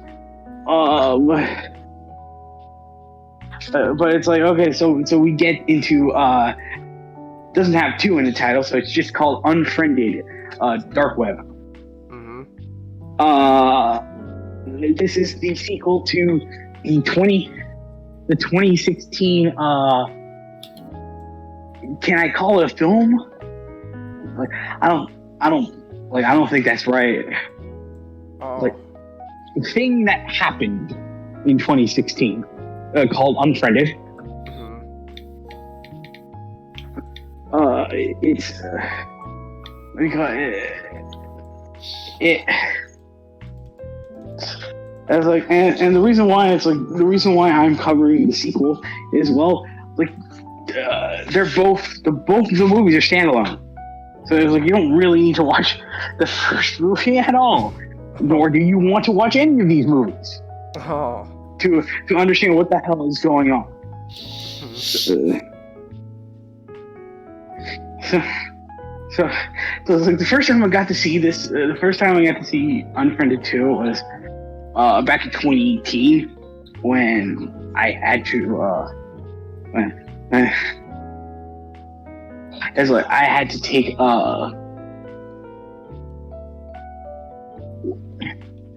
it's like when I had to take what do you call it, a cousin to go see it because I was 18 at the time.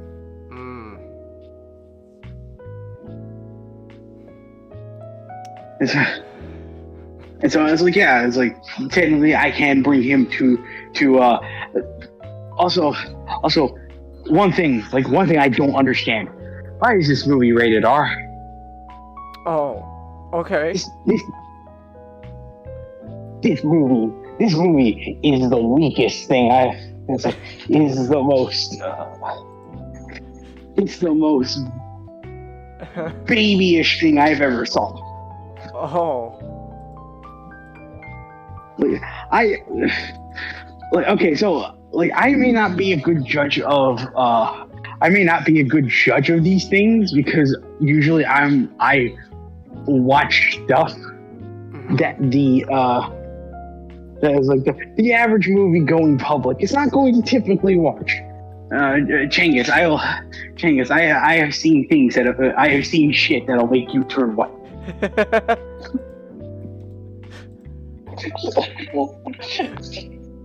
So it's like yeah, by my metrics, but even by my standards, this movie was not an R. Oh. There was like 2 scenes that were like, oh, that like demanded an R rating, but I'm pretty sure this entire movie is just R because of language. And it's like you know, just like Brian Griffin said, it's like, oh, wait, wait, this is R because of language. It's like the state of society. State of society. Completely off topic, but I pretty much out of 11 questions, got only 2 wrong on a quiz, and I didn't even study. Nice. I didn't even read the short stories I was supposed to. God, I hope my professor isn't watching this or learns of this. It's like, so he's like, I don't know whether to feel angry. He wanted this like, I don't know if feel angry or proud. I'm more proud. I shouldn't be. The professor, what is this? Like he doesn't know whether to feel angry or proud. He didn't do what he was supposed to, but he still got mustard right.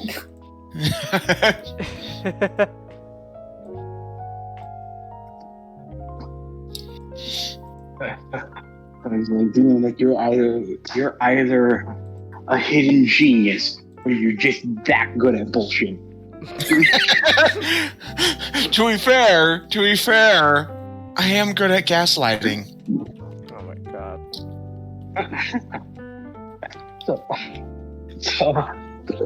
So yeah, it's like fucking So it's like, yeah, it's like Unfriended 2, the most babyish R-rated horror movie I have ever seen. It's like so it's just like, yeah, literally you don't need to know anything about Unfriended 1. A bunch of dickhead teens got a dickheaded girl killed, and her spirit magically haunts the Facebooks and the Twitters in order to get revenge on all of them, which just revolves around having them die in convoluted ways.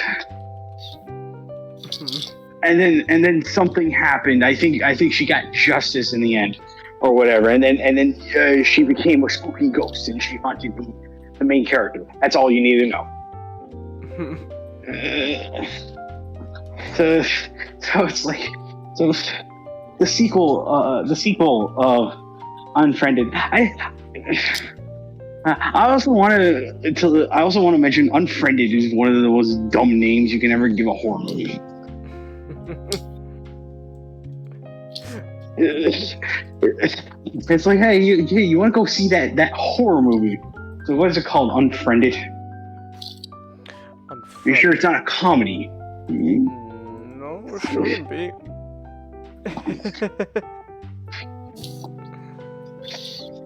It's like I want to live in the world where the movie was still being called Cybernatural, because that's a dumb title also. It's Somehow still has more dumb. dignity than Unfriended. Yes. So it's like Unfriended 2 it's the story of a barista who before the movie even starts steals the laptop from a lost and found. He manages to crack open the laptop by guessing the password, or the password just turns out to be the username also. So there's a reason for that, but it's like that we'll get there when we get there. but it's like he cracks open this laptop that he finds at the lost and found of his job, because he really needed a laptop so that he can continue finishing his app that he created in order for him to speak to his deaf girlfriend. All right. So yeah, it's like so he managed to create this entire app to speak to her, and she gotten really upset because she paid for him to get to do sign language, American Sign Language. Okay. Lessons, and he hasn't been going to them. And it's like, but it doesn't matter. Like, he created an entire app just to speak with you. It's like he put in. It's like I would be sad if I had to pay for lessons that no one else is going to go to. Like, because that's money out of my wallet, but it's like spend more effort. Like, he spent way more effort than if he did a normal American Sign Language, making an app. And you're really sad for all of a sudden. I don't get the young Changhis. I don't really get them. I'm assuming this person is a Rudaka of sorts.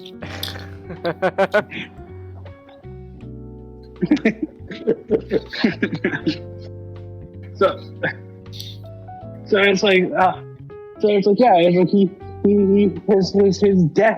his deaf girlfriend that he's just madly in love with her because we just seen one video. Okay, so like I should mention that if you lived under a rock for like half a decade or so, Unfriended has this interesting format in which the entire film feels like it's capturing the footage off of a computer. It's just like, one big, it's just one big Discord call.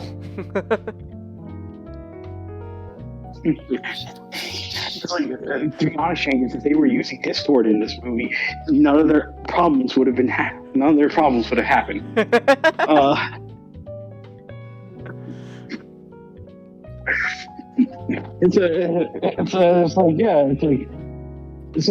So the entire movie is shot. So it's like it's an interesting premise.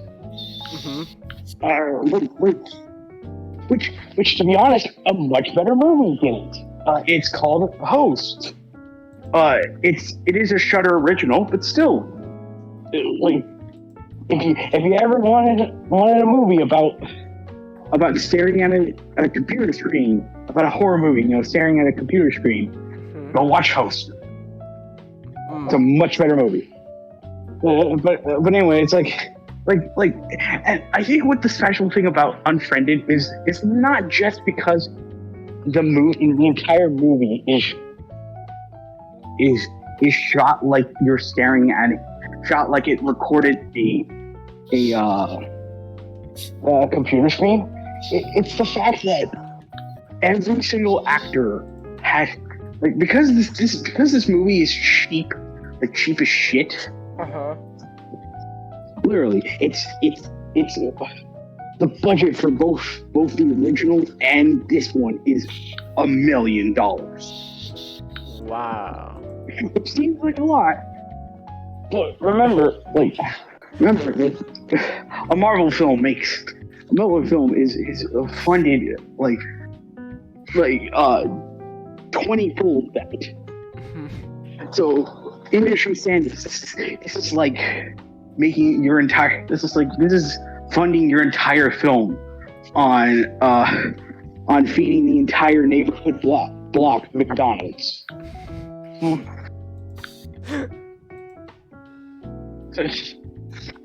So yeah, it's like these movies are just cheap to make. Because what they do is, like, instead of having an actual natural real, having the actual actors use Skype to which is like which I think like half of the budget of these films go into it's like half of the budget go into trademarking the real world apps that these movies uses, like Facebook, Twitter, Skype. But it's like instead of using instead of having all the actors all the actors use Skype at the same time and doing basically like a pseudo one shot, where of course there are breaks in the movie, where there are cuts in the movie, but it's almost like the entire film is being shot at once. All the actors are shooting their own scenes on GoPros individually in the same.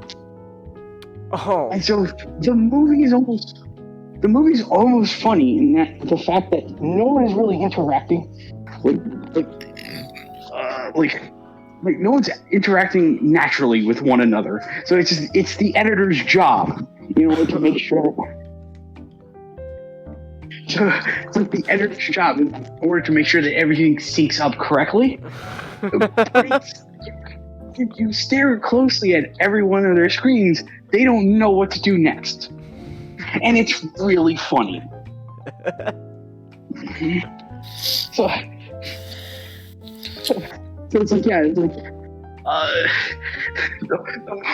the movie takes place during a night where it's like apparently the main character whose name is Mateus, not Mathis, like a normal name, Mateus. So Mateus is having game night with his friends, who presumably it's sort of like a deal with like us, where they're all sort of across like the states or the globe, so that's why they can't really meet, like hang out with each other. Because one of the tech expert friends, Brian. Shit, I think I actually knew a guy named Mateus. Oh. Back in high school. Yeah, I think he got. No, wait. He didn't get punched. He punched a teacher. Oh shit. Yeah. Oh shit. Well, I guess that serves me right for making fun of Matthias. That was a name. It's so stupid. Well, I guess you could, you could still make fun of it because I was just gaslighting all. Now, see, I'm I not don't going feel down. a I'm not the perk. one going down here. You got gaslight as well. You're going down with me. You too, SGD. You're all going down with me. No, I'm not. I wasn't here for this conversation. Although I only know this vicariously because someone told me.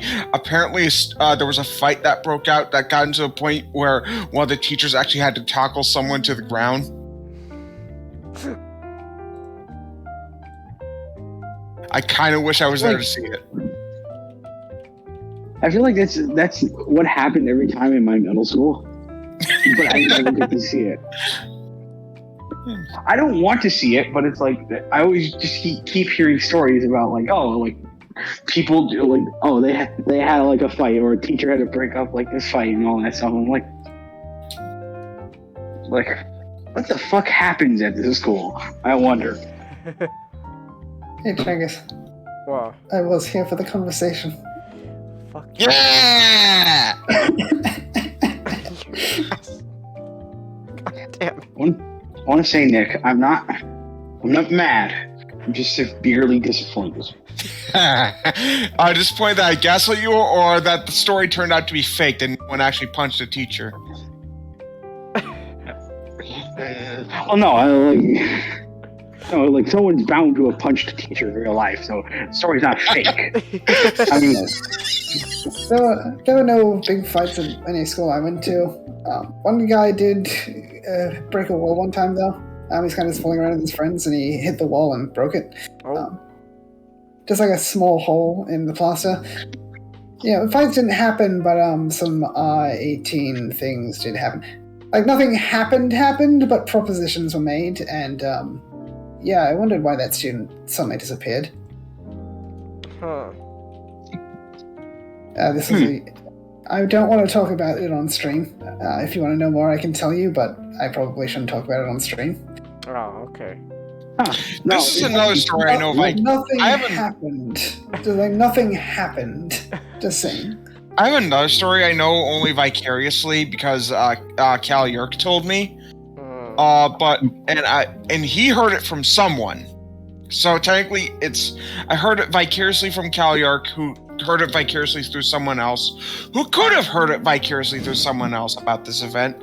All I know is there's a. that's great. All I know is at one point there was a kid at my high school who at one point decided, you know what, I'm not doing well. I'm gonna drop out anyway. I might as well get expelled. So at this big dance, now we don't know if he actually did anything, but all we know is at one point he got up, used the mic and just shouted out loud, "Hey, remember, to anyone who used the school soap dispenser, you've been washing your hands with my jizz." I feel like you told us this story. Oh yeah. I've heard this story more than once. Well, now's the first time you get to hear it on stream. So yeah, people have just been washing their hands with someone's baby making juice. Now he could have been lying, but the horrifying thing is he could not have, and I can never use public restroom soap dispenser anymore. I can't trust it anymore. Oh, damn. I mean, it's like, not that I ever experienced it, but it's like, I can't erase the thought that, man, what are the odds that some fucked up asshole decided to just jack it in the soap dispenser? You go to. I am not risking that. You go to like but how do you use the restroom at your school then? I just carry hand sanitizer on. Oh, okay. So it's like it's like jacking it in the soap dispenser at your school is wrong. But if you're jacking it in the soap dispenser at your school in San Diego, now that's okay. Exactly. That's a whole different story. I don't. I do know. It's not a disgusting story, but I do know the time a special ed student, a student beat up a teacher. Oh my god! So. Oh, Changhis, I had the most horrible thought. So. Hey, remember that one Robot Chicken sketch called Mork? No. With he was like the special ed detective. Oh my god, no. It was a parody of Monk. Oh my god, no. But like I don't know, like someone was making fun of one of the special ed kids, and the thing is, it was a big fucking kid. Like I'm not talking about like width. I'm talking also in height as well. He was a big fucking kid, and so like this, so like people were picking on him, like because he's special ed, doesn't know any better. So he starts flailing. He starts like flailing on them, and then oh my god. So they have to call a teacher to break up the fight. And she got flailed on as well. It's like, oh, Oh no!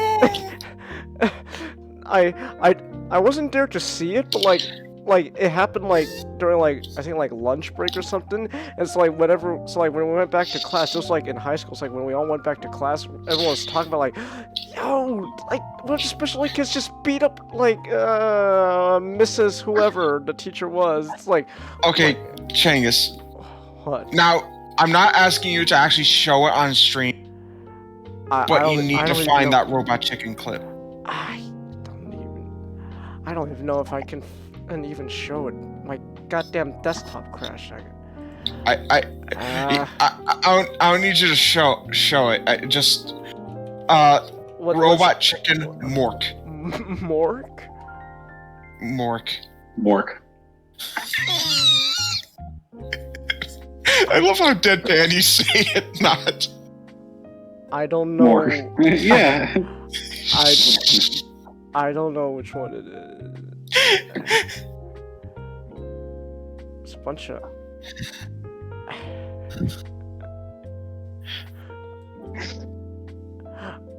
I don't know. I can't. Mork and Mindy? It's the. No. No? Not Mork and Mindy, just Mork. Just Mork.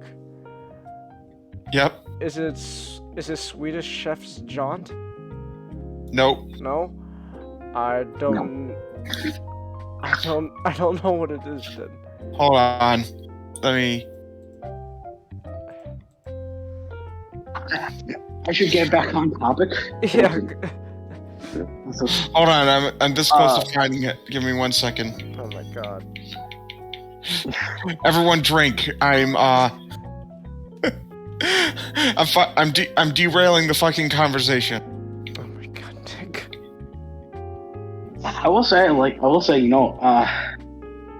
Cork! That's what it's called! Cork. No.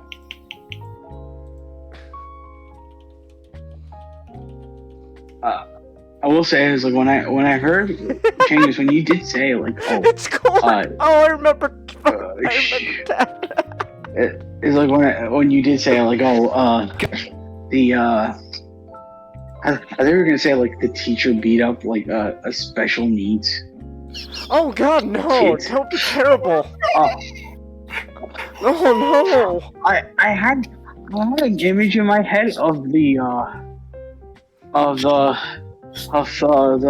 scene in Death Race 2095 where the faculty was just wheeling out these special needs children for Frankenstein to roll over them. Oh my god! Oh my goodness.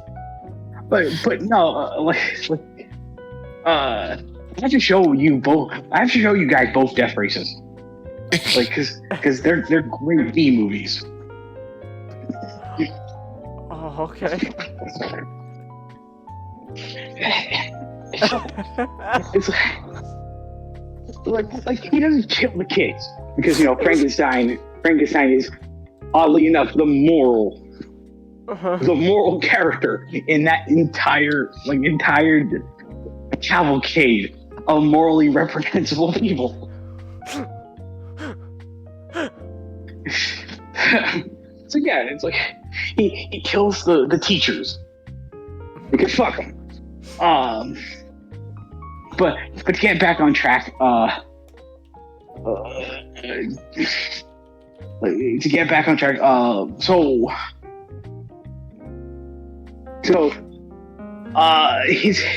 like all of his friends are across like the states and the globe and all that crap. They decided to have a game night in which they're all just awkward, like they all just first start awkwardly playing Cards Against Humanity, which is like, man, this feels oddly relatable. Not the awkwardness between each other, because we're not awkward. We're just 6 sons of bitches. So. All right. So it's like they start playing that game, and then but all of a sudden, Matthias, and we're gonna get used to saying that dumb name. Just so it's like I know none of the characters' names except for Matthias because it's a stupid name. So it's like there's the British tech guy. There's Alex Jones Jr. There's the lesbians. Alex Jones Jr. Hold on, I have to ask Changhis, are you watching Cork? No, because the audio's gonna show up on stream. Well, mute yourself for a second. I don't want to mute. I can't. I gotta mute. I don't have it down where I could narrow down, isolate like each specific audio. Like it's just desktop audio and my mic. So I gotta mute. I'm talking about your mic. You mute your mic. No, my mic is for my voice. The video is gonna come through desktop audio. I've already seen. I thought you were gonna watch it on your phone because your desktop was frozen or something. Well, it crashed. Like, okay, so like the windows are open. I don't know. Can I even try showing? No. Oh wow, the Discord like app can't even be accessed. So I have no idea if like streaming is gonna work through the Discord browser thing. It should, I think. I don't know. But I have seen Cork though. You've shown me that. You've shown me Cork, Nick. I'm just picturing out the special needs kids just brutally beating. That's where my mind went. Stop. Oh, he's like, Cork, quick! He stole your Stretch Armstrong. No! Oh my god. Okay, that's enough, Cork. Mine! Like, what? It's like you beat him worse than Batman did? Oh my god, it's terrible. Cork, for your heroism, you get to pick out one toy from the toy store.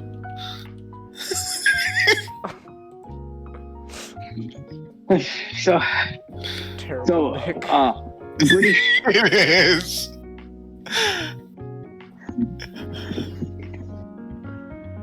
It's like, oh, Changhis, hear me out. Oh my god. Rumble and Frenzy. What is it? What is it with you and Rumble? Okay. What is it? Cork. Okay. Like when Cork is being someone, it's Rumble, but he has the pile drivers. Oh my god. What's wrong with you? I don't know. You have problems, Nick.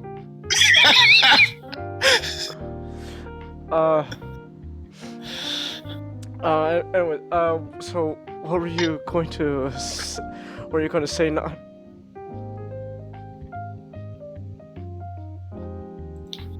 I was going to say that,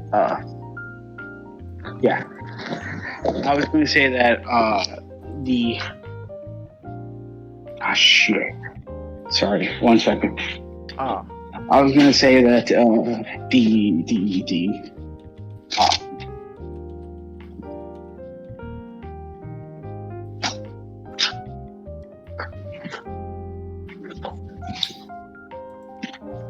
one second.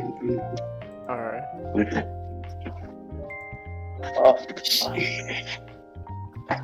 I was gonna say that so it's like, yeah, a British tech guy, the British techie, Alex Jones Jr., the lesbians, and like, I don't know what their character is other than they're lesbians. It's just like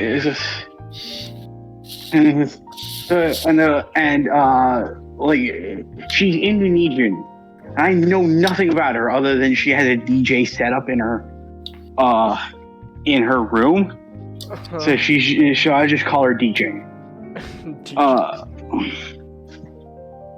The Asian DJ. Yeah. So it's like her, like Matthias is Burger King Kids Club corner of friends. They're significantly more likable than the douchebags in the first movie.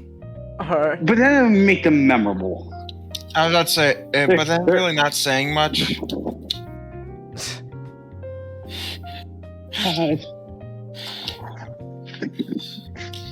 So they're having game night, and then all of a sudden, like throughout the. I should also mention that this movie trades the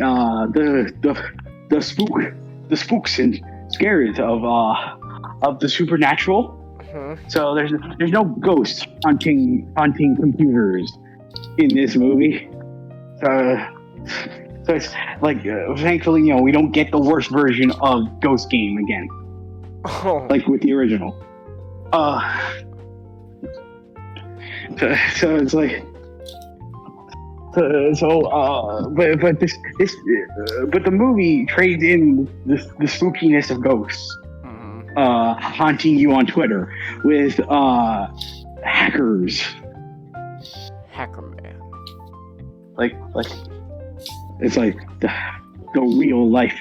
So like it's grounded in the world of hackers. So literally, the villain of this movie is the hacker known as 4chan.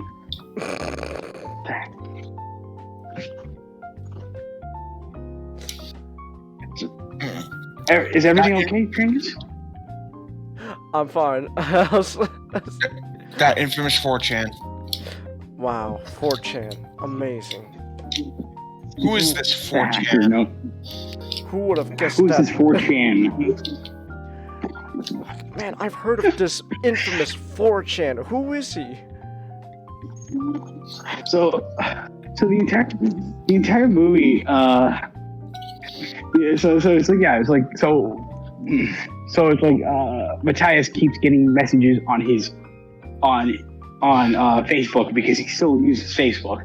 So he's a boomer. At least he doesn't use Twitter. Oh. Because then he'll just be a cringy non-binary millennial.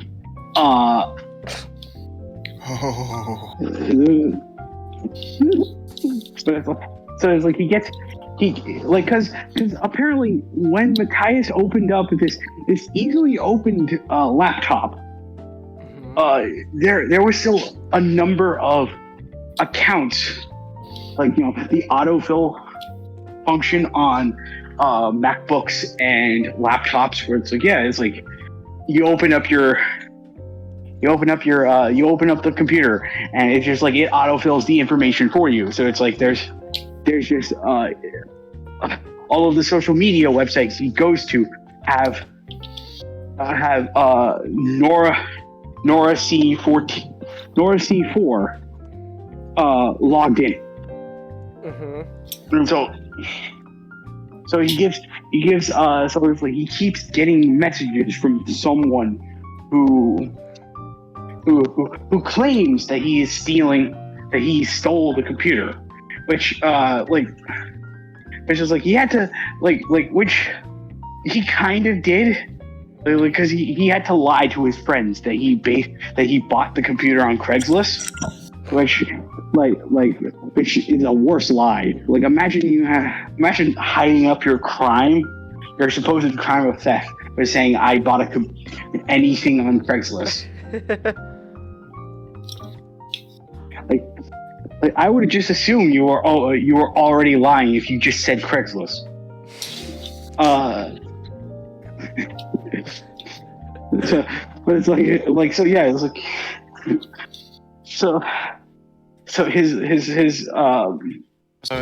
he keeps I gotta do this. I gotta do this.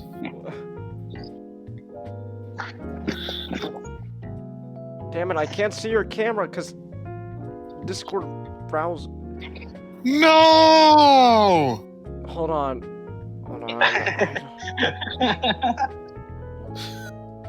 Hold on, give me wait.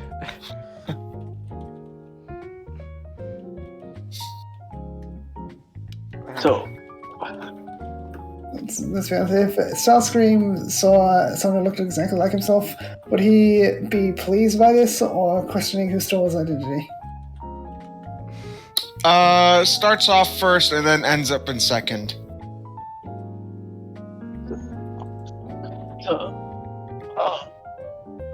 So it's like there's a Facebook, like someone on Facebook claiming that he stole the laptop, and he also gets another message on Facebook DMs that is sending him money in exchange for something, and instead of just simply going no, or I'll bring this PC back to where I found it, like a dumbass, and like the fact that we need to keep this movie happening, he answers the call.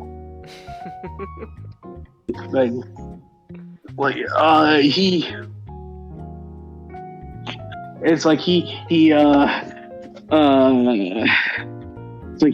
calls he gives the ringer, he gives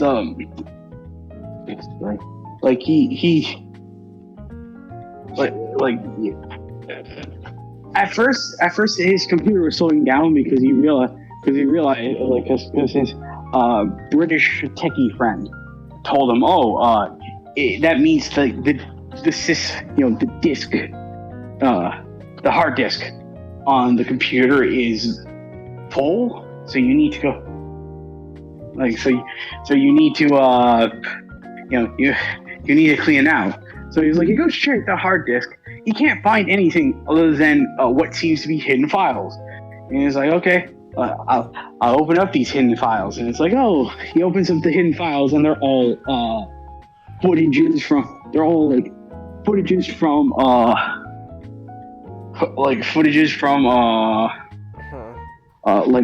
webcams and cameras all across the house. Are you seeing this? No, I can't. And I thought you were trying to fix it. Damn it! I worked so hard. I'm trying. Apparently, Discord overlays don't work on OBS through the browser. So my little pop-up thingy isn't gonna work if I log on to the browser. So it's like,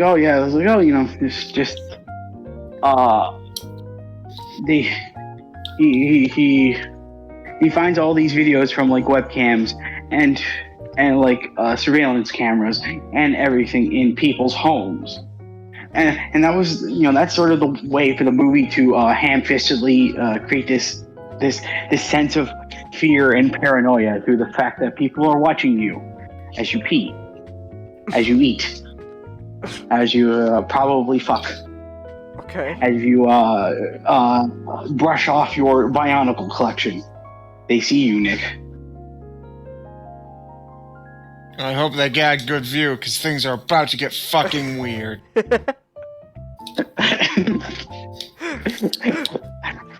So it's like, so yeah, it's like, it's like this computer is just filled with information from people's, like, just video evidence from people's, from inside people's homes. And so Matthias finally tells his friends, yeah, it was just tells his friends, yeah, it's like, I found all this shit. I need you to look at this, because if I potentially die from this shit, I need to drag my friends along with me. Like, yeah, way to go. Main character. It's like, wow. Our hero. So it's like, our hero, ladies and gentlemen. So like, so this is like, they look at it, but like, because apparently, he shares his screen and is like he clicks on a program. He clicks on a program that one of the Facebook message DMs tell him to click on, called The River. Mm-hmm. And this is this movie's clever use of symbolism. Oh. So like all the hackers in the movie are a variation of the name Sharon, followed by a number. All right. It's like, Changhis, you know your Greek mythology. Sharon is the rower who passaged the dead from between the river Styx and Alcaron, of the underworld. So it's like, yeah, like, How clever. how clever, yeah. So it's like, he gets a message, and it's like his computer his computer's background now just looks like a Minecraft, someone rowing in a Minecraft boat down some kind of cave. And so it's like he opens up like a chat, like a late 90s chat log, and he gets to start talking to this mysterious man that he knows nothing about, because our protagonist is dumb as shit.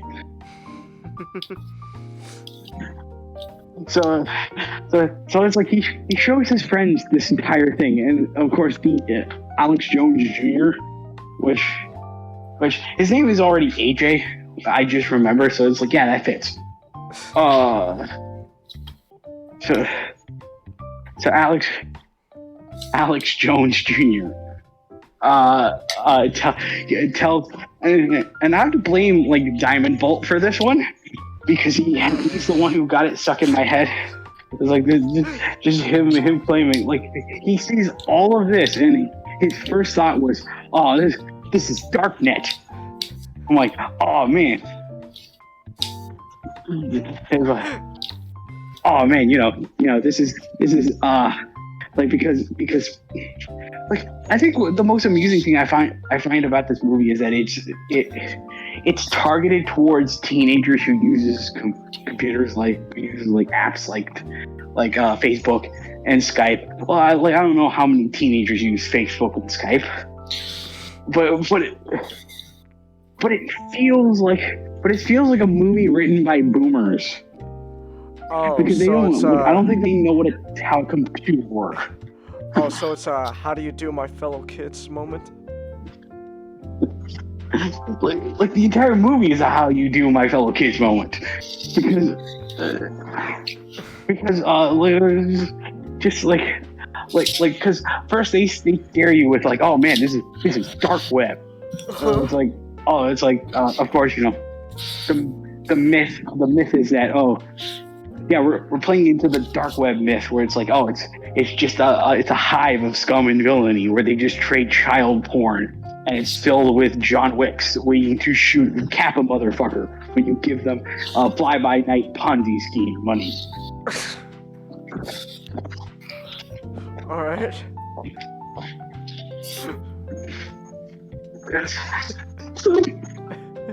It's like, oh, so we got into dark web, so we got into the title of the movie, and so it's like, it's like, so this band who's called Sharon, I think it was like Sharon 3-2 whatever, I don't care, Sharon 6. Oh no, it's Sharon 68 because Alex Jones Jr. makes a joke. He makes a really funny joke about how he didn't get to 69. That's the level of humor we're working with, Changhis. I see. It's like, so it's like this Sharon guy gives him like I don't know how many of like crypto, like Bitcoin, which roughly through exchange rates and all that shit goes through as like $15 million. So it's like, yeah, it's like this kid has like $15 million now, so, because and it's like through circumstances and all that, they figured out, oh, this laptop belonged to a guy who gets paid to torture, possibly kill like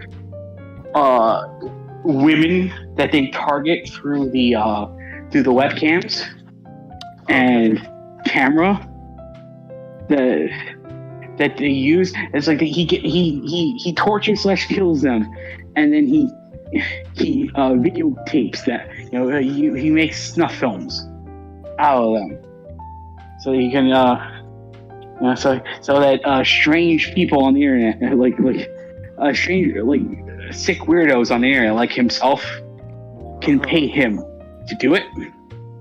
So yeah, it's like, oh man, this is really scary. But it's like, it turns out the hacker known as 4chan, who left the computer at the Starbucks that Matthias works at or whatever. I don't know. I don't care about his job. Found out where he is, which, like, knowing hackers, it's probably took him like 5 minutes to do, because that's what because if the movie Hackers taught me anything, hackers are just like wizards, and they can get something done in like 5 minutes. So it's like he tracks down the place of his deaf girlfriend, and it's like he knocks out her caretaker. And like, one stupid fucking thing like that happens throughout this entire movie is that all the hackers are hidden by video glitches. Like it's disorienting. It gets really annoying watching after a while. But like, it makes no sense, because how are they causing these glitches to appear? Like, again, it's like, I have to credit Diamond Bolt for this great joke. It's just like, the power of their hacking prowess is just causing computers to melt down at the sight of them. I love Diamond Bolt.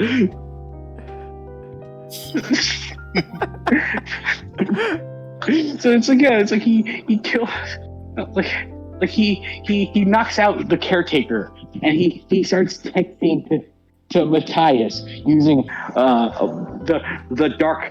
dark white text on dark background, Like, so so that you know that he's scary and he means business. And it's like the funniest thing throughout the entire movie is every time he sends a text to Matthias, it erases itself, like he was never there. Okay. So it's like he just has the ability to send messages to this man, and it's magic. It's gone. It's like. It's like I really feel like the people like the guy who directed this movie was the man who wrote the script to Texas Chainsaw 3D. So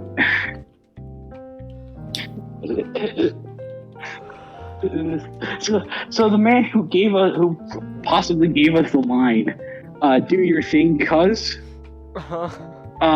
also believes that that hackers are wizards.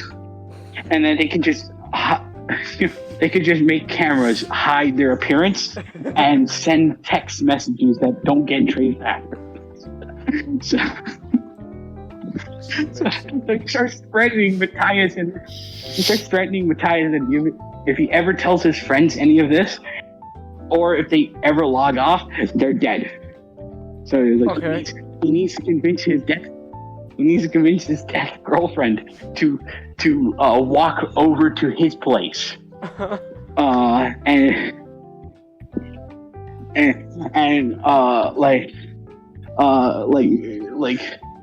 Matthias will be assured that once he gets the computer, he'll get back his girlfriend like unharmed.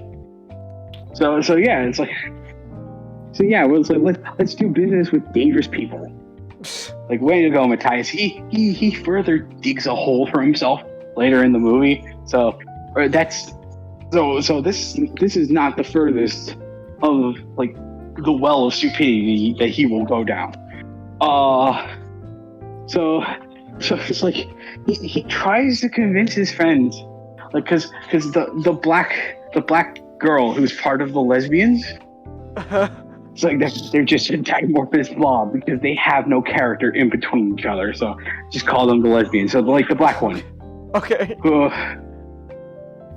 So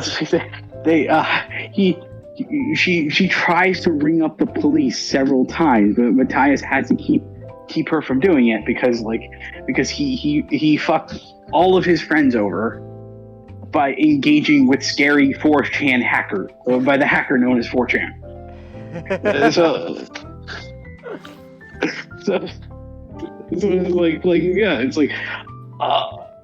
he tried to convince him, yeah, it's just an ARG, bro. It's like, yeah, all these videos, like all these scary videos that you've seen of so also the scary videos that they show of this guy torturing these women, they're fucking like they're so fucking like weak sauce. Okay. Some goddamn baby. It's like there's an entire video where it's like it's shown that he's going to like pour corrosive acid on this girl who's either she's dead or she's just sleeping in the middle of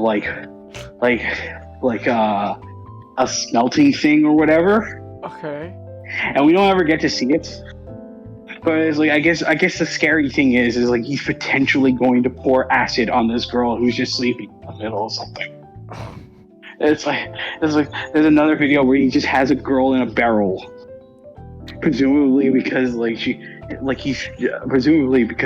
I've been on the internet for too long, and so she's going to grow up around the barrel and become like a bonsai person, so that he can have a tiny human. This is a joke, by the way. This is not what actually happens in the movie. Okay. I want it to happen. But yeah, he has a bonsai person. He just has like a little midget human that's just running around kicking people into shins. That'd be a great movie. But it's like, yeah, it's like they see all these quote unquote scary videos, and then Matthias tells them, no, they're fake. It's like, they're fake. I'm just playing a game on you guys. I pranked you, bro. I pranked you. It's just a prank, bro. I was like, it's a prank, bro. it's like, and then all of a sudden, the other Sharons, who at first, Matthias and Sharon 4, who we figure out is Nora C4, because it's Sharon's spelled backwards, Changhis. Isn't that clever? I did not know that. That's amazing.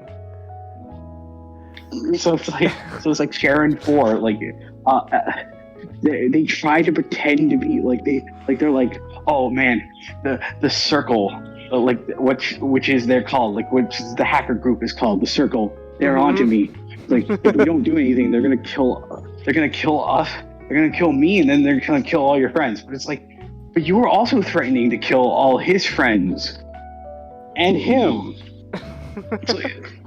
It's like I know Matthias, you know, his brain is just a sack of shit, so he doesn't understand anything. But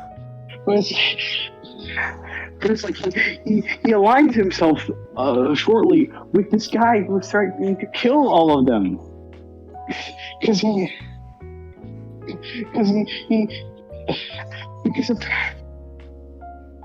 apparently he doesn't want to get his friends dead. Like he doesn't want like his friends or his girlfriend to die. But like with the help of a man who's threatening to kill both his girlfriend and his friends. No sense. So he starts threatening Sharon 4 by it's like, oh, I want my girlfriend back, but I also want the latest girl that he kidnapped. I want her back safe. Otherwise, I'm keeping all of your Bitcoin, which probably will turn to shit because Bitcoin is volatile as all hell. It's like you're just threatening. I'm stealing your cryptocurrency. I'm stealing your cryptocurrency. What are you gonna do about that, huh? Gotcha there. Gotcha there.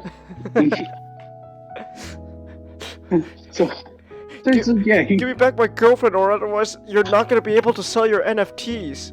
Oh no, he's got us there. Fuck.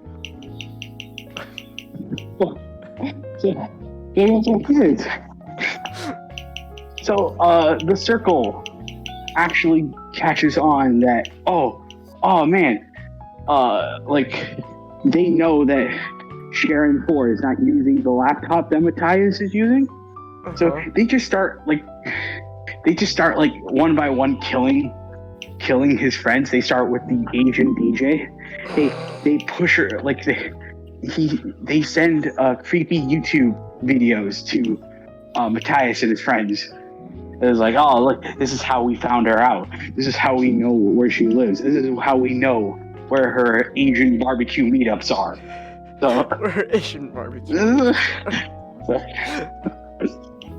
So it's like this is where she goes to attend school and college. It's like and so they just show them like a YouTube video where a bunch of people are crowding around I think what looks like a dorm or like a apartment complex, because a girl is standing on the top of the roof, and then all of a sudden, like one of the hackers, because no camera can pick them up, so they just look like static, just runs over there and like just pushes the girl off the cliff, off the roof. So like her death is just ruled as a suicide, despite the fact that someone would have clearly seen her being pushed off the roof. But that doesn't matter because she's dead now. And so all of them are like, "Oh man, we don't want to die. We don't want to die." So it's like, it's like so they all come up with this brilliant plan of recording everything on Matthias's on the laptop Matthias is using, so that they can use it as collateral in case anything happens to them, so that the cops can be sure to arrest the hacker known as 4chan. And so Alex Jones gets killed when because they're like, oh, you can't get me because I don't post my address anywhere. I'm invincible. You can't track me, hackers. But it's like they hack into his computer because he doesn't understand that they can still target that too. They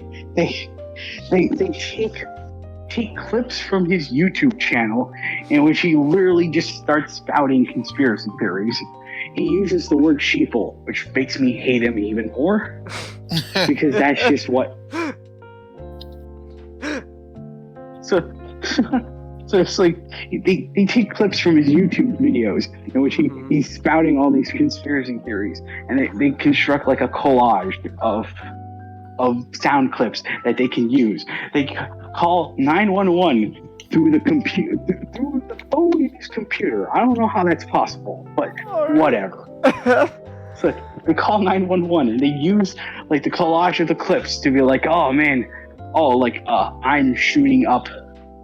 Like, I'm going to shoot up the mall. And this has got to be the dumbest death in the film because it made me laugh. I choked up several times thinking about this death. They use the collage to say, like, oh, I'm going to shoot up the mall.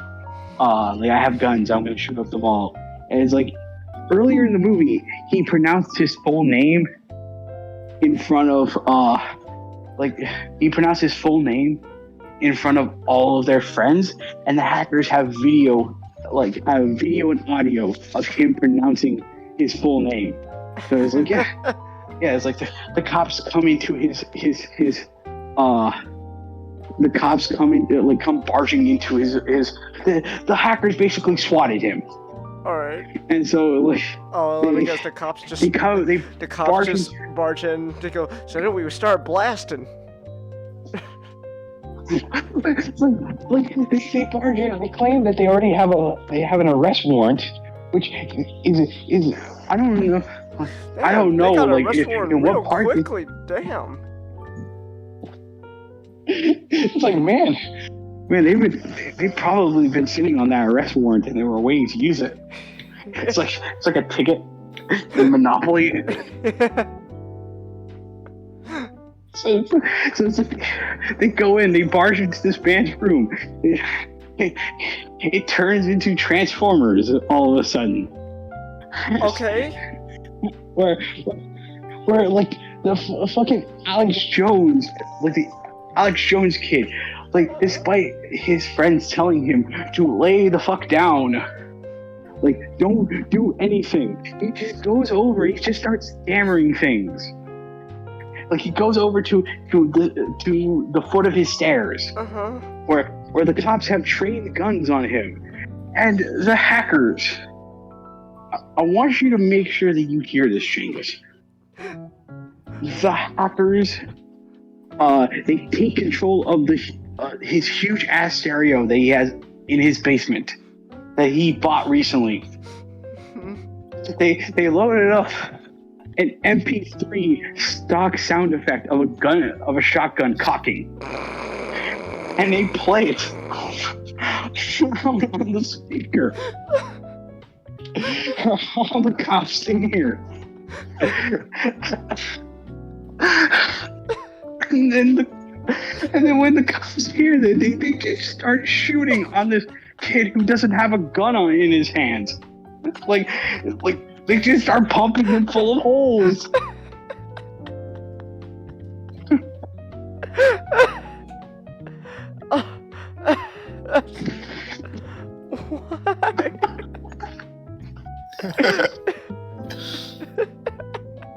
Fucking movie.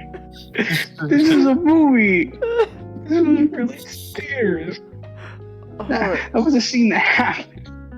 I almost was told to leave the theater because I was laughing so hard.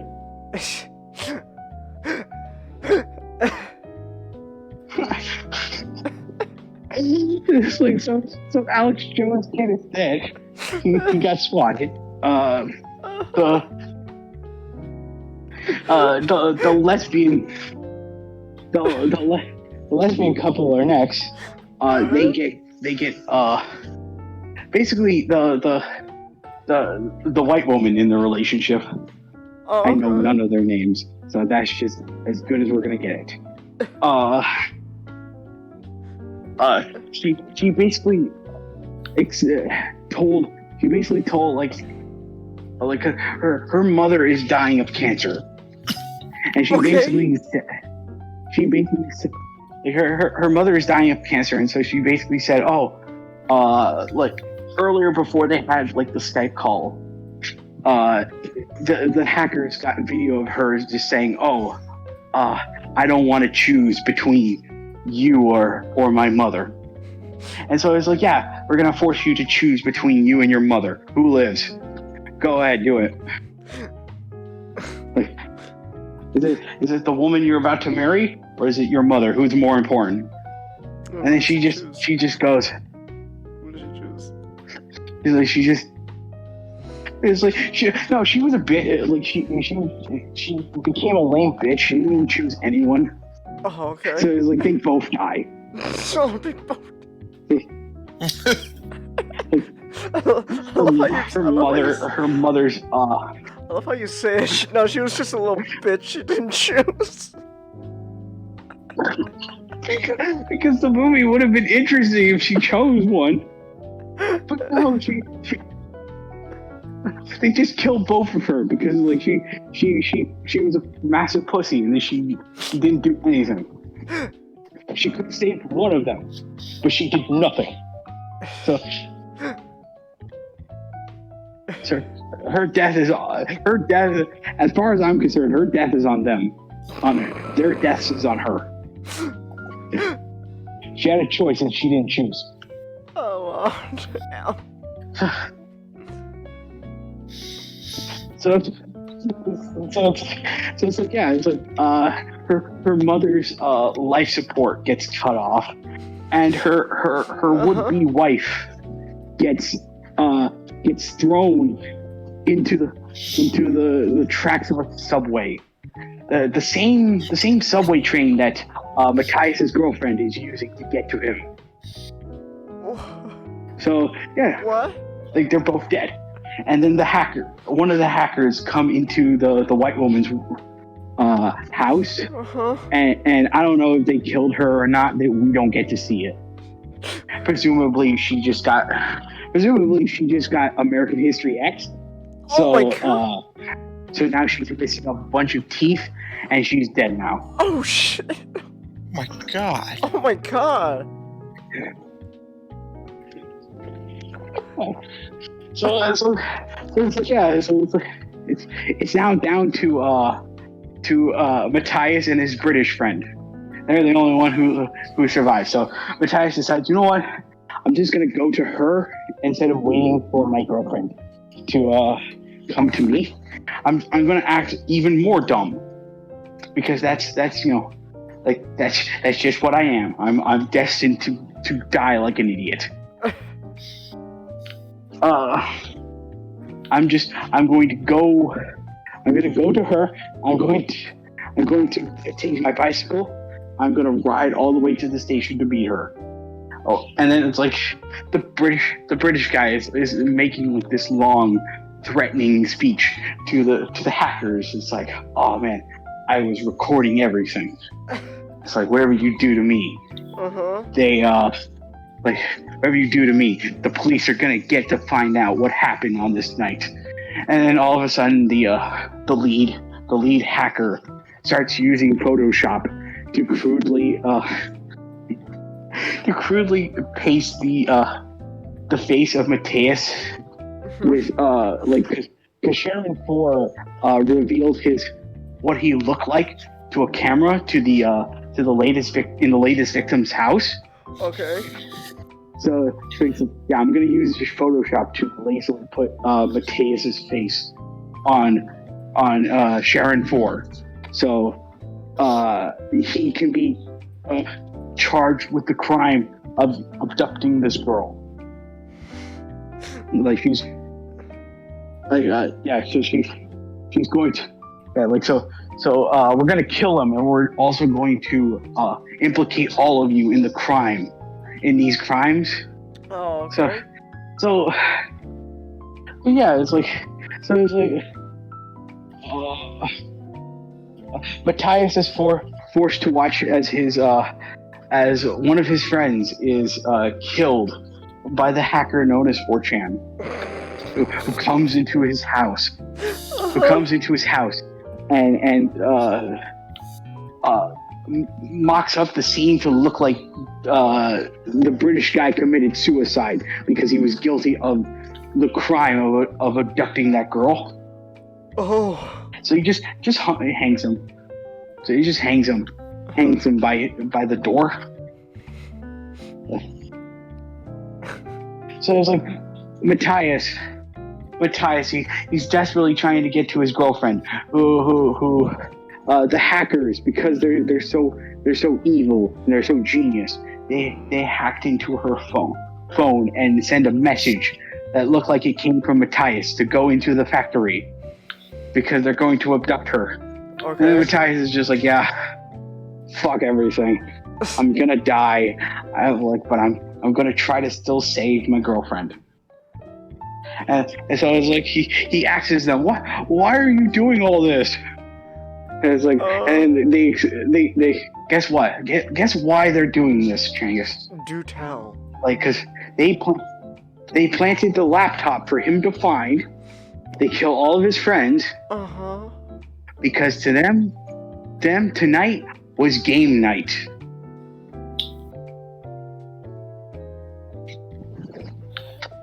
What? Get it? What? They were having game night the same night that the hacker known as 4chan's pals were having game night. And their game night just involves around making a group of innocent people miserable and killing them off and filming it. Because that's what hackers do. Changhis and Nick, don't you understand?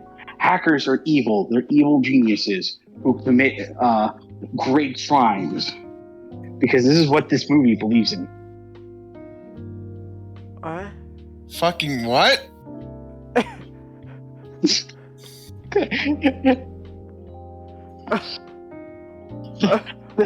They planned all of this to happen. They made sure that all of these people went along with this convoluted series of events because this was just like game night for them.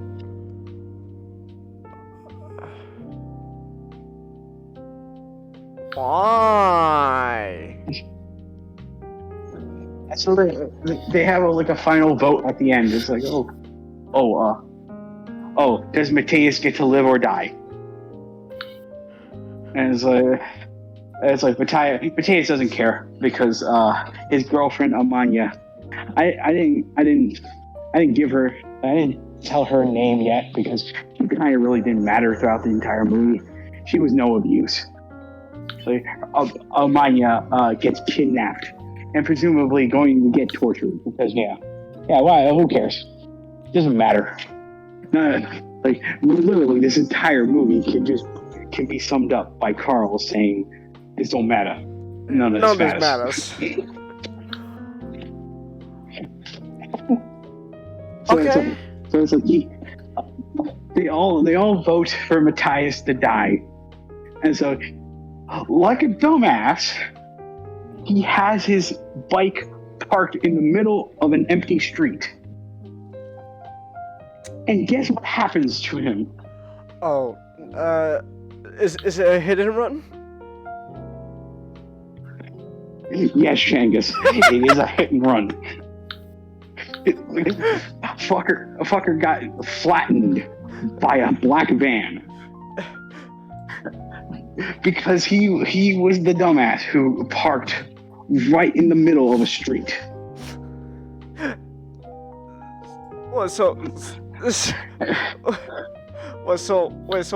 Did they fucking hack a car to run over him?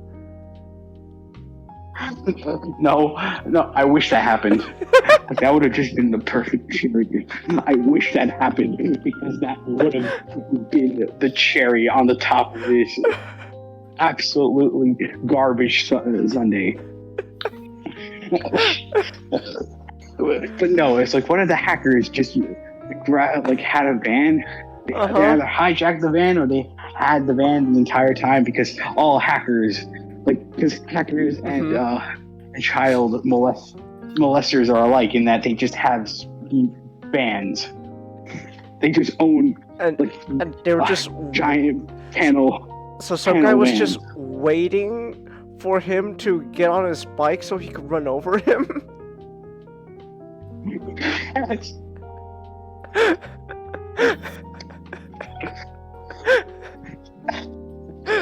So they killed him. They all reveal their faces to the camera because it was all one big game. Also, they planted the girl. They planted the girl they kidnapped in the apartment of Matthias. To further frame him for the crime of abducting her. Wow. And also she has she has a hole in her head now because earlier in the film one of the customers for Sharon Ford requested that he do some very medieval medicine to her. Okay. And so now she has a hole in her head. And I don't know if she's dead or not. It doesn't matter. It doesn't matter. So yeah, it doesn't matter. Changhis, none of this matters. None of this matters. None of this matters. So evil won. Everyone's dead. Hackers are the scariest thing on the planet, Changhis. Your toaster is watching you right now. Oh my god. This movie made back its budget because this is the cheapest piece of shit I've ever seen. And the funny thing is I don't own this because I don't hate myself enough to.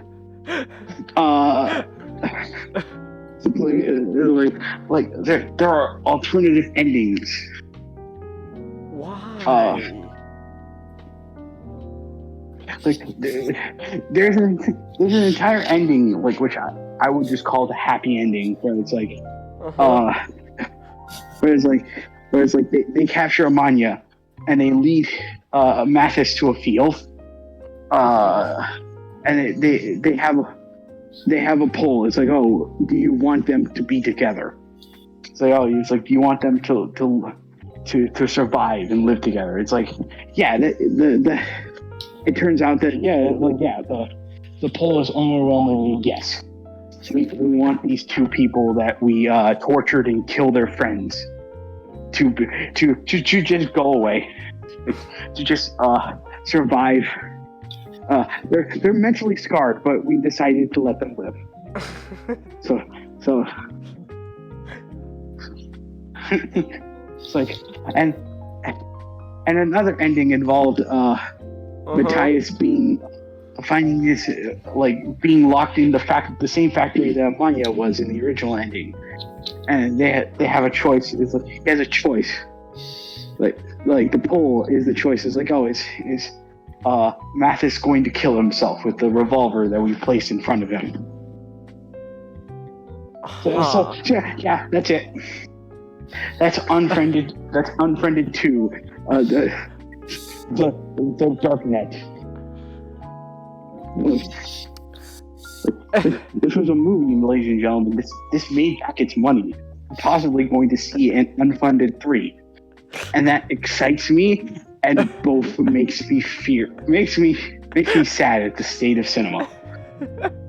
We're most likely getting an Unfriended 3, and yet we won't get Dread 2. What the fuck? Yeah, what the hell? Life is so unfair. Oh, anime guy is in the chat. What's Unfriended? A terrible movie. Is Unfriended about witches being able to hack the internet by killing herself? I wish. I wish. That would have made more sense considering what happens throughout the entire movie. Because these hackers are so great. Like everything they do is just magic.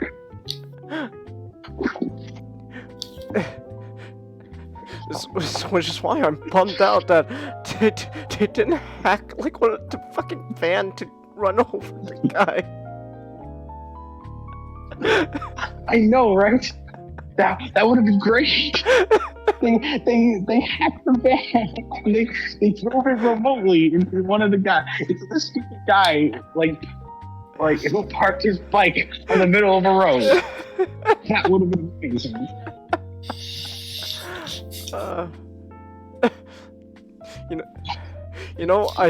I said that this would be the beginning of our Easter pain, but now this is just hilarious.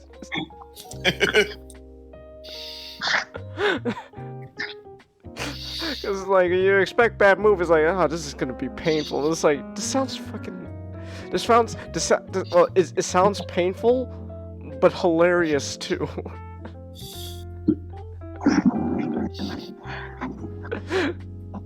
like I think until I find a better movie to dethrone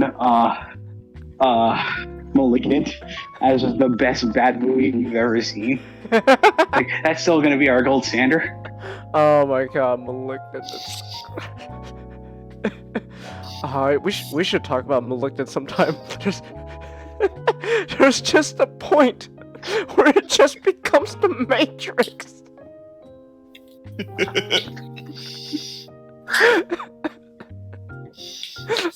I still remember, like, she puts on the fucking trench coat, starts killing the cops, and we're just like, this really is just a Matrix!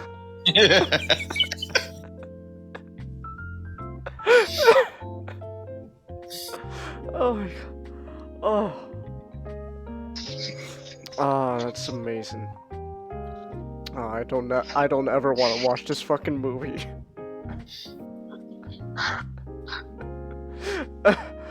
Okay. Is there anything else we need to know about this mess of a movie? It's like Blumhouse is a terrible studio. They made Halloween 2018, and that was about it. There's nothing else they made that's good. Oh. Yeah. That's a shame.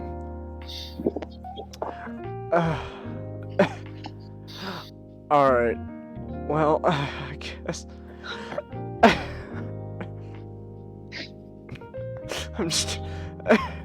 I still wish they had the fan hacked.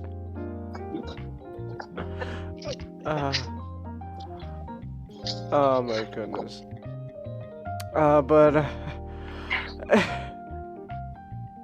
What about the FNAF movie? You mean Willy's Wonderland? No, that's a great movie. That's a beautiful movie because it's Nicolas Cage. Well, there still is going to be a Five Nights at Freddy's movie because because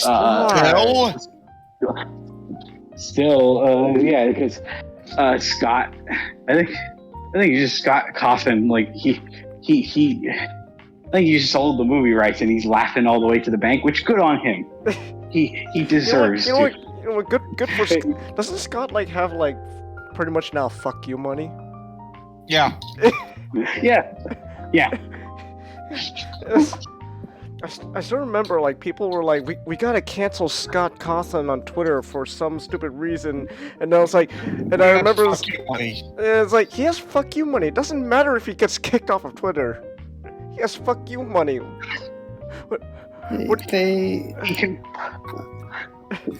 Because political donations have to be public, someone just decided, like, oh, yeah, I'm gonna check who donated to Republicans, and they saw Scott Cawthon's name. Donating to Trump. But still, though. Wow, a right-wing man. It's like a right-wing Christian man in the middle of the heartland of America is Republican. Who knew? Wow, And what a the thing is surprise. that it was a donation he had done ages before. So it wasn't just, oh, he just did this. It's no one bothered checking that page and seeing for ages, it seems, or no one who really cared Scott Cawthon was on it.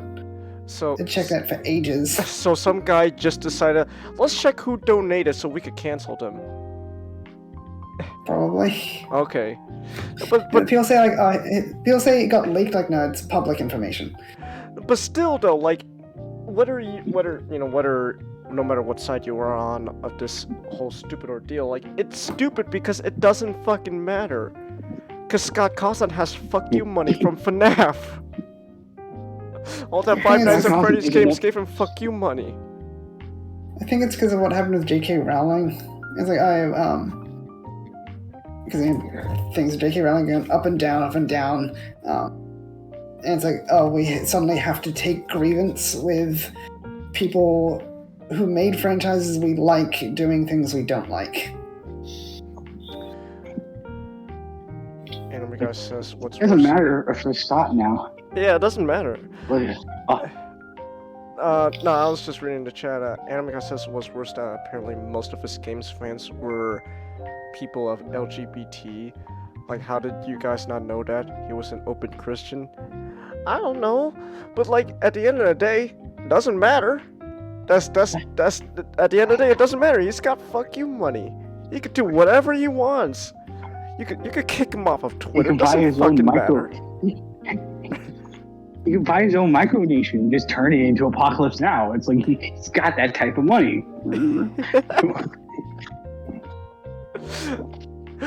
Yeah, so it's like, it doesn't matter if you try to cancel Scott. It's not gonna do anything. He's got fuck you money. What are you gonna do? You're gonna hack his bank accounts and take away his money?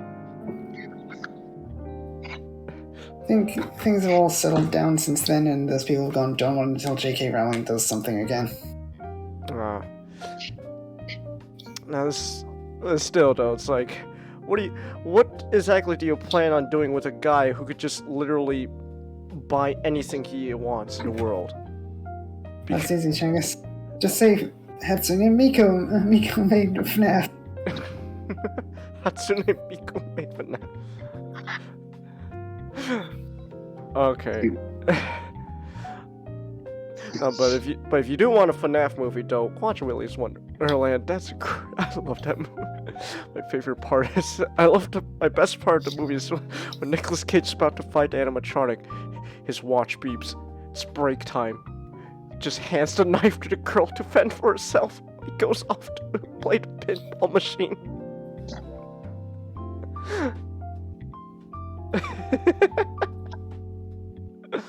Remember, kids, breaks are important.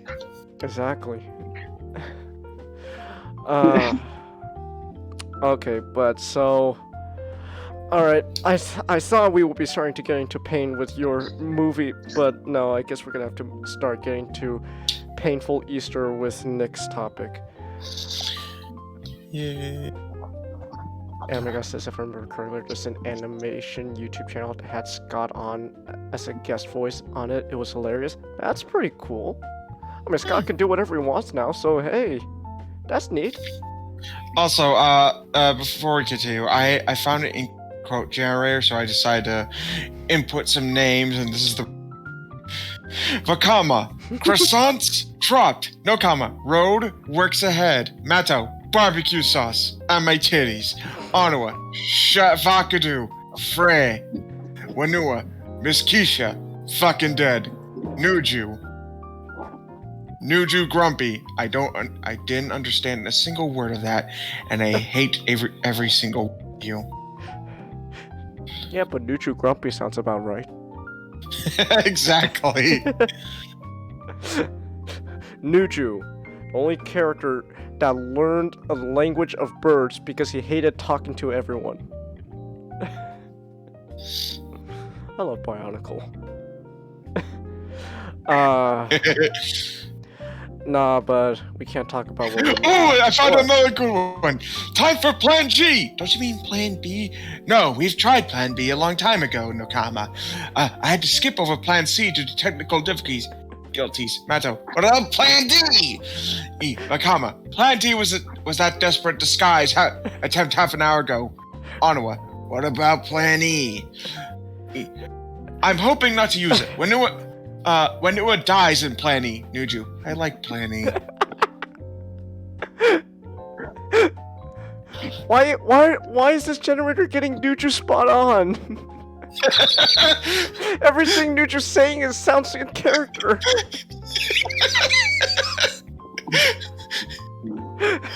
I like Plan E. I hope Winua died.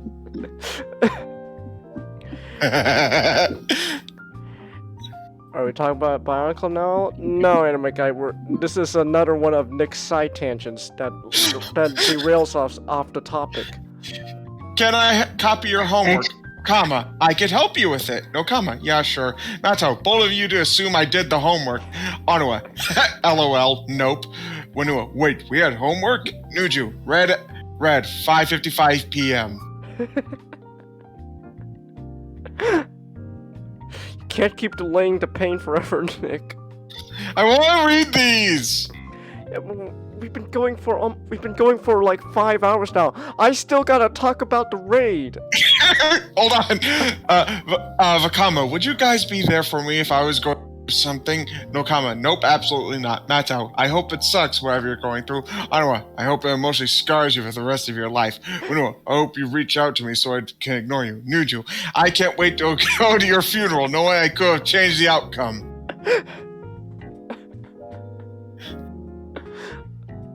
Oh my god. Get some spot on! Oh my goodness. You gotta stop delaying the Our pain. heroes, ladies and gentlemen. I want to read these! You have to. Is that because I'm delaying purposely? I just like reading these. How many more do you have to read? Oh no, how What do you many mean? show up? I don't care. We gotta get through. We gotta get through our topics. Damn it. Yeah, fine, alright. So I wanted to talk about the good, the bad, and the ruby. Oh boy. Oh boy, indeed. Alright. There we go. Now this is a painful Easter. So how do I begin this topic? I'm legitimately asking. Talk about. Oh, no, So, go ahead, Nick, why did YouTube, the YouTube channel, Rooster Teeth, the people who are most famous for making the Halo Master Chiefs talk to each other and make jokes? Why did they decide they wanted to make an anime? So I think it has to go back. Let's go back to those funny Master Chief guys. During Red vs. Blue Season 6, things got serious. Like they started actually doing more serialized plot and a lot of action. And when they got in Season 8, I think is when it really began. Or Season 7, that's when they hired Monty Oum, an animator who is legendary at fight scenes. Oh, you were gonna mention something? I was about to mention, so this is just the YouTube equivalent to Match. Yeah. It's really funny at first, and then it just becomes really serious in the later seasons. Yeah. And the guy says that she knows a lot about Ruby. Call him the expert in its shitty story. Why? We'll get to that. we'll get to when we get there. So, and then Monty Oum actually became a regular member at Rooster Teeth, who also made like Achievement Hunter. Yeah, it's kind of it. Other than Red vs. Blue. You could talk about his earlier animation stuff. Yeah, like Haloid. Yeah. And Dead Fantasy. That's really all I know. Basically, he's really great at fight scenes. And he had the idea of actually making his own, like, story. And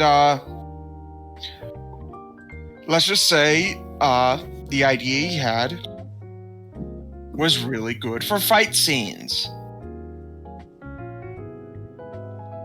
Because that's what really hooked people on to Ruby initially. Was the fucking fight scenes. And for good fucking reason. Yeah. Monty was fucking great. Yep. And when Ruby first premiered, I'd say the first 2 volumes were not great in retrospect. But they were at least enjoyable. And then tragedy struck. Monty Owen passed away. Yeah. And apparently, also, does anyone know about the thing called Shane's Letter? I don't think so. Do you not? What was it? I'm sorry, you cut out. Do you know anything about Shane's Letter?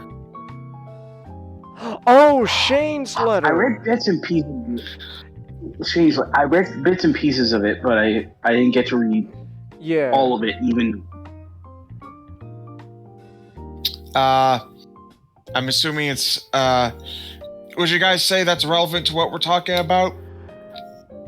Yeah. I'd say let's build up to that. I think Anime Guy's asking if we've got a Discord he can join. It's at the moment more of a private server, unless you guys are okay with him joining. He seems like a cool dude. Like every time he's here in the chat, he's always very respectful and he's always engaging us in conversations. So, I mean, I wouldn't mind having him, but I'll let you guys be the deciding factor. I don't know. Same idea with not. I just hope he understands that this is a Transformers. Like, there's gonna be a lot of Transformers. It's more of just our own personal server to hang out, but like I don't mind. I don't really have a stake in this. Like if you guys want him in, then I don't mind. Like if no one has a problem with it, I could shoot him a link. Yeah, I would be okay with it. He loves Transformers. Okay, yeah, this guy is totally in. Okay, but here, you watch Armada 2 Prime. Please check out Cyberverse Anime Guy. I beg of you, if you are a Transformers fans, check out Cyberverse. I cannot stress enough. Cyberverse is better than you think it is. I love Cyberverse. Also, just also to point something out. So our Discord server also is our excuse to like do like really what we call the Transformers comedy series, where basically we just come up with like Cyberverse question mark. Wait, you never heard of Cyberverse Anime Guy? Okay. We gotta get this guy into the server and we gotta show him Cyberverse. That's basically what we have to do. Oh my god, hold on. It's on YouTube. You can watch the show on YouTube. All of it. And it's official. You'd be supporting it by watching it. So Anime Guy, there's basically a running narrative that goes through our channel is that we are under ownership. First, it was under Ottawa. He's gone missing. We don't know if he's going to come back for season 10, but there's a possibility. But now we're under Megatron after he came back when we used when Soundwave used the Dragon Balls to bring him back and he kicked the ass of Starscream, who was shortly ruling in his place. It was not a great time to be in the server, but essentially, Nick and Changhis role play as Megatron and sort of just make funny short skits with him and the other Decepticons. So should we shoot him a link? Yeah, I'm gonna create a. Yeah, if you can shoot him a link. Yeah. Damn it! Why can't I do it in the browser? God damn. Oh wait, no, I can. Wait, hold on. Let me create a link, and then where's Anime Guy? Because I know he's also in Micah's server. Here we go. Anime Guy. Message.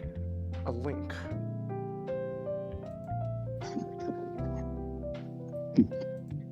And there he is.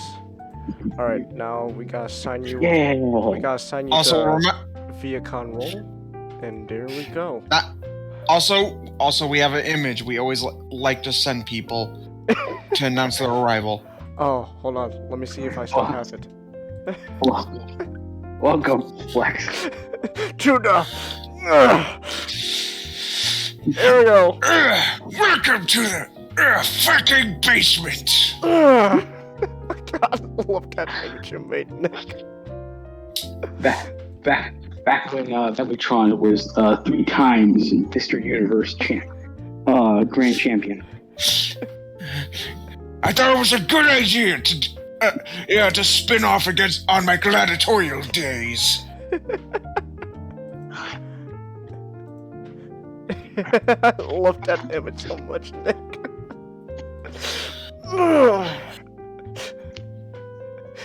Keep in mind, this is not how Megatron actually looks. This is how he thinks he looks.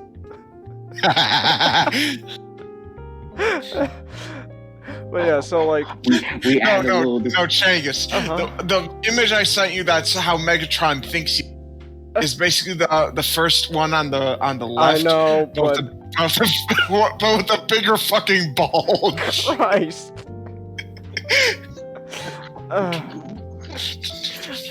And then since you're on our server, as you can see, there's Megatron's compulsive command, and that's where we do our like most of our role playing shit.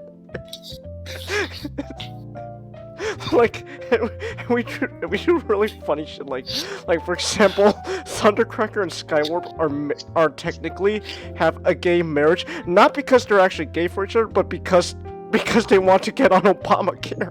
Insurance.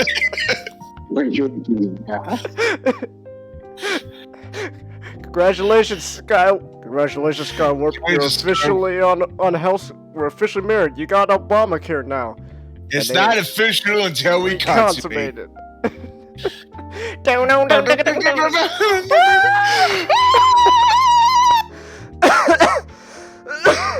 Also, you forgot.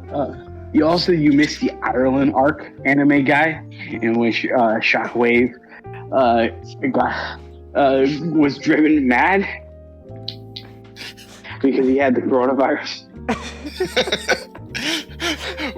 Also, the Iron Lark is technically on hold because it got too ambitious for us. It's on indefinite hold because it takes too fucking long to make those images.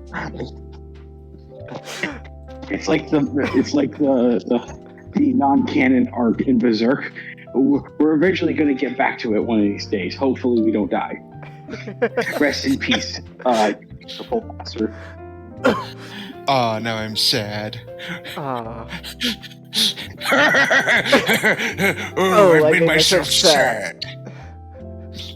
We also had the idea that eventually we would have it that the Decepticons, for some reason, at least we don't know for sure yet, would join the Autobots.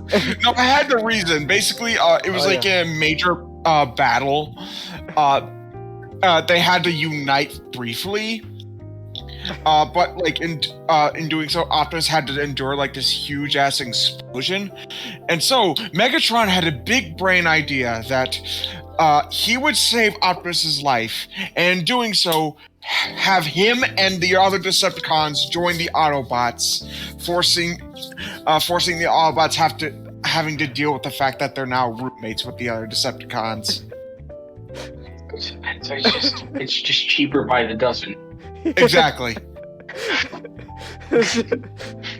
So like we had the idea of just like Optimus would just wake up from like his like hospital bed just as Megatron's publicly announcing on TV, "That's right, we have joined the Autobots and we're officially moving in." Ratchet, yeah, pull me back under. My son.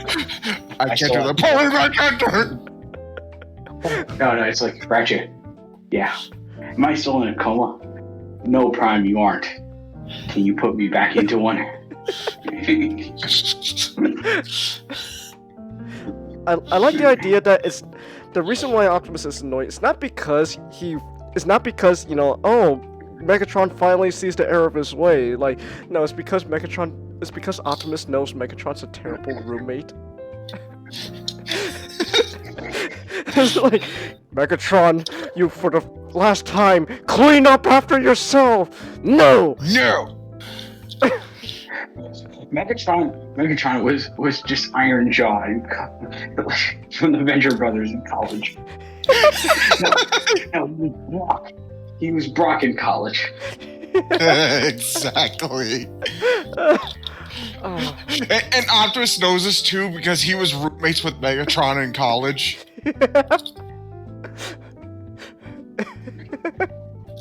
Megatron and Optimus were roommates with some Asian guy who created robots of a girl he was stalking.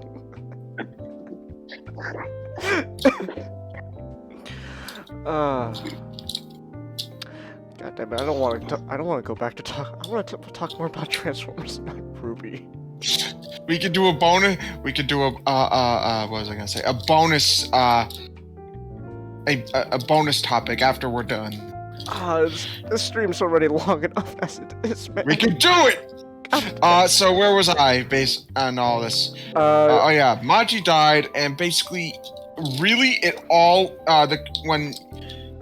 so Monty, the guy who created the whole thing, died, and when that kind of happens, that basically means the sign that the product of the creator is just gonna go downhill from there.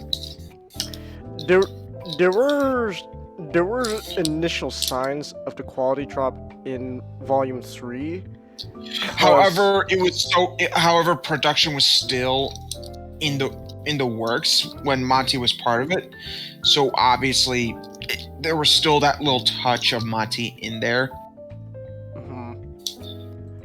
But afterwards, that's when things kind of it won't be ever the same again. Yeah. Literally, because it looks completely different. Yeah. And, wow, that first fight was just awful. Oh, you were roboting there for a second. Oh, sorry. That first fight was just awful. Like if you notice, actually, like if you just like look at the fights, like scene by scene from Volume 4 onwards, they're pretty much like the ballroom. Not the ballroom, the throne room fight scene from Last Jedi, where it looks initially, if you don't think about it, looks good, but the second you start putting your mind into how things work, it's a mess. Especially the final fight in Volume. Oh my god. Volume 5. Oof. That season was just awful. Oof. That was literally the season where I basically just stopped Yeah. I only saw like the first episode of Volume 6. I didn't even do anything after that. I was just done. Yeah. And you know what sucks? I used to be a huge fan of this. I probably shouldn't, not looking back, but there were things I actually liked about it. But I think as soon as Monty left, things changed for the worse, because it stopped being something about and a lot more corporate. Also, one thing to note, Ruby's story was never really that great in the first place. Not really. Not really. Like when you break it down. Ruby essentially is just. We take the trope of fairy tale characters. Now they're doing something different. Like they're imagine that premise, but if you just attach it to an anime high school plot, and that's Ruby. Yeah. And everything kind of went downhill as soon as they got out of the high school part. Yeah. But you know what the thing is though? Is that like people are pretty much already like, yeah, the story's not really that great, but the fights are pretty cool, and well, I'm talking about before volume. Before volume 4? Oh yeah, the fights were pretty. That's what great. I'm talking about. Like the fights, like the story overall is not a magnum opus, but the fights were cool, and also like it, even though the story wasn't like, it's not this is the best, this is cinema. There was a certain charm to it. There was this charm to it, and the thing was, like, okay, so like the reason why Ruby was never really that great story-wise was because Monty himself was not a good writer. In fact, he was an animator first. And so what he did was he passed off the story to, his fellow guys at Rooster Teeth to write the story for him. But he had like the basic, ideas, like this is what I kind of want to do. This is, what I want to see from this, this idea, and then you guys write the story. Okay, fair enough. So imagine people listening at home. Imagine like Batman the Animated Series, where Bruce Timm was by himself. He didn't have Paul Dini, so it's like someone else had to. Awful. Think of. Yeah, it sounds awful. I mean, you see what Bruce Timm is like without him, so. I mean, Bruce. I can't even let you finish that sentence. I just like thinking, oh god, that just sounds fucking awful.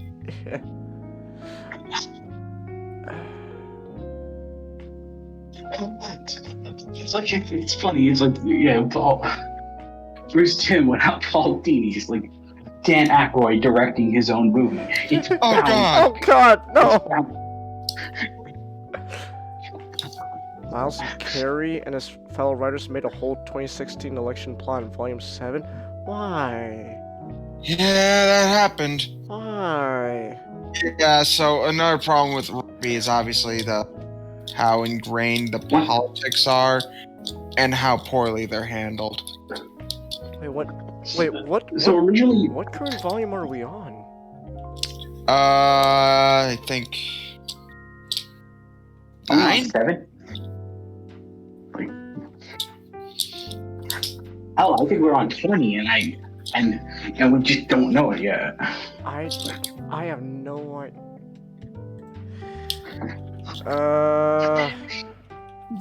Fall up to finish volume 8. I think 9 is yet to come out. Adam Guy says 9. My god. Yeah, 9 will be released sometime this year. Wait, when did Volume 8 come out? Sometime before COVID. 2020. When did Volume 7 come out? 2018, I think. 2019. 29. Wait, so they. It was- So it took them 3 years to put in a 2016 election plot line? Yeah. You have to remember, this is animated much like South Park. Like they're getting this done. Like they're getting this done in like 2 weeks top. Huh. But you know, instead of having very good writers, they have the poor animation. They have the really poor animation and the shit writers. Going down South Park, gonna have myself time. South Park Ruby is not.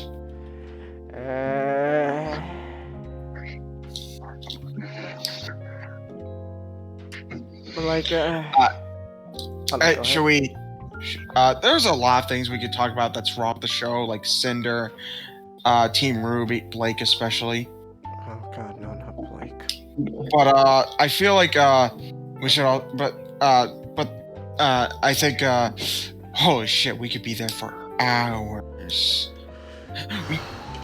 No joke. I think we should do like a Ruby special, just dissecting all the problems that had. We obviously won't be watching anything because I like you guys too much to do that.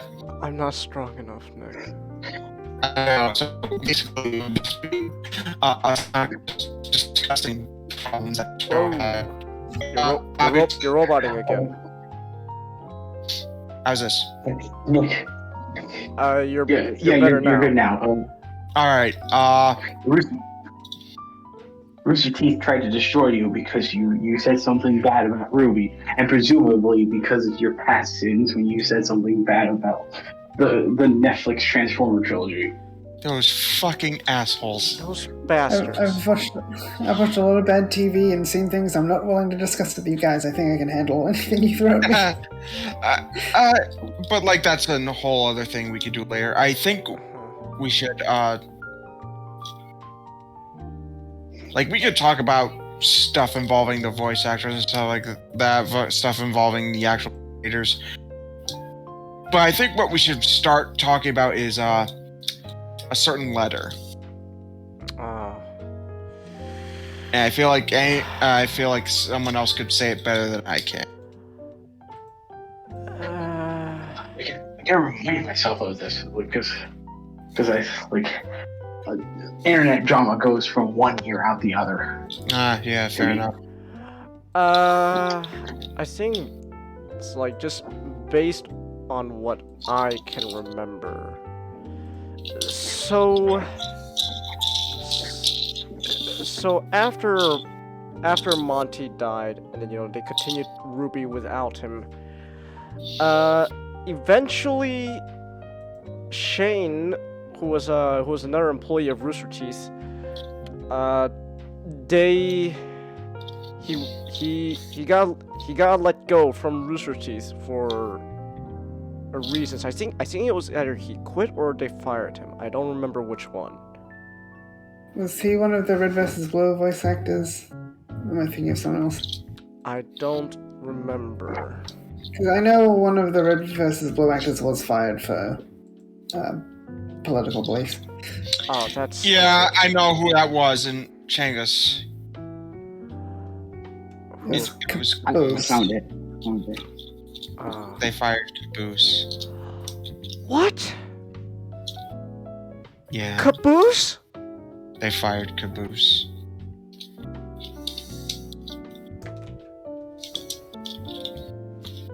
God.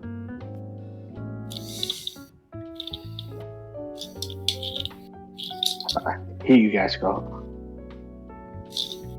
Post in the back room. Alright. Oh, guys, the whole letter. Oh, boy. Shane Newville. That's his full name. What was he? Was he let go or was he fired?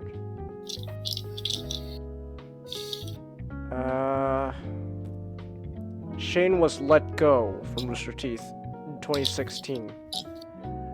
Doesn't say why. Anime Guy says they fired Shane because he was trying to keep Monty's ideas together, but it kept changing everything and all that. Essentially.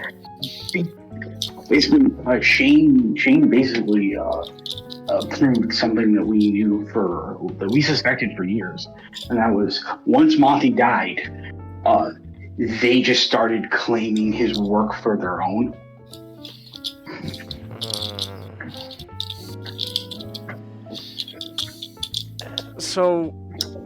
Because you have to remember when Monty passed away, Ruby was the hottest thing. Yeah. Also, those Bumblebee shippers, oh my god. Calm the fuck down, people. Bumblebee shippers? I too ship Bumblebee with Windblade. They are a great OTP, though we all know the power couple is Grimlock and RC. I wish I was talking about that one. I know. Yeah. I know.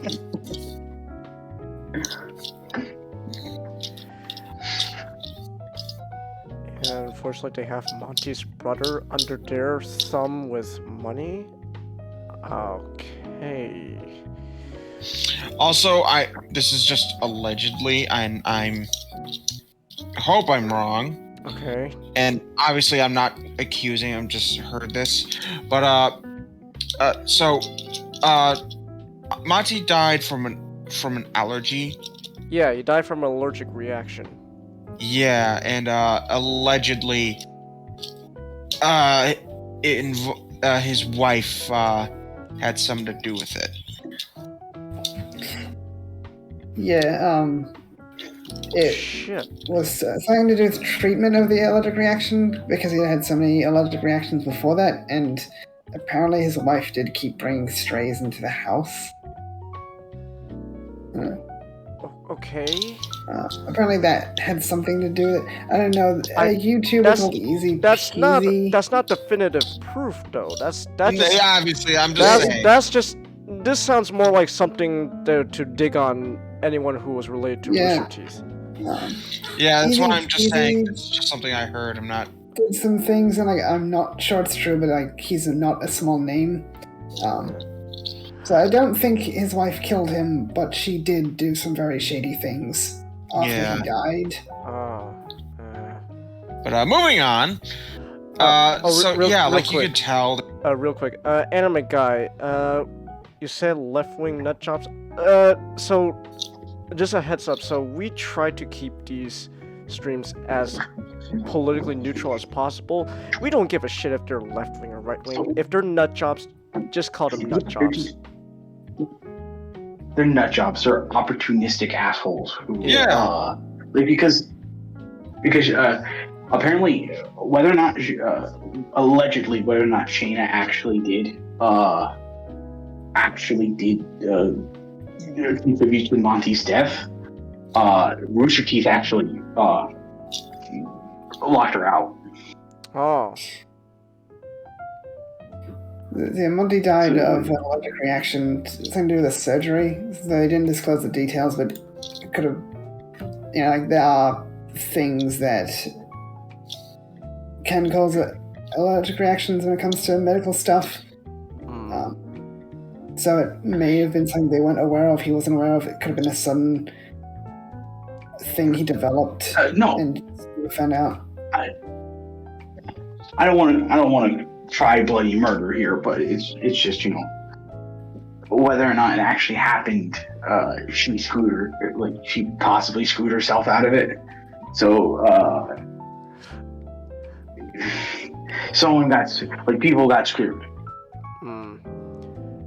But either way, no matter what you believe in, the point is Monty passed away, and Rooster Teeth and Ruby just were never the same after that. Basically, the vision for Ruby just really shifted away from what Monty wanted. And you could obviously tell by like the character arc between Blake and Adam. Mm-hmm. Because it stopped being like a story about like what was it? There was a guy who described it in a way like bad activism, essentially. Like and it became a story about domestic abuse. Also, real quick, anime guy, just real quick to scroll back up the chat. You got nothing to apologize for. It's just a heads up that we try to be politically neutral, or just take politics out in general. That also applies to our server. We don't give a shit about politics. Politics is fucking depressing. We don't care whether or not they are left or right. They are scumbag regardless. Yeah. If they do stuff like this. Yeah. They got rid of Caboose. Get rid of fucking Caboose.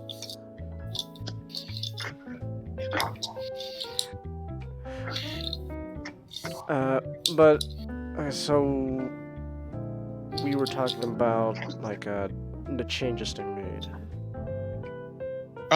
So it was essentially becoming a different show.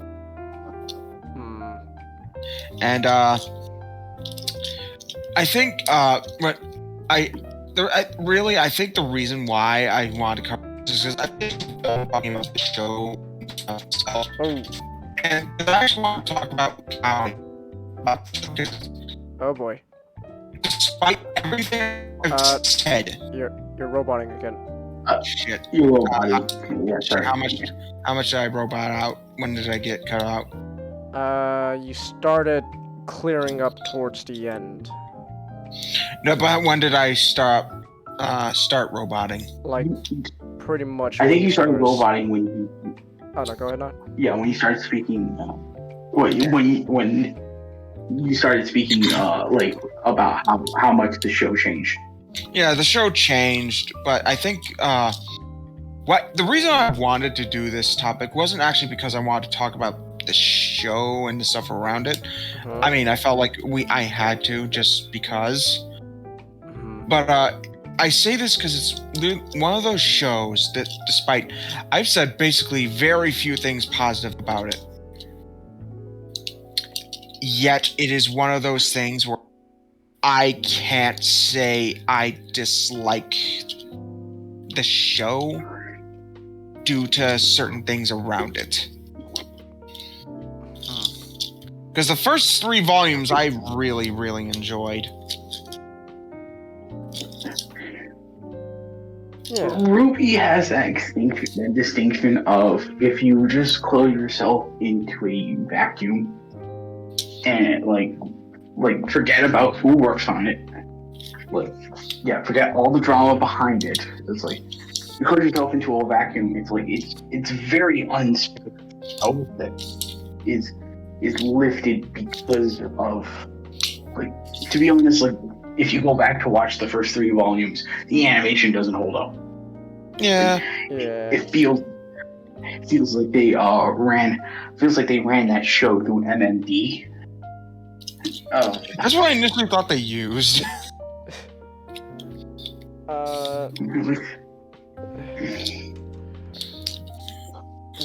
What is the software they were using?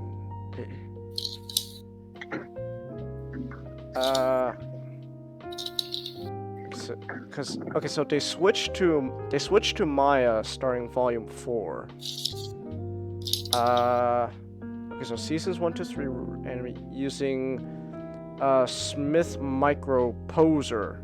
So we're using Poser, and then they switched to Maya. Yeah. Anime guy says they were using Poser and switched to Maya. Do we think Ruby is worse or Steven Universe? I don't know, Chelsea. I think Steven Universe is worse. They're both not good for a lot of same and different reasons. They're just not good shows. Yeah, it's kind of a whole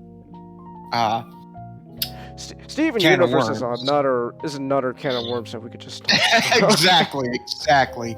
Fuck Lapis. Yeah. So- It's like I would feel dirty saying I liked it, but I would also feel dirty saying I don't like it.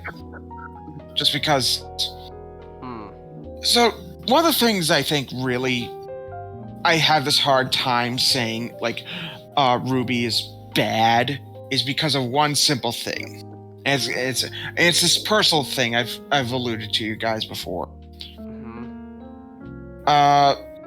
So my aunt, I actually introduced her to Ruby, and she actually really enjoyed it. Also, we also had the same favorite character, and I can't believe, and I actually feel bad for saying this, but it was Blake. Ooh. Remember, Volume 4 didn't happen yet. Okay. Volume 4 didn't happen yet, so there wasn't really a reason to dislike her. Okay. And she even gave me a little Blake plush.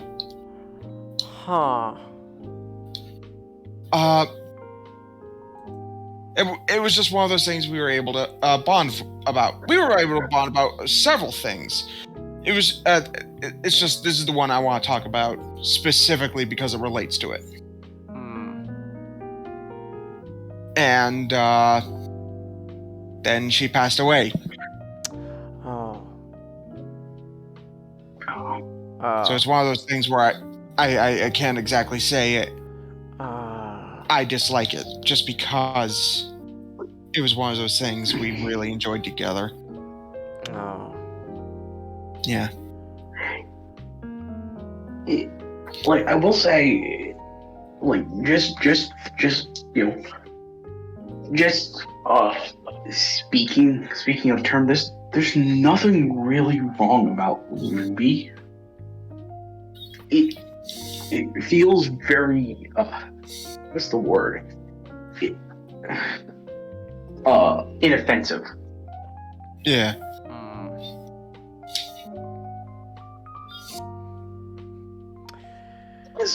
Because for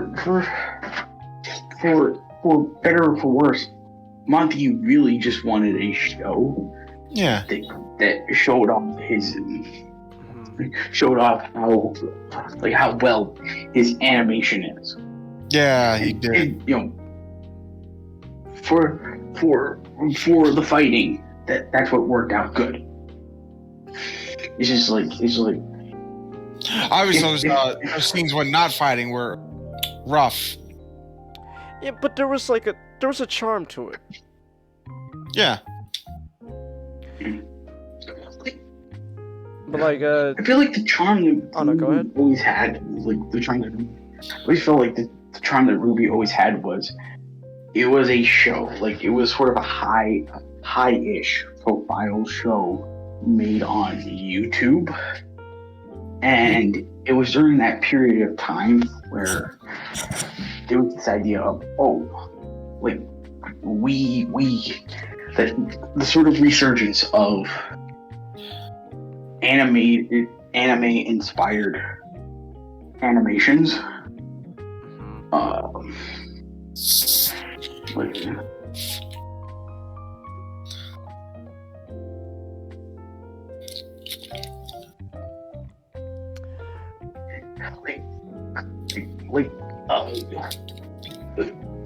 Rooster Teeth used to believe, and they still kind of do believe, the idea that Ruby can match up with what is being shown nowadays, and they are right to an extent. To an extent, like Ruby apparently is like super popular in Japan. Apparently. Oh yeah. Like to the point now that Ruby is actually getting an official Japanese animation studio to make like a Ruby like spin-off anime. I think that's what it is. I don't know what the hell the actual show they're doing is. Like it's like, but like they got like a whole like Japanese animation studio on it to like make like a Ruby spin-off. And Yeah, I'm not sure it'll be a big thing because it's because of the studio it is. Like a big thing is like I don't expect a whole long form series. Right. For all we know, it could just end up being 12 episodes. So. But there have been mangas which done pretty well. But they're more original works than derivative of the rest of the series. So they weren't adaptations of the show. Also, we had a DC crossover, Ruby, and they made Batman a Faunus, which brings up so many problems in the lore of Ruby. Just because, if you want to really make the idea that the Faunus are oppressed, why make one of the richest characters in fiction a Faunus and still keep him rich? I'm just saying. Also, Blake was thirsting for Batman, and that is not a thought I'm okay with. Now, what is it with Bruce and cat ladies? I don't know. They love the hood. Like I guess women who are attracted to who have an affinity for cats just love tall, brooding men. Huh. It does make a lot of sense.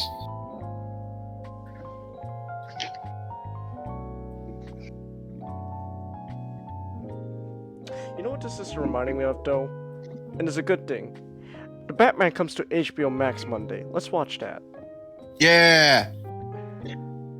I wanna watch the Batman with you guys. The Batman. Yeah. Done. I asked you in movie talk if we were gonna see it. But oh, what time do we want to see it? After Mecha, I guess. Yeah, I guess after Mecha, which was like what, like, so like it starts like around like 5:30 Pacific. So then like, and it's like 4 shows, right? So like close to 2 hours. So like around like 7 my time. So that would be 10 Eastern, 9 Central. So like Studio Shaft, they only have 90 employees, and they don't do long form series. So like recently it's just been like 4, 8, 12, 12, 13, 6, 13. So like that's the length of the series they've been doing for the last handful of years. And they've been working on Madoka Magica thing this year, and they're also working on Luminous Witches alongside Ice Queendom. Oh, Madoka Magica. Okay. Hasbro, let Trigger make a Transformers show. They love Transformers. Literally, there's a whole anime where everyone's visual design shattered glass. That is how much they love Transformers. So I'm watching do Gurren Lagann, and it's like, it's amazing. Like, it's kind of amazing, like how much they can cram,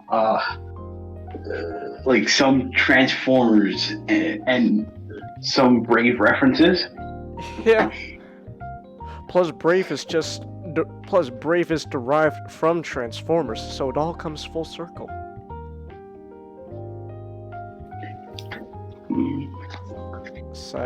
Anime guy says, side note, Aaron's Blake's VA tried to get the head writer for the anime adaptation canceled because domestic abuse charges from like 7 years ago. Oh, that's what that was all about.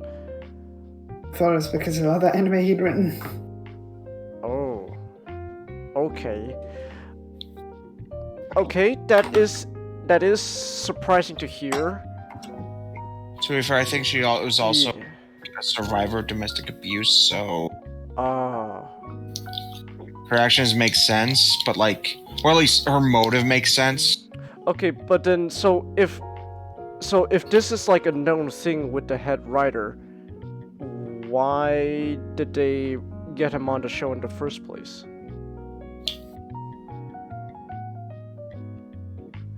Like, I think he he has apologized for it. He has? Yeah, I think. Okay. It's like if you hired this guy, and he is, you know, what Aaron. I have no idea if any of this is true, right? Like because I'm not gonna fucking follow what's going on behind the scenes for Ruby. So it's like I have no idea if any of this is true. But like if this is true, why would they get this guy to work for them in the first place? He hasn't done anything since 2014. Okay. So yeah, so 2014. they initially went, okay, he hasn't done anything in 7 years, so he could come on board, and all of a sudden now they go and actually no, we changed our minds, or at least Blake's view is like, nah, I changed my mind, I don't like him.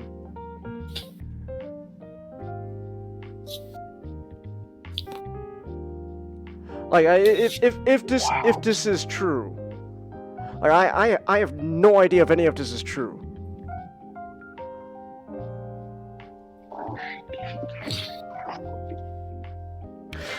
Ruby is just a fucking mess at this point. Yeah, but I can't hate it.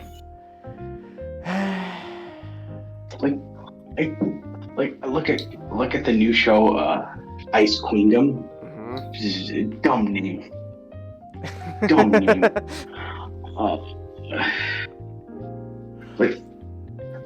Gen Urobuchi is working on it. Gen is Urobuchi? working on this. Okay. Wait, I know Gen Urobuchi. He's behind fucking Kamen Rider Gaim.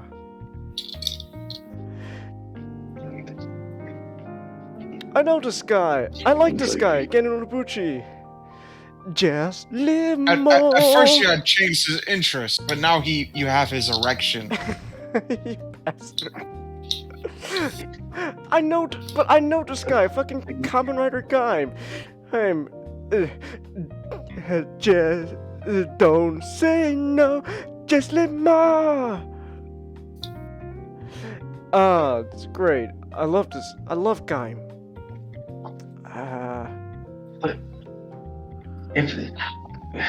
If he was completely in control of the show, it would be great, because then we'll just get the full the Urobuchi to come out, and people are just gonna start dying. Fun fact, Gen Urobuchi, the guy behind Madoka Magica, has stated that a big influence for a lot of his stuff and Fate Zero was Kamen Rider Ryuki. So this guy is a... Looking into the stuff, it seems like the anime is in good hands. But I have a theory, and it's kind of a conspiracy theory. Okay. They commissioned the anime so they can dub it, because anime's popularity is increasing in the West. So as a conspiracy theory, Rooster Teeth is commissioning an anime studio to make an anime so they can then in turn dub that anime. Huh. Because I don't think they were approached for the anime. I definitely think that they commissioned this. Wait, so does Rooster Teeth have that little faith in their own studio? Yeah. I'm not saying that. Well, actually, I don't think that they have a little faith in the story. I think that they, they're obviously losing a bunch of stuff, and they're lazy. I think it's just them realizing, hey, we can make money here.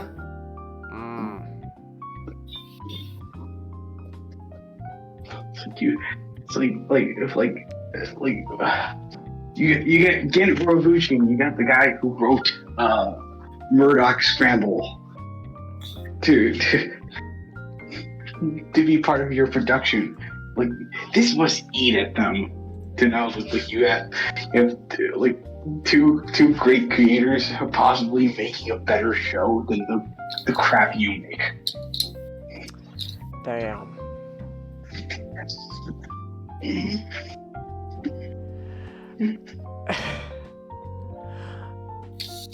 It was like, yeah, damn. Okay. I don't know. I just don't keep up with Ruby anymore, and we watched a Transformers show, and oh boy, that was ooh, that's I expected nothing, and I was still let down. exactly. Also, by Like, the way, we need me. Kingdom Black Arachnia, most one-sided lesbian relationship that just came out of nowhere. Just, I like you. Everyone's like, what? And that's it. Her reaction is just, what? And then that was it. So in other words, Black Arachnia likes it both ways. I still love it. Whether it's with Bird Cooch or Wolf, you know, Wolf Rocket. So I still love that time we were watching Stormhawk's Changhis. Yeah, it was like, oh, I see. So she likes it both ways, and you're like, yeah. Yeah. What? Wait, what? Yeah, she likes it both ways. It's confirmed. I was like, wait, who likes it both ways? Piper. What? Yeah, Greg confirmed it. That was my reaction. It was like, oh.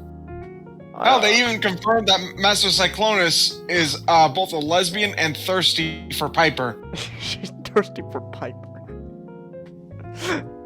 I was like, oh, okay.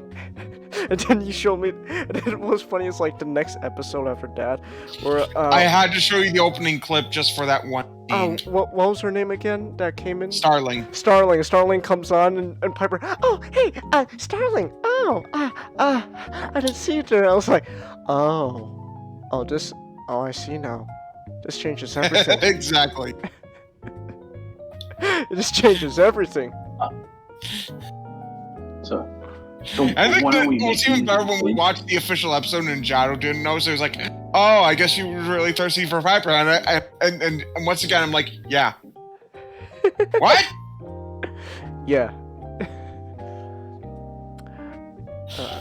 Anime Guy says he was surprised they finally got an adaptation, but from the trailers, he's not having high expectations, but will be to changing my mind if they make it great. I don't even know at this point. And to be honest, my interest in it really isn't that high in the first place. Once I heard Gennaro Uchi was working on it, I'm like, you're like, I have no interest in. I probably won't watch the show, but it's like, at least he'll be making a good show because it's Gennaro Uchi. Not when he hears Gennaro Uchi working for Ruby. You're joshing me.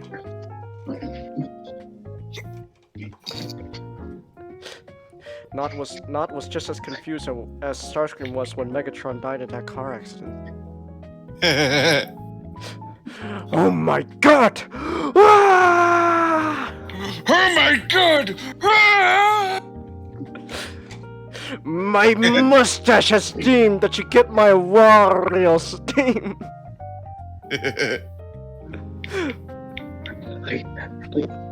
So when are we gonna make the change.org petition to influence bully Hasbro / Takara Tomy to have him for Hiroyuki Amashi to direct the Transformers anime he always wanted to direct. Oh, that would be great if they actually did.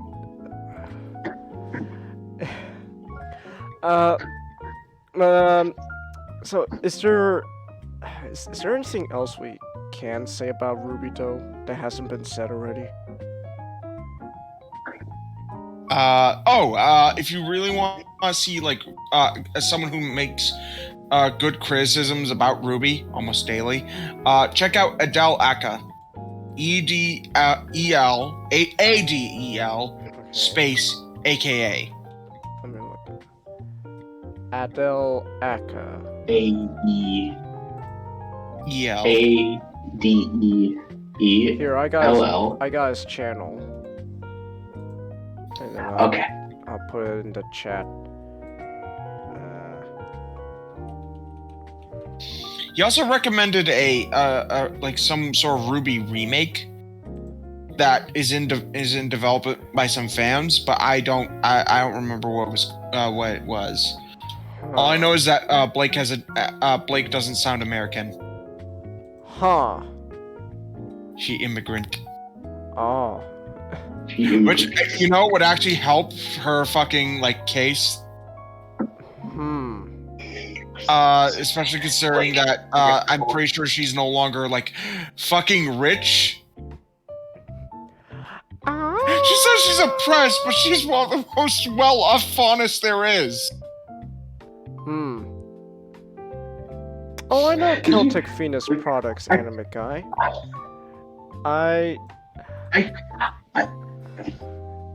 Hold on. Wait. I know what you're talking about, anime guy. So the only thing I even know about Ruby anymore is this guy, Celtic Phoenix. He's actually been making a series, like a video series of rewriting the show. I think that may be it. And that's the only thing that I know about Ruby now, besides the new anime coming out. I'll put his channel in the back room. I could be wrong. Isn't Blake technically richer than Weiss was? Yes, if you think about it. Wait, what? No. Wait, no. Okay, so Weiss. Okay. Fuck, I don't know what the hell. If I'm correct, like Weiss's whole. Okay. So Weiss comes from like a rich family that's all about that has a business in imports and trades essentially. Yep, and then you remember, oh yeah, Blake is technically a princess. Huh.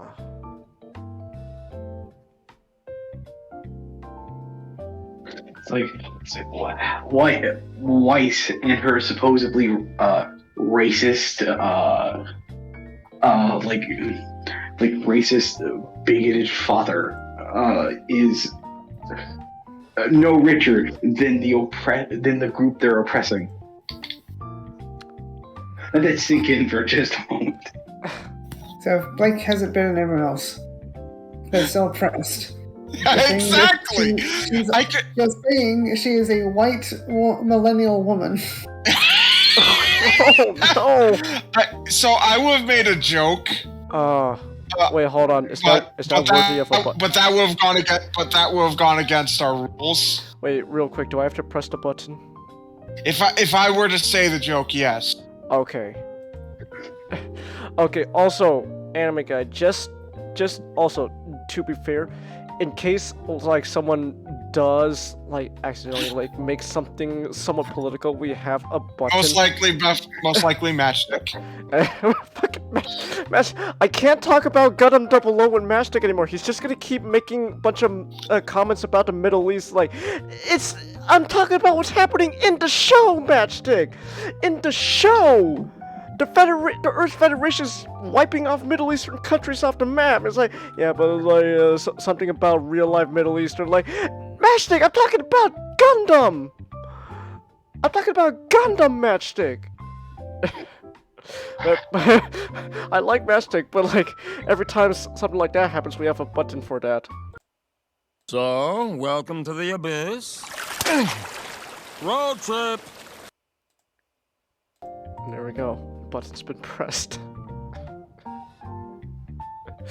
I can't talk about Gundam 00 on stream with Matchstick anymore. He's gonna keep making comments about Middle East. It's like, I don't care, Matchstick. I'm talking about what happens in the show. In the anime, the Earth Federation is being the Earth Federation. Being dicks. Also, Changhis, I have another incorrect prompt. Oh my god. So, we need to distract these guys. Kopaka, leave it to me. Centaurs have 6 limbs and are therefore insects. Discuss. Gali, Liwa, and Pohatu immediately begin arguing. Onua watching horror. This. I don't like this. I don't like this at all. It's great.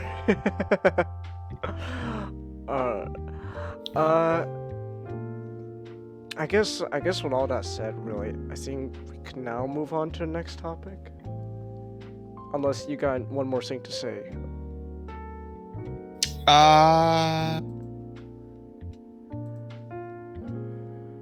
Daddy, I'm a Okay, we're moving on.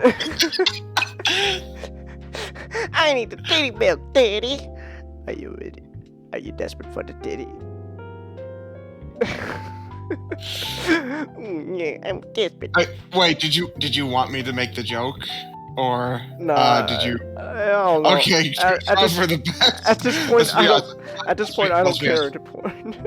Let's be honest, it's probably for the best. I don't say it, at least on stream. Oh my god. Well, Chelsea already gave away the punchline. Oh yeah, suck it time. No, not that one. Oh, which one? The Blake joke that I couldn't make. Oh, yeah. Well, let's just say it off stream. Okay. Oh yeah, sucky time. Okay. So with that said, so we can move on to the last topic of tonight. All right. So we talked about how Ruby was known for, its great fights, but eventually that went away, that fizzled out too. But you know what also has great fights, but did not fizzle out in the sequel? The Raid. The Raid is amazing. The Raid is one of the best action films out there. And I guess that's the only thing popular right now about Ruby is the porn. Aww. Oh, I have another prompt. Tahu. Who the fuck added me to a fucking group chat? Kopaka. Language. Golly. Oh, yeah, what's your fucking language? Liwa. Okay, who taught Golly the fuck word? Patu. The fuck word. Onua. You stupid. You guys are use the F word. It's hard. Golly. Oh my god, they censored it. Patu. Say fuck, Onua. Golly. Do it, Onua. Say fuck. Isn't that just us with Ninjato? Yeah! It's just Ninjato's like he self-censors himself and like, it's okay, Ninjato. You can say fuck. It's okay. You're in a safe space. You can say fuck. Okay, but no, but anyways, enough of Ruby though. So the Raid. The Raid is one of the best action films out there, in my opinion. And you just watch it, and you'll know exactly what I'm talking about. Like, The Raid has some of the best fight choreography you'll probably see. It's great. Can I mention something real quick that I actually forgot about? Oh, okay. About Ruby. This last thing I will mention about Ruby. All right. It's actually kind of funny to remember it, but it's like a terrorist group that was targeting Weiss's family and their business. Their name is White Fang. Wait, did they fucking steal that name from Gundam?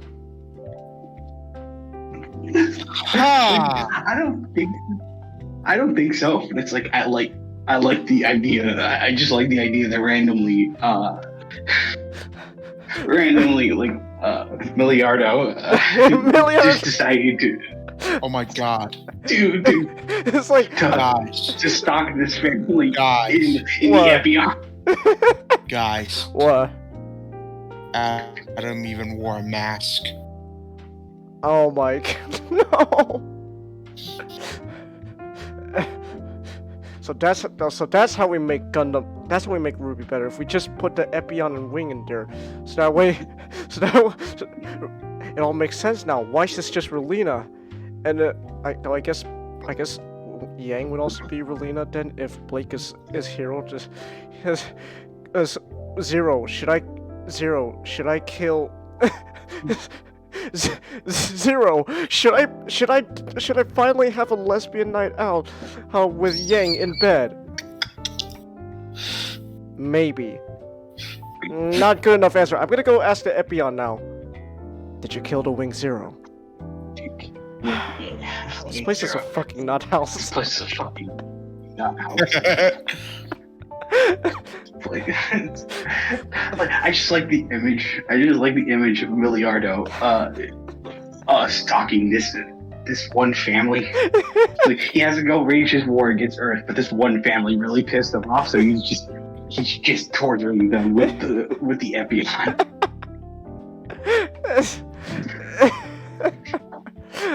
It's like.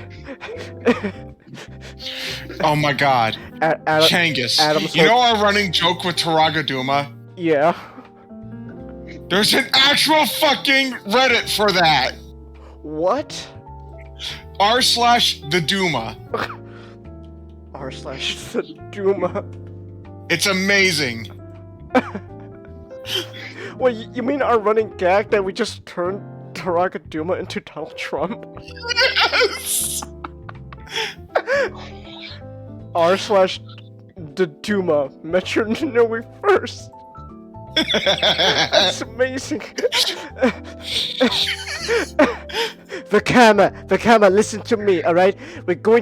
I had to spend 1,000 years all alone rebuilding Metro Nui. I hope you like the improvements. Is that a fucking wall around Metro Nui? Yes, there were no people from the south of the border to make it for me, so I had to build it myself. Also, Vakama, I built this giant fire-breathing pterodactyl thing that I can ride in. Also, the Duma is a never-ending rally dedicated to the 45th Taraga of Metro Duma. This is the best trade deal in all of trade deals. Changhis. I gotta put this in the channel. Changhis, remember that amazing Nixon cosplay? Yes! I'm just picturing that, but Taraga Duma. Vote Duma! Also, he even has the fucking poster that says despair. That's Taraga Duma on Sphere's Mac now. His head is just in a jar. Vote Duma! Vakama has to carry his jar around. Oh my god, that's amazing.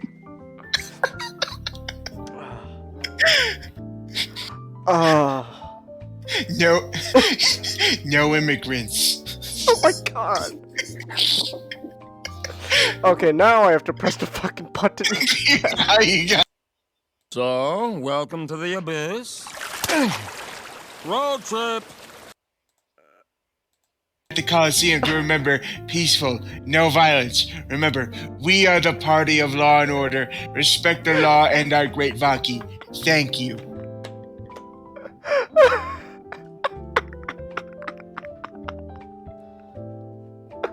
Oh my god, that's the best thing to come out of today. The Duma. Second best. Remember what day this is. Oh yeah, that's true.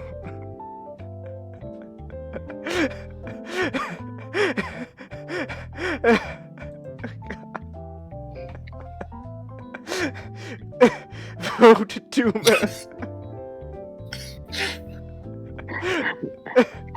The Virgin Vakama versus the Chandume.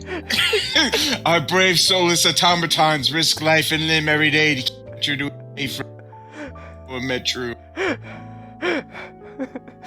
Virgin Vakama, responsible for Lecon's disappearance, makes false accusations for attention. McCree Discs has a shitty disc launcher. Nobody believes him. No mask powers. Wants to fuck the Comet too much of a pussy to make a move. Oh my god. Thinks his vision actually means something. To Chad Duma, gracious leader Mitra Nui, nothing to hide. Has a badass scepter. Has 2 cool sidekicks. Fucks whoever he wants. Everybody loves him.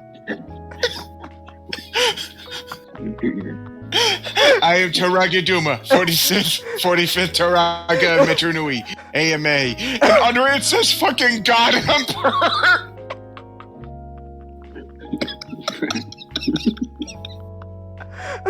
Are we sure we made... are we sure Anno was a monster? Actually, I basically answered...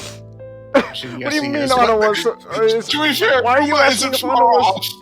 Why are you asking if Anno was the real monster? What type of question is that? Yeah, that's kind of why that was a dumb question. But to be fair, Duma isn't. Well, yeah, he's far off, but he's still a different kind of monster. Based and Duma pilled. What are your thoughts on the theory that the universe we live in is in fact a gigantic robot? Always support my Taraga. I've heard a lot of people about this theory from people, great people. They're the best people in my administration, and make sure of it. So we keep investigating this theory. I've assigned one of the towers of thought to research this. What is your thought on the theory that we live on a giant robot? Perhaps we're using the inferior theory. Oh my god! Someone made a fake Twitter account. Real Taraga Toa Matao, Ta Matoran are fire spitters, and Ono Matoran are Paraka. You can't trust any of them. The fake news media will never report this, but racist Matao has been caught insulting our great Ta and Ono Matoran. Unacceptable. The Baki will arrest this fake Toa.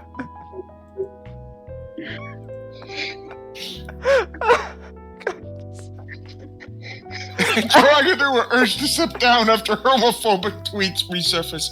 Metronui Times is fake news. Coliseum investigation failed big time, and now they're trying to destroy your favorite Taraga. Never mind that racist Mata regularly calls Talmatoran fire spitters. Cursed crooked Nokama wants to impeach Duma blood terrorists. All the shreds. 400 years. Akumu has done a wonderful job representing the people of Pometru. He is great with Arvaki and your very important Kanoka rights. Strong on crime and the Great Barrier.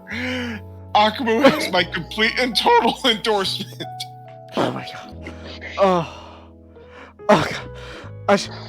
Chat, I swear we'll get back to the raid, but this is the best discovery.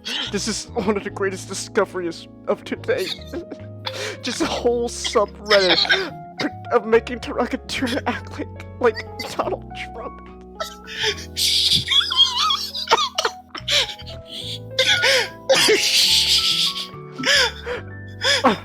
Oh my god! Oh my god! Oh, wait, hold on. I gotta show you this one. It's in the bathroom.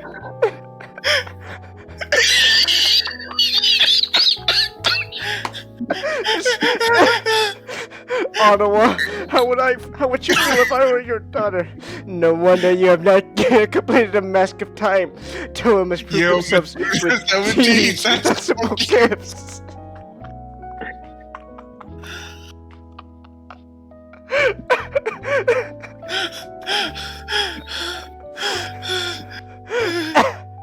Oh my god. This is great. This is amazing.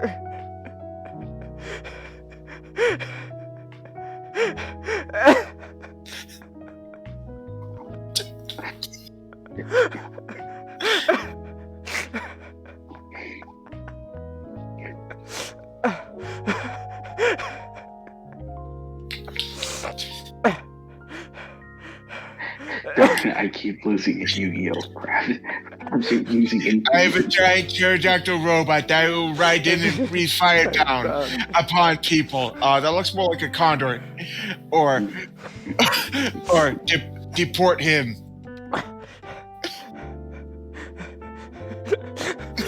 Breaking news. Duma declares that the Jala investigation is a rigged witch hunt. I have as much collusion as Crooked Nokama has morality. Oh my god. Oh, Anime Guy, you're back. Anime Guy, I swear we're gonna get back to talk about the raid, but so for context, Anime Guy, so for a while we had a Bionicle comedy series where we still have it, but it's in the back runner as we focus more on Megatron's shenanigans. But we had the idea that we turned one of the characters, this guy named Taraga Duma, into essentially a Trump parody, and we found a subreddit doing exactly that. It's fucking amazing.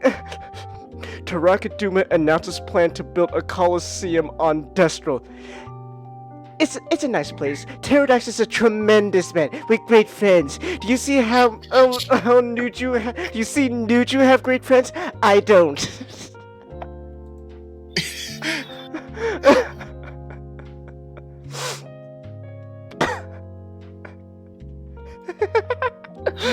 There's also this meme of the who kill Hannibal with Vakama. Just Vakama, holy god. How could Taraga do this?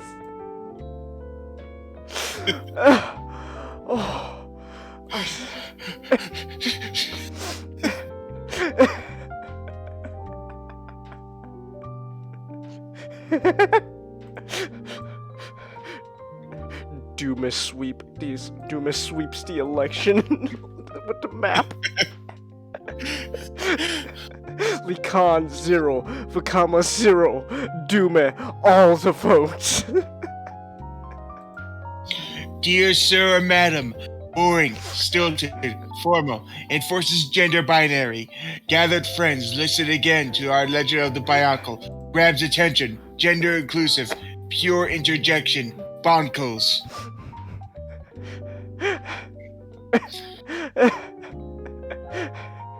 If you hate Metro Nui so much, then why don't you move to Karazani?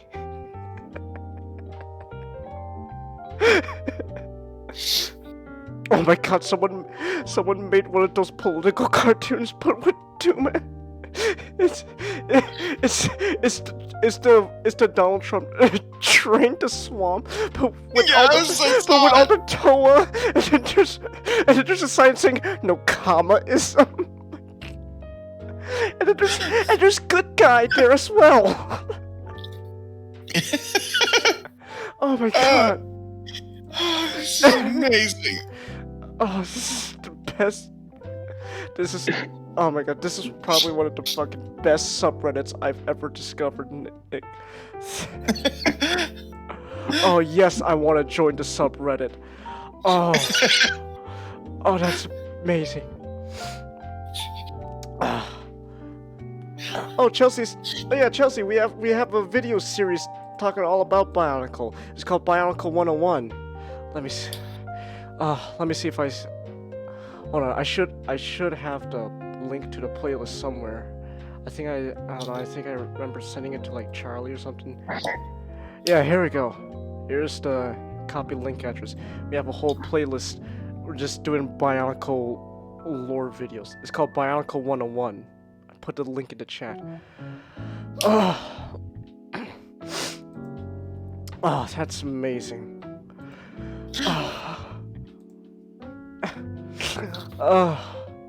Oh, thank God.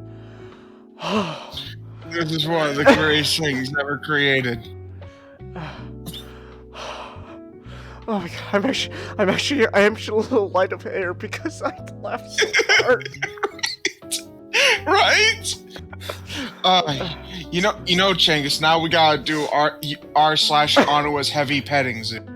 No! if there's ever an example of us doing like actual legitimate character assassination, it's Anawa because oh my god, he is fucking unrecognizable.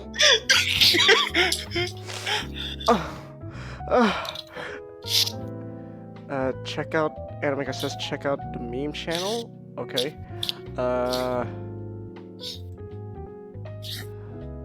45%, 55%. Oh, it's a Ruby meme. Huh. That's kind of funny. No, I mean, that's basically how that fucking thing went. Yeah. No, but still, though. You know what? You know what? Be even. You know what? Okay. I said it would be the last time I would talk about Ruby, but you know what? Actually, what I wish they did. I wish they actually had the fucking balls to go full on Donald Trump with Weiss's dad, because then that would be fucking hilarious in hindsight. I was fucking drinking. Damn it. just Weiss. Oh, silly Weiss. Fathers don't have rights, so we could do whatever we want with them, such as making them pay for the giant wall that we're gonna build around Atlas. It's gonna be beautiful, Weiss. Weiss, I mean, he has his index finger and his thumb clenched together all the time while he's just talking to his daughter. He was like, Weiss, you don't understand.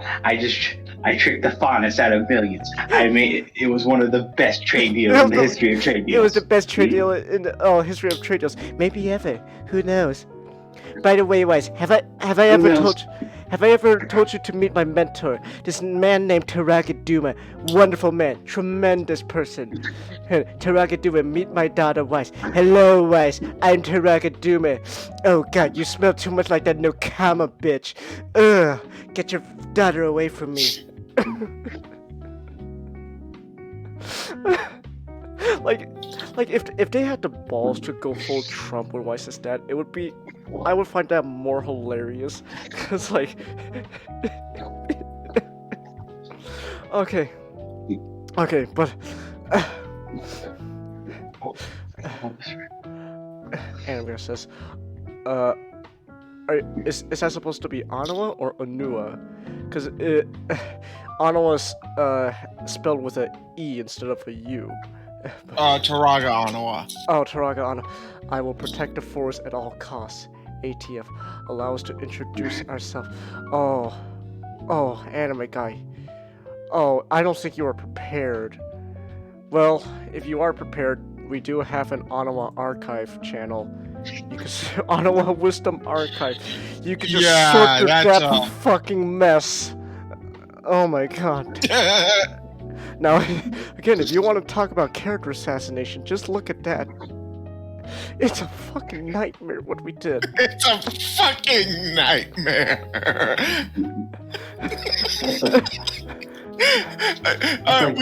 I think we did pin the first one.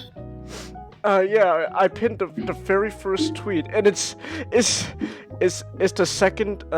If you go on pins, it's the second tweet underneath the I'm patient zero for chlamydia.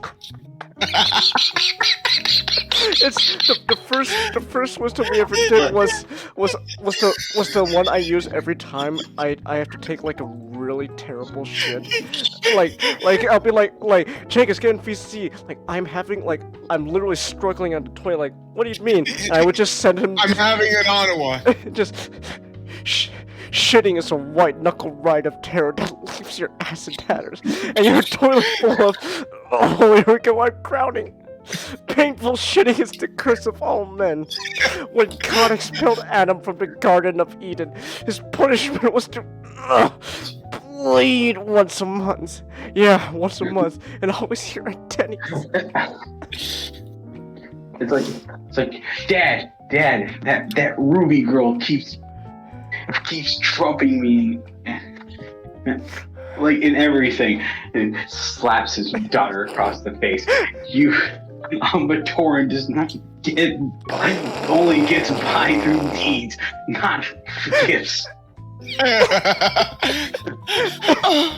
Oh, this is the greatest subreddit ever. Okay, no, but seriously, I swear we would go back to talking about The Raid, which is the best action film ever, and it is, but, okay, let me compose myself, we could talk more about Rocket Duma afterwards. Alright, let me compose myself a bit.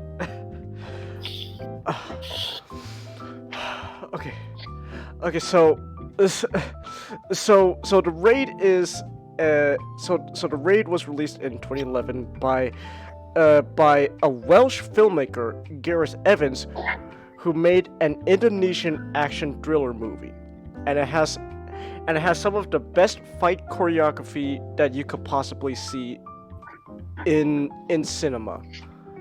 And like just watch just watch the hallway fights from The Raid, and you know what I'm talking about, like that. We were watching. So we were watching The Raid. Well, I can't say last. No, actually, I can still say last night. Last night we watched The Raid, and like there are points in the movie where you just go, oh,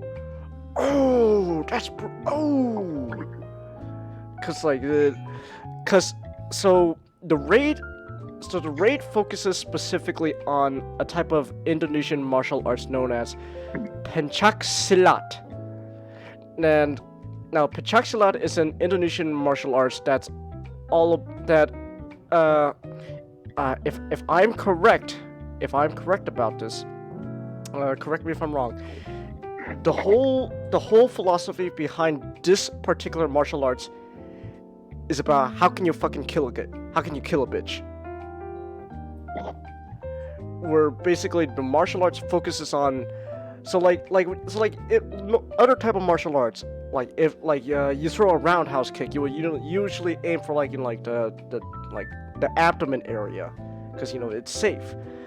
Pencak silat, when you throw like a roundhouse kick, you go for the fucking knees, you go for the fucking head, you go for the arms and elbows and all the vital parts, because it's all about getting in close, getting in dirty, and essentially, it's a martial arts based on you're fighting to the death. If I am correct about this, I do not know pencak silat except whatever I've seen in this movie. And so, oh no, go ahead. It's a sort of it's a sort of fighting style that utilizes the entire body, including weapons, as a means of combat, and it's basically like if you do not break, the way I heard it described was either like it's best used when you either break something physically or mentally.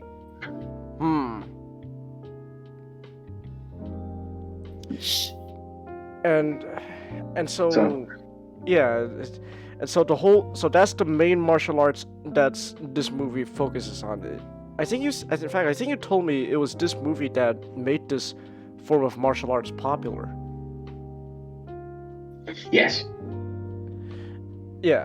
So this movie made pencak silat a popular martial arts because of how it was utilized in this movie. And okay, so the premise of the movie is actually fairly simple. It's about a rookie cop, essentially, and his team doing a drug raid on an apartment complex of a known drug lord. That's really all the premises of the movie. There is that whole subplot with what was the brother's name again? Andy? Rama's brother. I thought like it was spelled like Andy. Is it Andy? Or is like Andy? Oh, let's just call him Andy. So there's that whole subplot with Rama and his brother Andy, who the brother Andy is working for the drug lord. So there is that, and then like the whole thing. I mean, like come back to the family, and it's like no, I like being what I am and stuff. So there's that whole subplot. But like for the most part, the plot is fairly straightforward and simple, because really a lot of the movie there's not really much like talking or anything like that. It's the plot moves when the fight starts. The fighting in this movie is integral to the plot of the movie, where like each fight is essentially a turning point in the plot, or like accelerates, or etc. in storytelling, and so the movie's whole focus is just showcasing this kind of fighting, this type of martial arts, pencak silat. And it is brutal with how it shows how it's utilized in this movie, because again, like it's like a drug raid, right? So you got all these people wanting to kill you, and also these people working for this drug lord, they are ruthless, like they are brutal, like they're literally going around with like machetes to chop you up and stuff. Like it is not a fun time. This is for all intents and purposes like it feels like something out of like a third world shithole, essentially. And I'm not saying that's how Indonesia actually is. I don't fucking know what Indonesia is like. All I know is that like at least this part of Indonesia that's portrayed in the movie it feels like Gotham, like as far as I know, it's like the Gotham of Indonesia, where it's just a shithole in the middle of a country, and in this shithole there's just this one apartment complex with this known drug lord that is just absolutely ruthless, and they gotta take him down. Like it's as simple as that. And so what you're really here to focus on in the movie is the fight choreography, and the fight choreography is how do I even describe the fight choreography? Because I don't know if I can do it justice. Okay, I guttural. Yeah, guttural. There's a really very like. It's very guttural and very straight to the point. It's not how Ang Lee would have shot a fight. It's very like it's very anti Hong Kong and how it's made, where it's like a lot of Hong Kong action movies, and practitioners. A lot of it comes from just the art, or it just comes from the art and formality of a lot of the kung fu. So like if you ever watch like a Jackie Chan or something like that, even with something like, even though Jackie Chan, a lot of his films are comedy, there's sort of an art in how he carries himself and how he fights.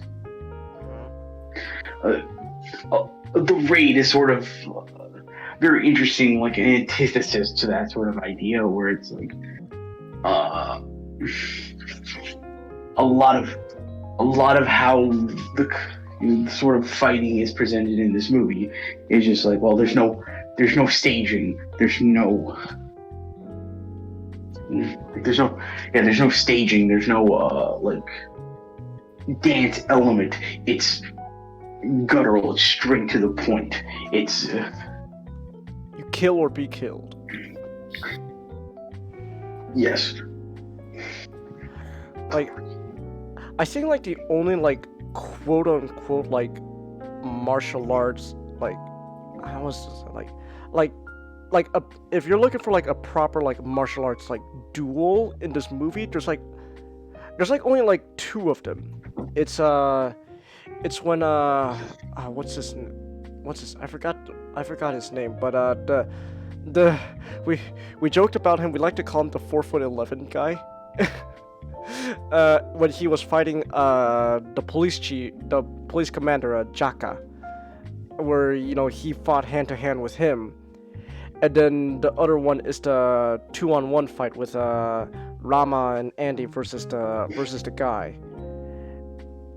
But even then, even those like 2 like I guess quote unquote duels, martial arts duels, there's still the feeling of like very very straightforward and brutal. Like everything is all about how do I take him down quickly and end this. And it gets brutal. Like these fights get gritty and rough. Like the hallway fight where again, just look up hallway fight, like where Rama has to fight all those like goons, and it just ends with him just taking the guy's head, just slamming it onto broken door. It's like, oh. And then there's so many fight scenes I could point out in this movie, and even without the martial arts, like the actual like gunplay and stuff, like it's not anything fancy. It's just shoot, take down, tackle, take them down, move to the next floor,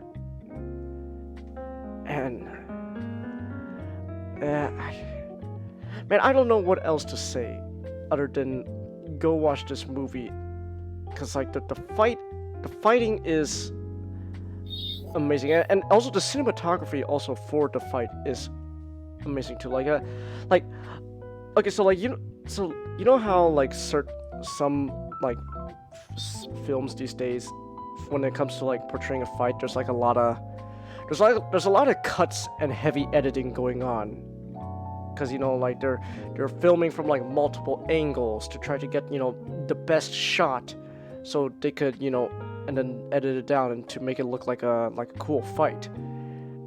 But then here, everything there's none of that like cutting or like high editing. Well, okay, every fight in a movie is gonna have cutting, but like there's none of that like heavy editing stuff going on. It's just everything is choreographed, everything's practiced. It feels like the actors, everyone on set knows what they're doing. It's not like we got don't worry, you can phone it in a bit, we'll fix it in editing, we'll probably get a stunt double to help out as well. But like here, like everyone knows what they're doing, everyone knows where to hit, etc. Like so like the camera shot is like it's kind of just like shaky cam, but it's all in that like not necessarily one take, but it's but go ahead. So like because this movie was shot relatively cheap, because it was sort of their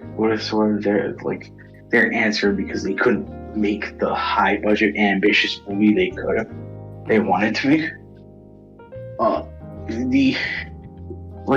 They decided to shoot the entire movie like documentary style. So it is shot on camcorder, like on a very high performance camcorder, and there's no steady cam.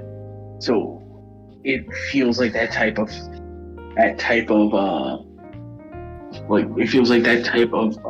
documentary rumble and tumble shaking. But there are periods of in the combat. It's like I forgot what they did, but it's just like they had it to where the camera will constantly be displaying in different angles.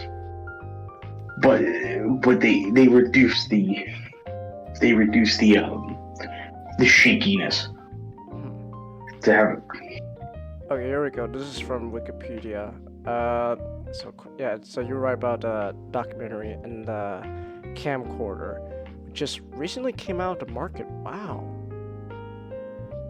Wow, damn. Okay, and straight from film format while shooting most action fights. In addition, the camera was frequently attached to a fig rig to prevent most scenes from being too jarry, and giving the camera operator opportunities to change angles and positions rapidly. Ah.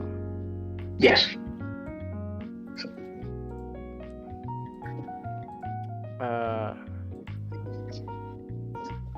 Oh, I'm looking up fig rig. It's those like big circle things, so you can hold it, two hands. Yeah. Okay. But yeah, I don't know what else to say about this movie other than go watch it if you want a good fight. I know the Raid 2, because they got a higher budget and all that, they were able to do much more with that movie, and I do look forward to watching the Raid 2. But and Raid 2 does seemingly have more of a plot than the Raid 1, but it's still a great movie to watch. It's if you want a good fight, an action movie, you want to watch really brutal but really good fights, then you can go watch the Raid, because it's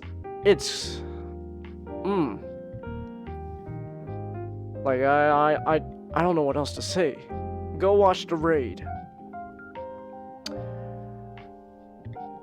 I just chose this topic because Nick was talking about Ruby. I was like, you know what actually has good fights? The Raid. And they were like, oh, you want to watch the Raid? Last night. I'm like, yeah, I would love to watch the Raid, and we watched the Raid. So I can't wait to watch the Raid 2. Cause you were saying something? No.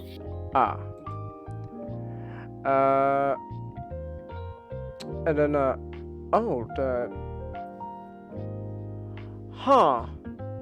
the guy who played Rama, Iko Uwais. I don't know if I probably butchered that pronunciation. Fucking Star Wars. He was the in The Force Awakens when he was the when Han pissed off pissed off every single single racial gang in the known galaxy. He was among the Asian gang. Oh, he's gonna be in the Force Expendable movie. Oh, that's cool. I love the Expendables. Oh, he was the Hard Master in Snake Eyes.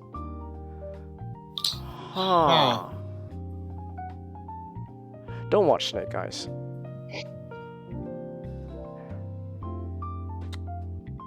So long story short, the raid put him in the spotlight. You know what? More power to him. I like the Raid. I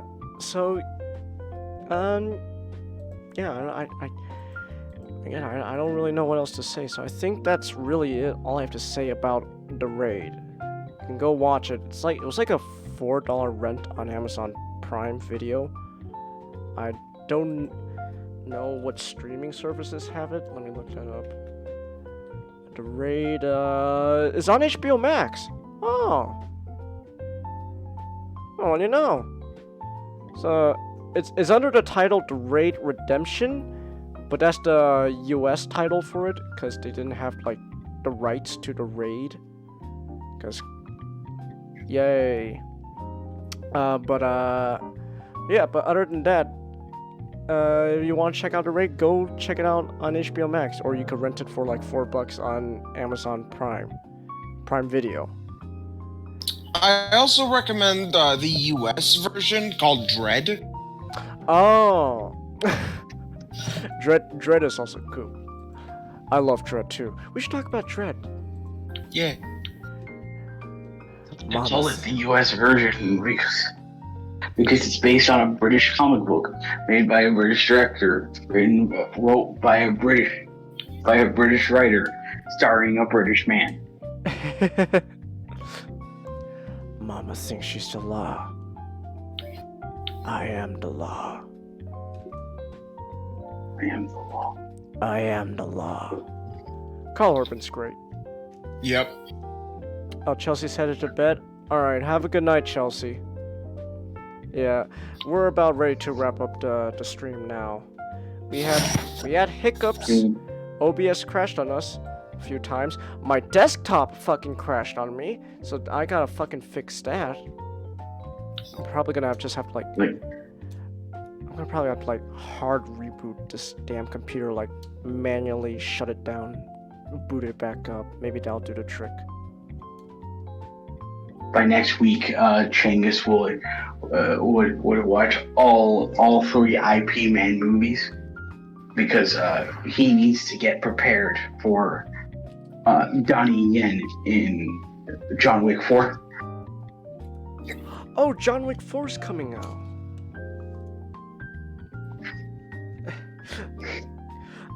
Also, I already watched all the IP Men movies. Watch them again. Fair enough. Actually, I think the first Ip Man is free if you have Amazon Prime. So if you have an Amazon Prime account, Ip Man's free on Prime Video. So yeah. Okay, so we've been going for almost 7 hours now. This is almost long as probably the Valentine's stream. Maybe no, the Valentine's stream is still longer. Unless the New Year's stream was our longest. I don't know. 7 hours is not much to us anymore. But yeah, so I think we'll just call it here. You guys got any last words?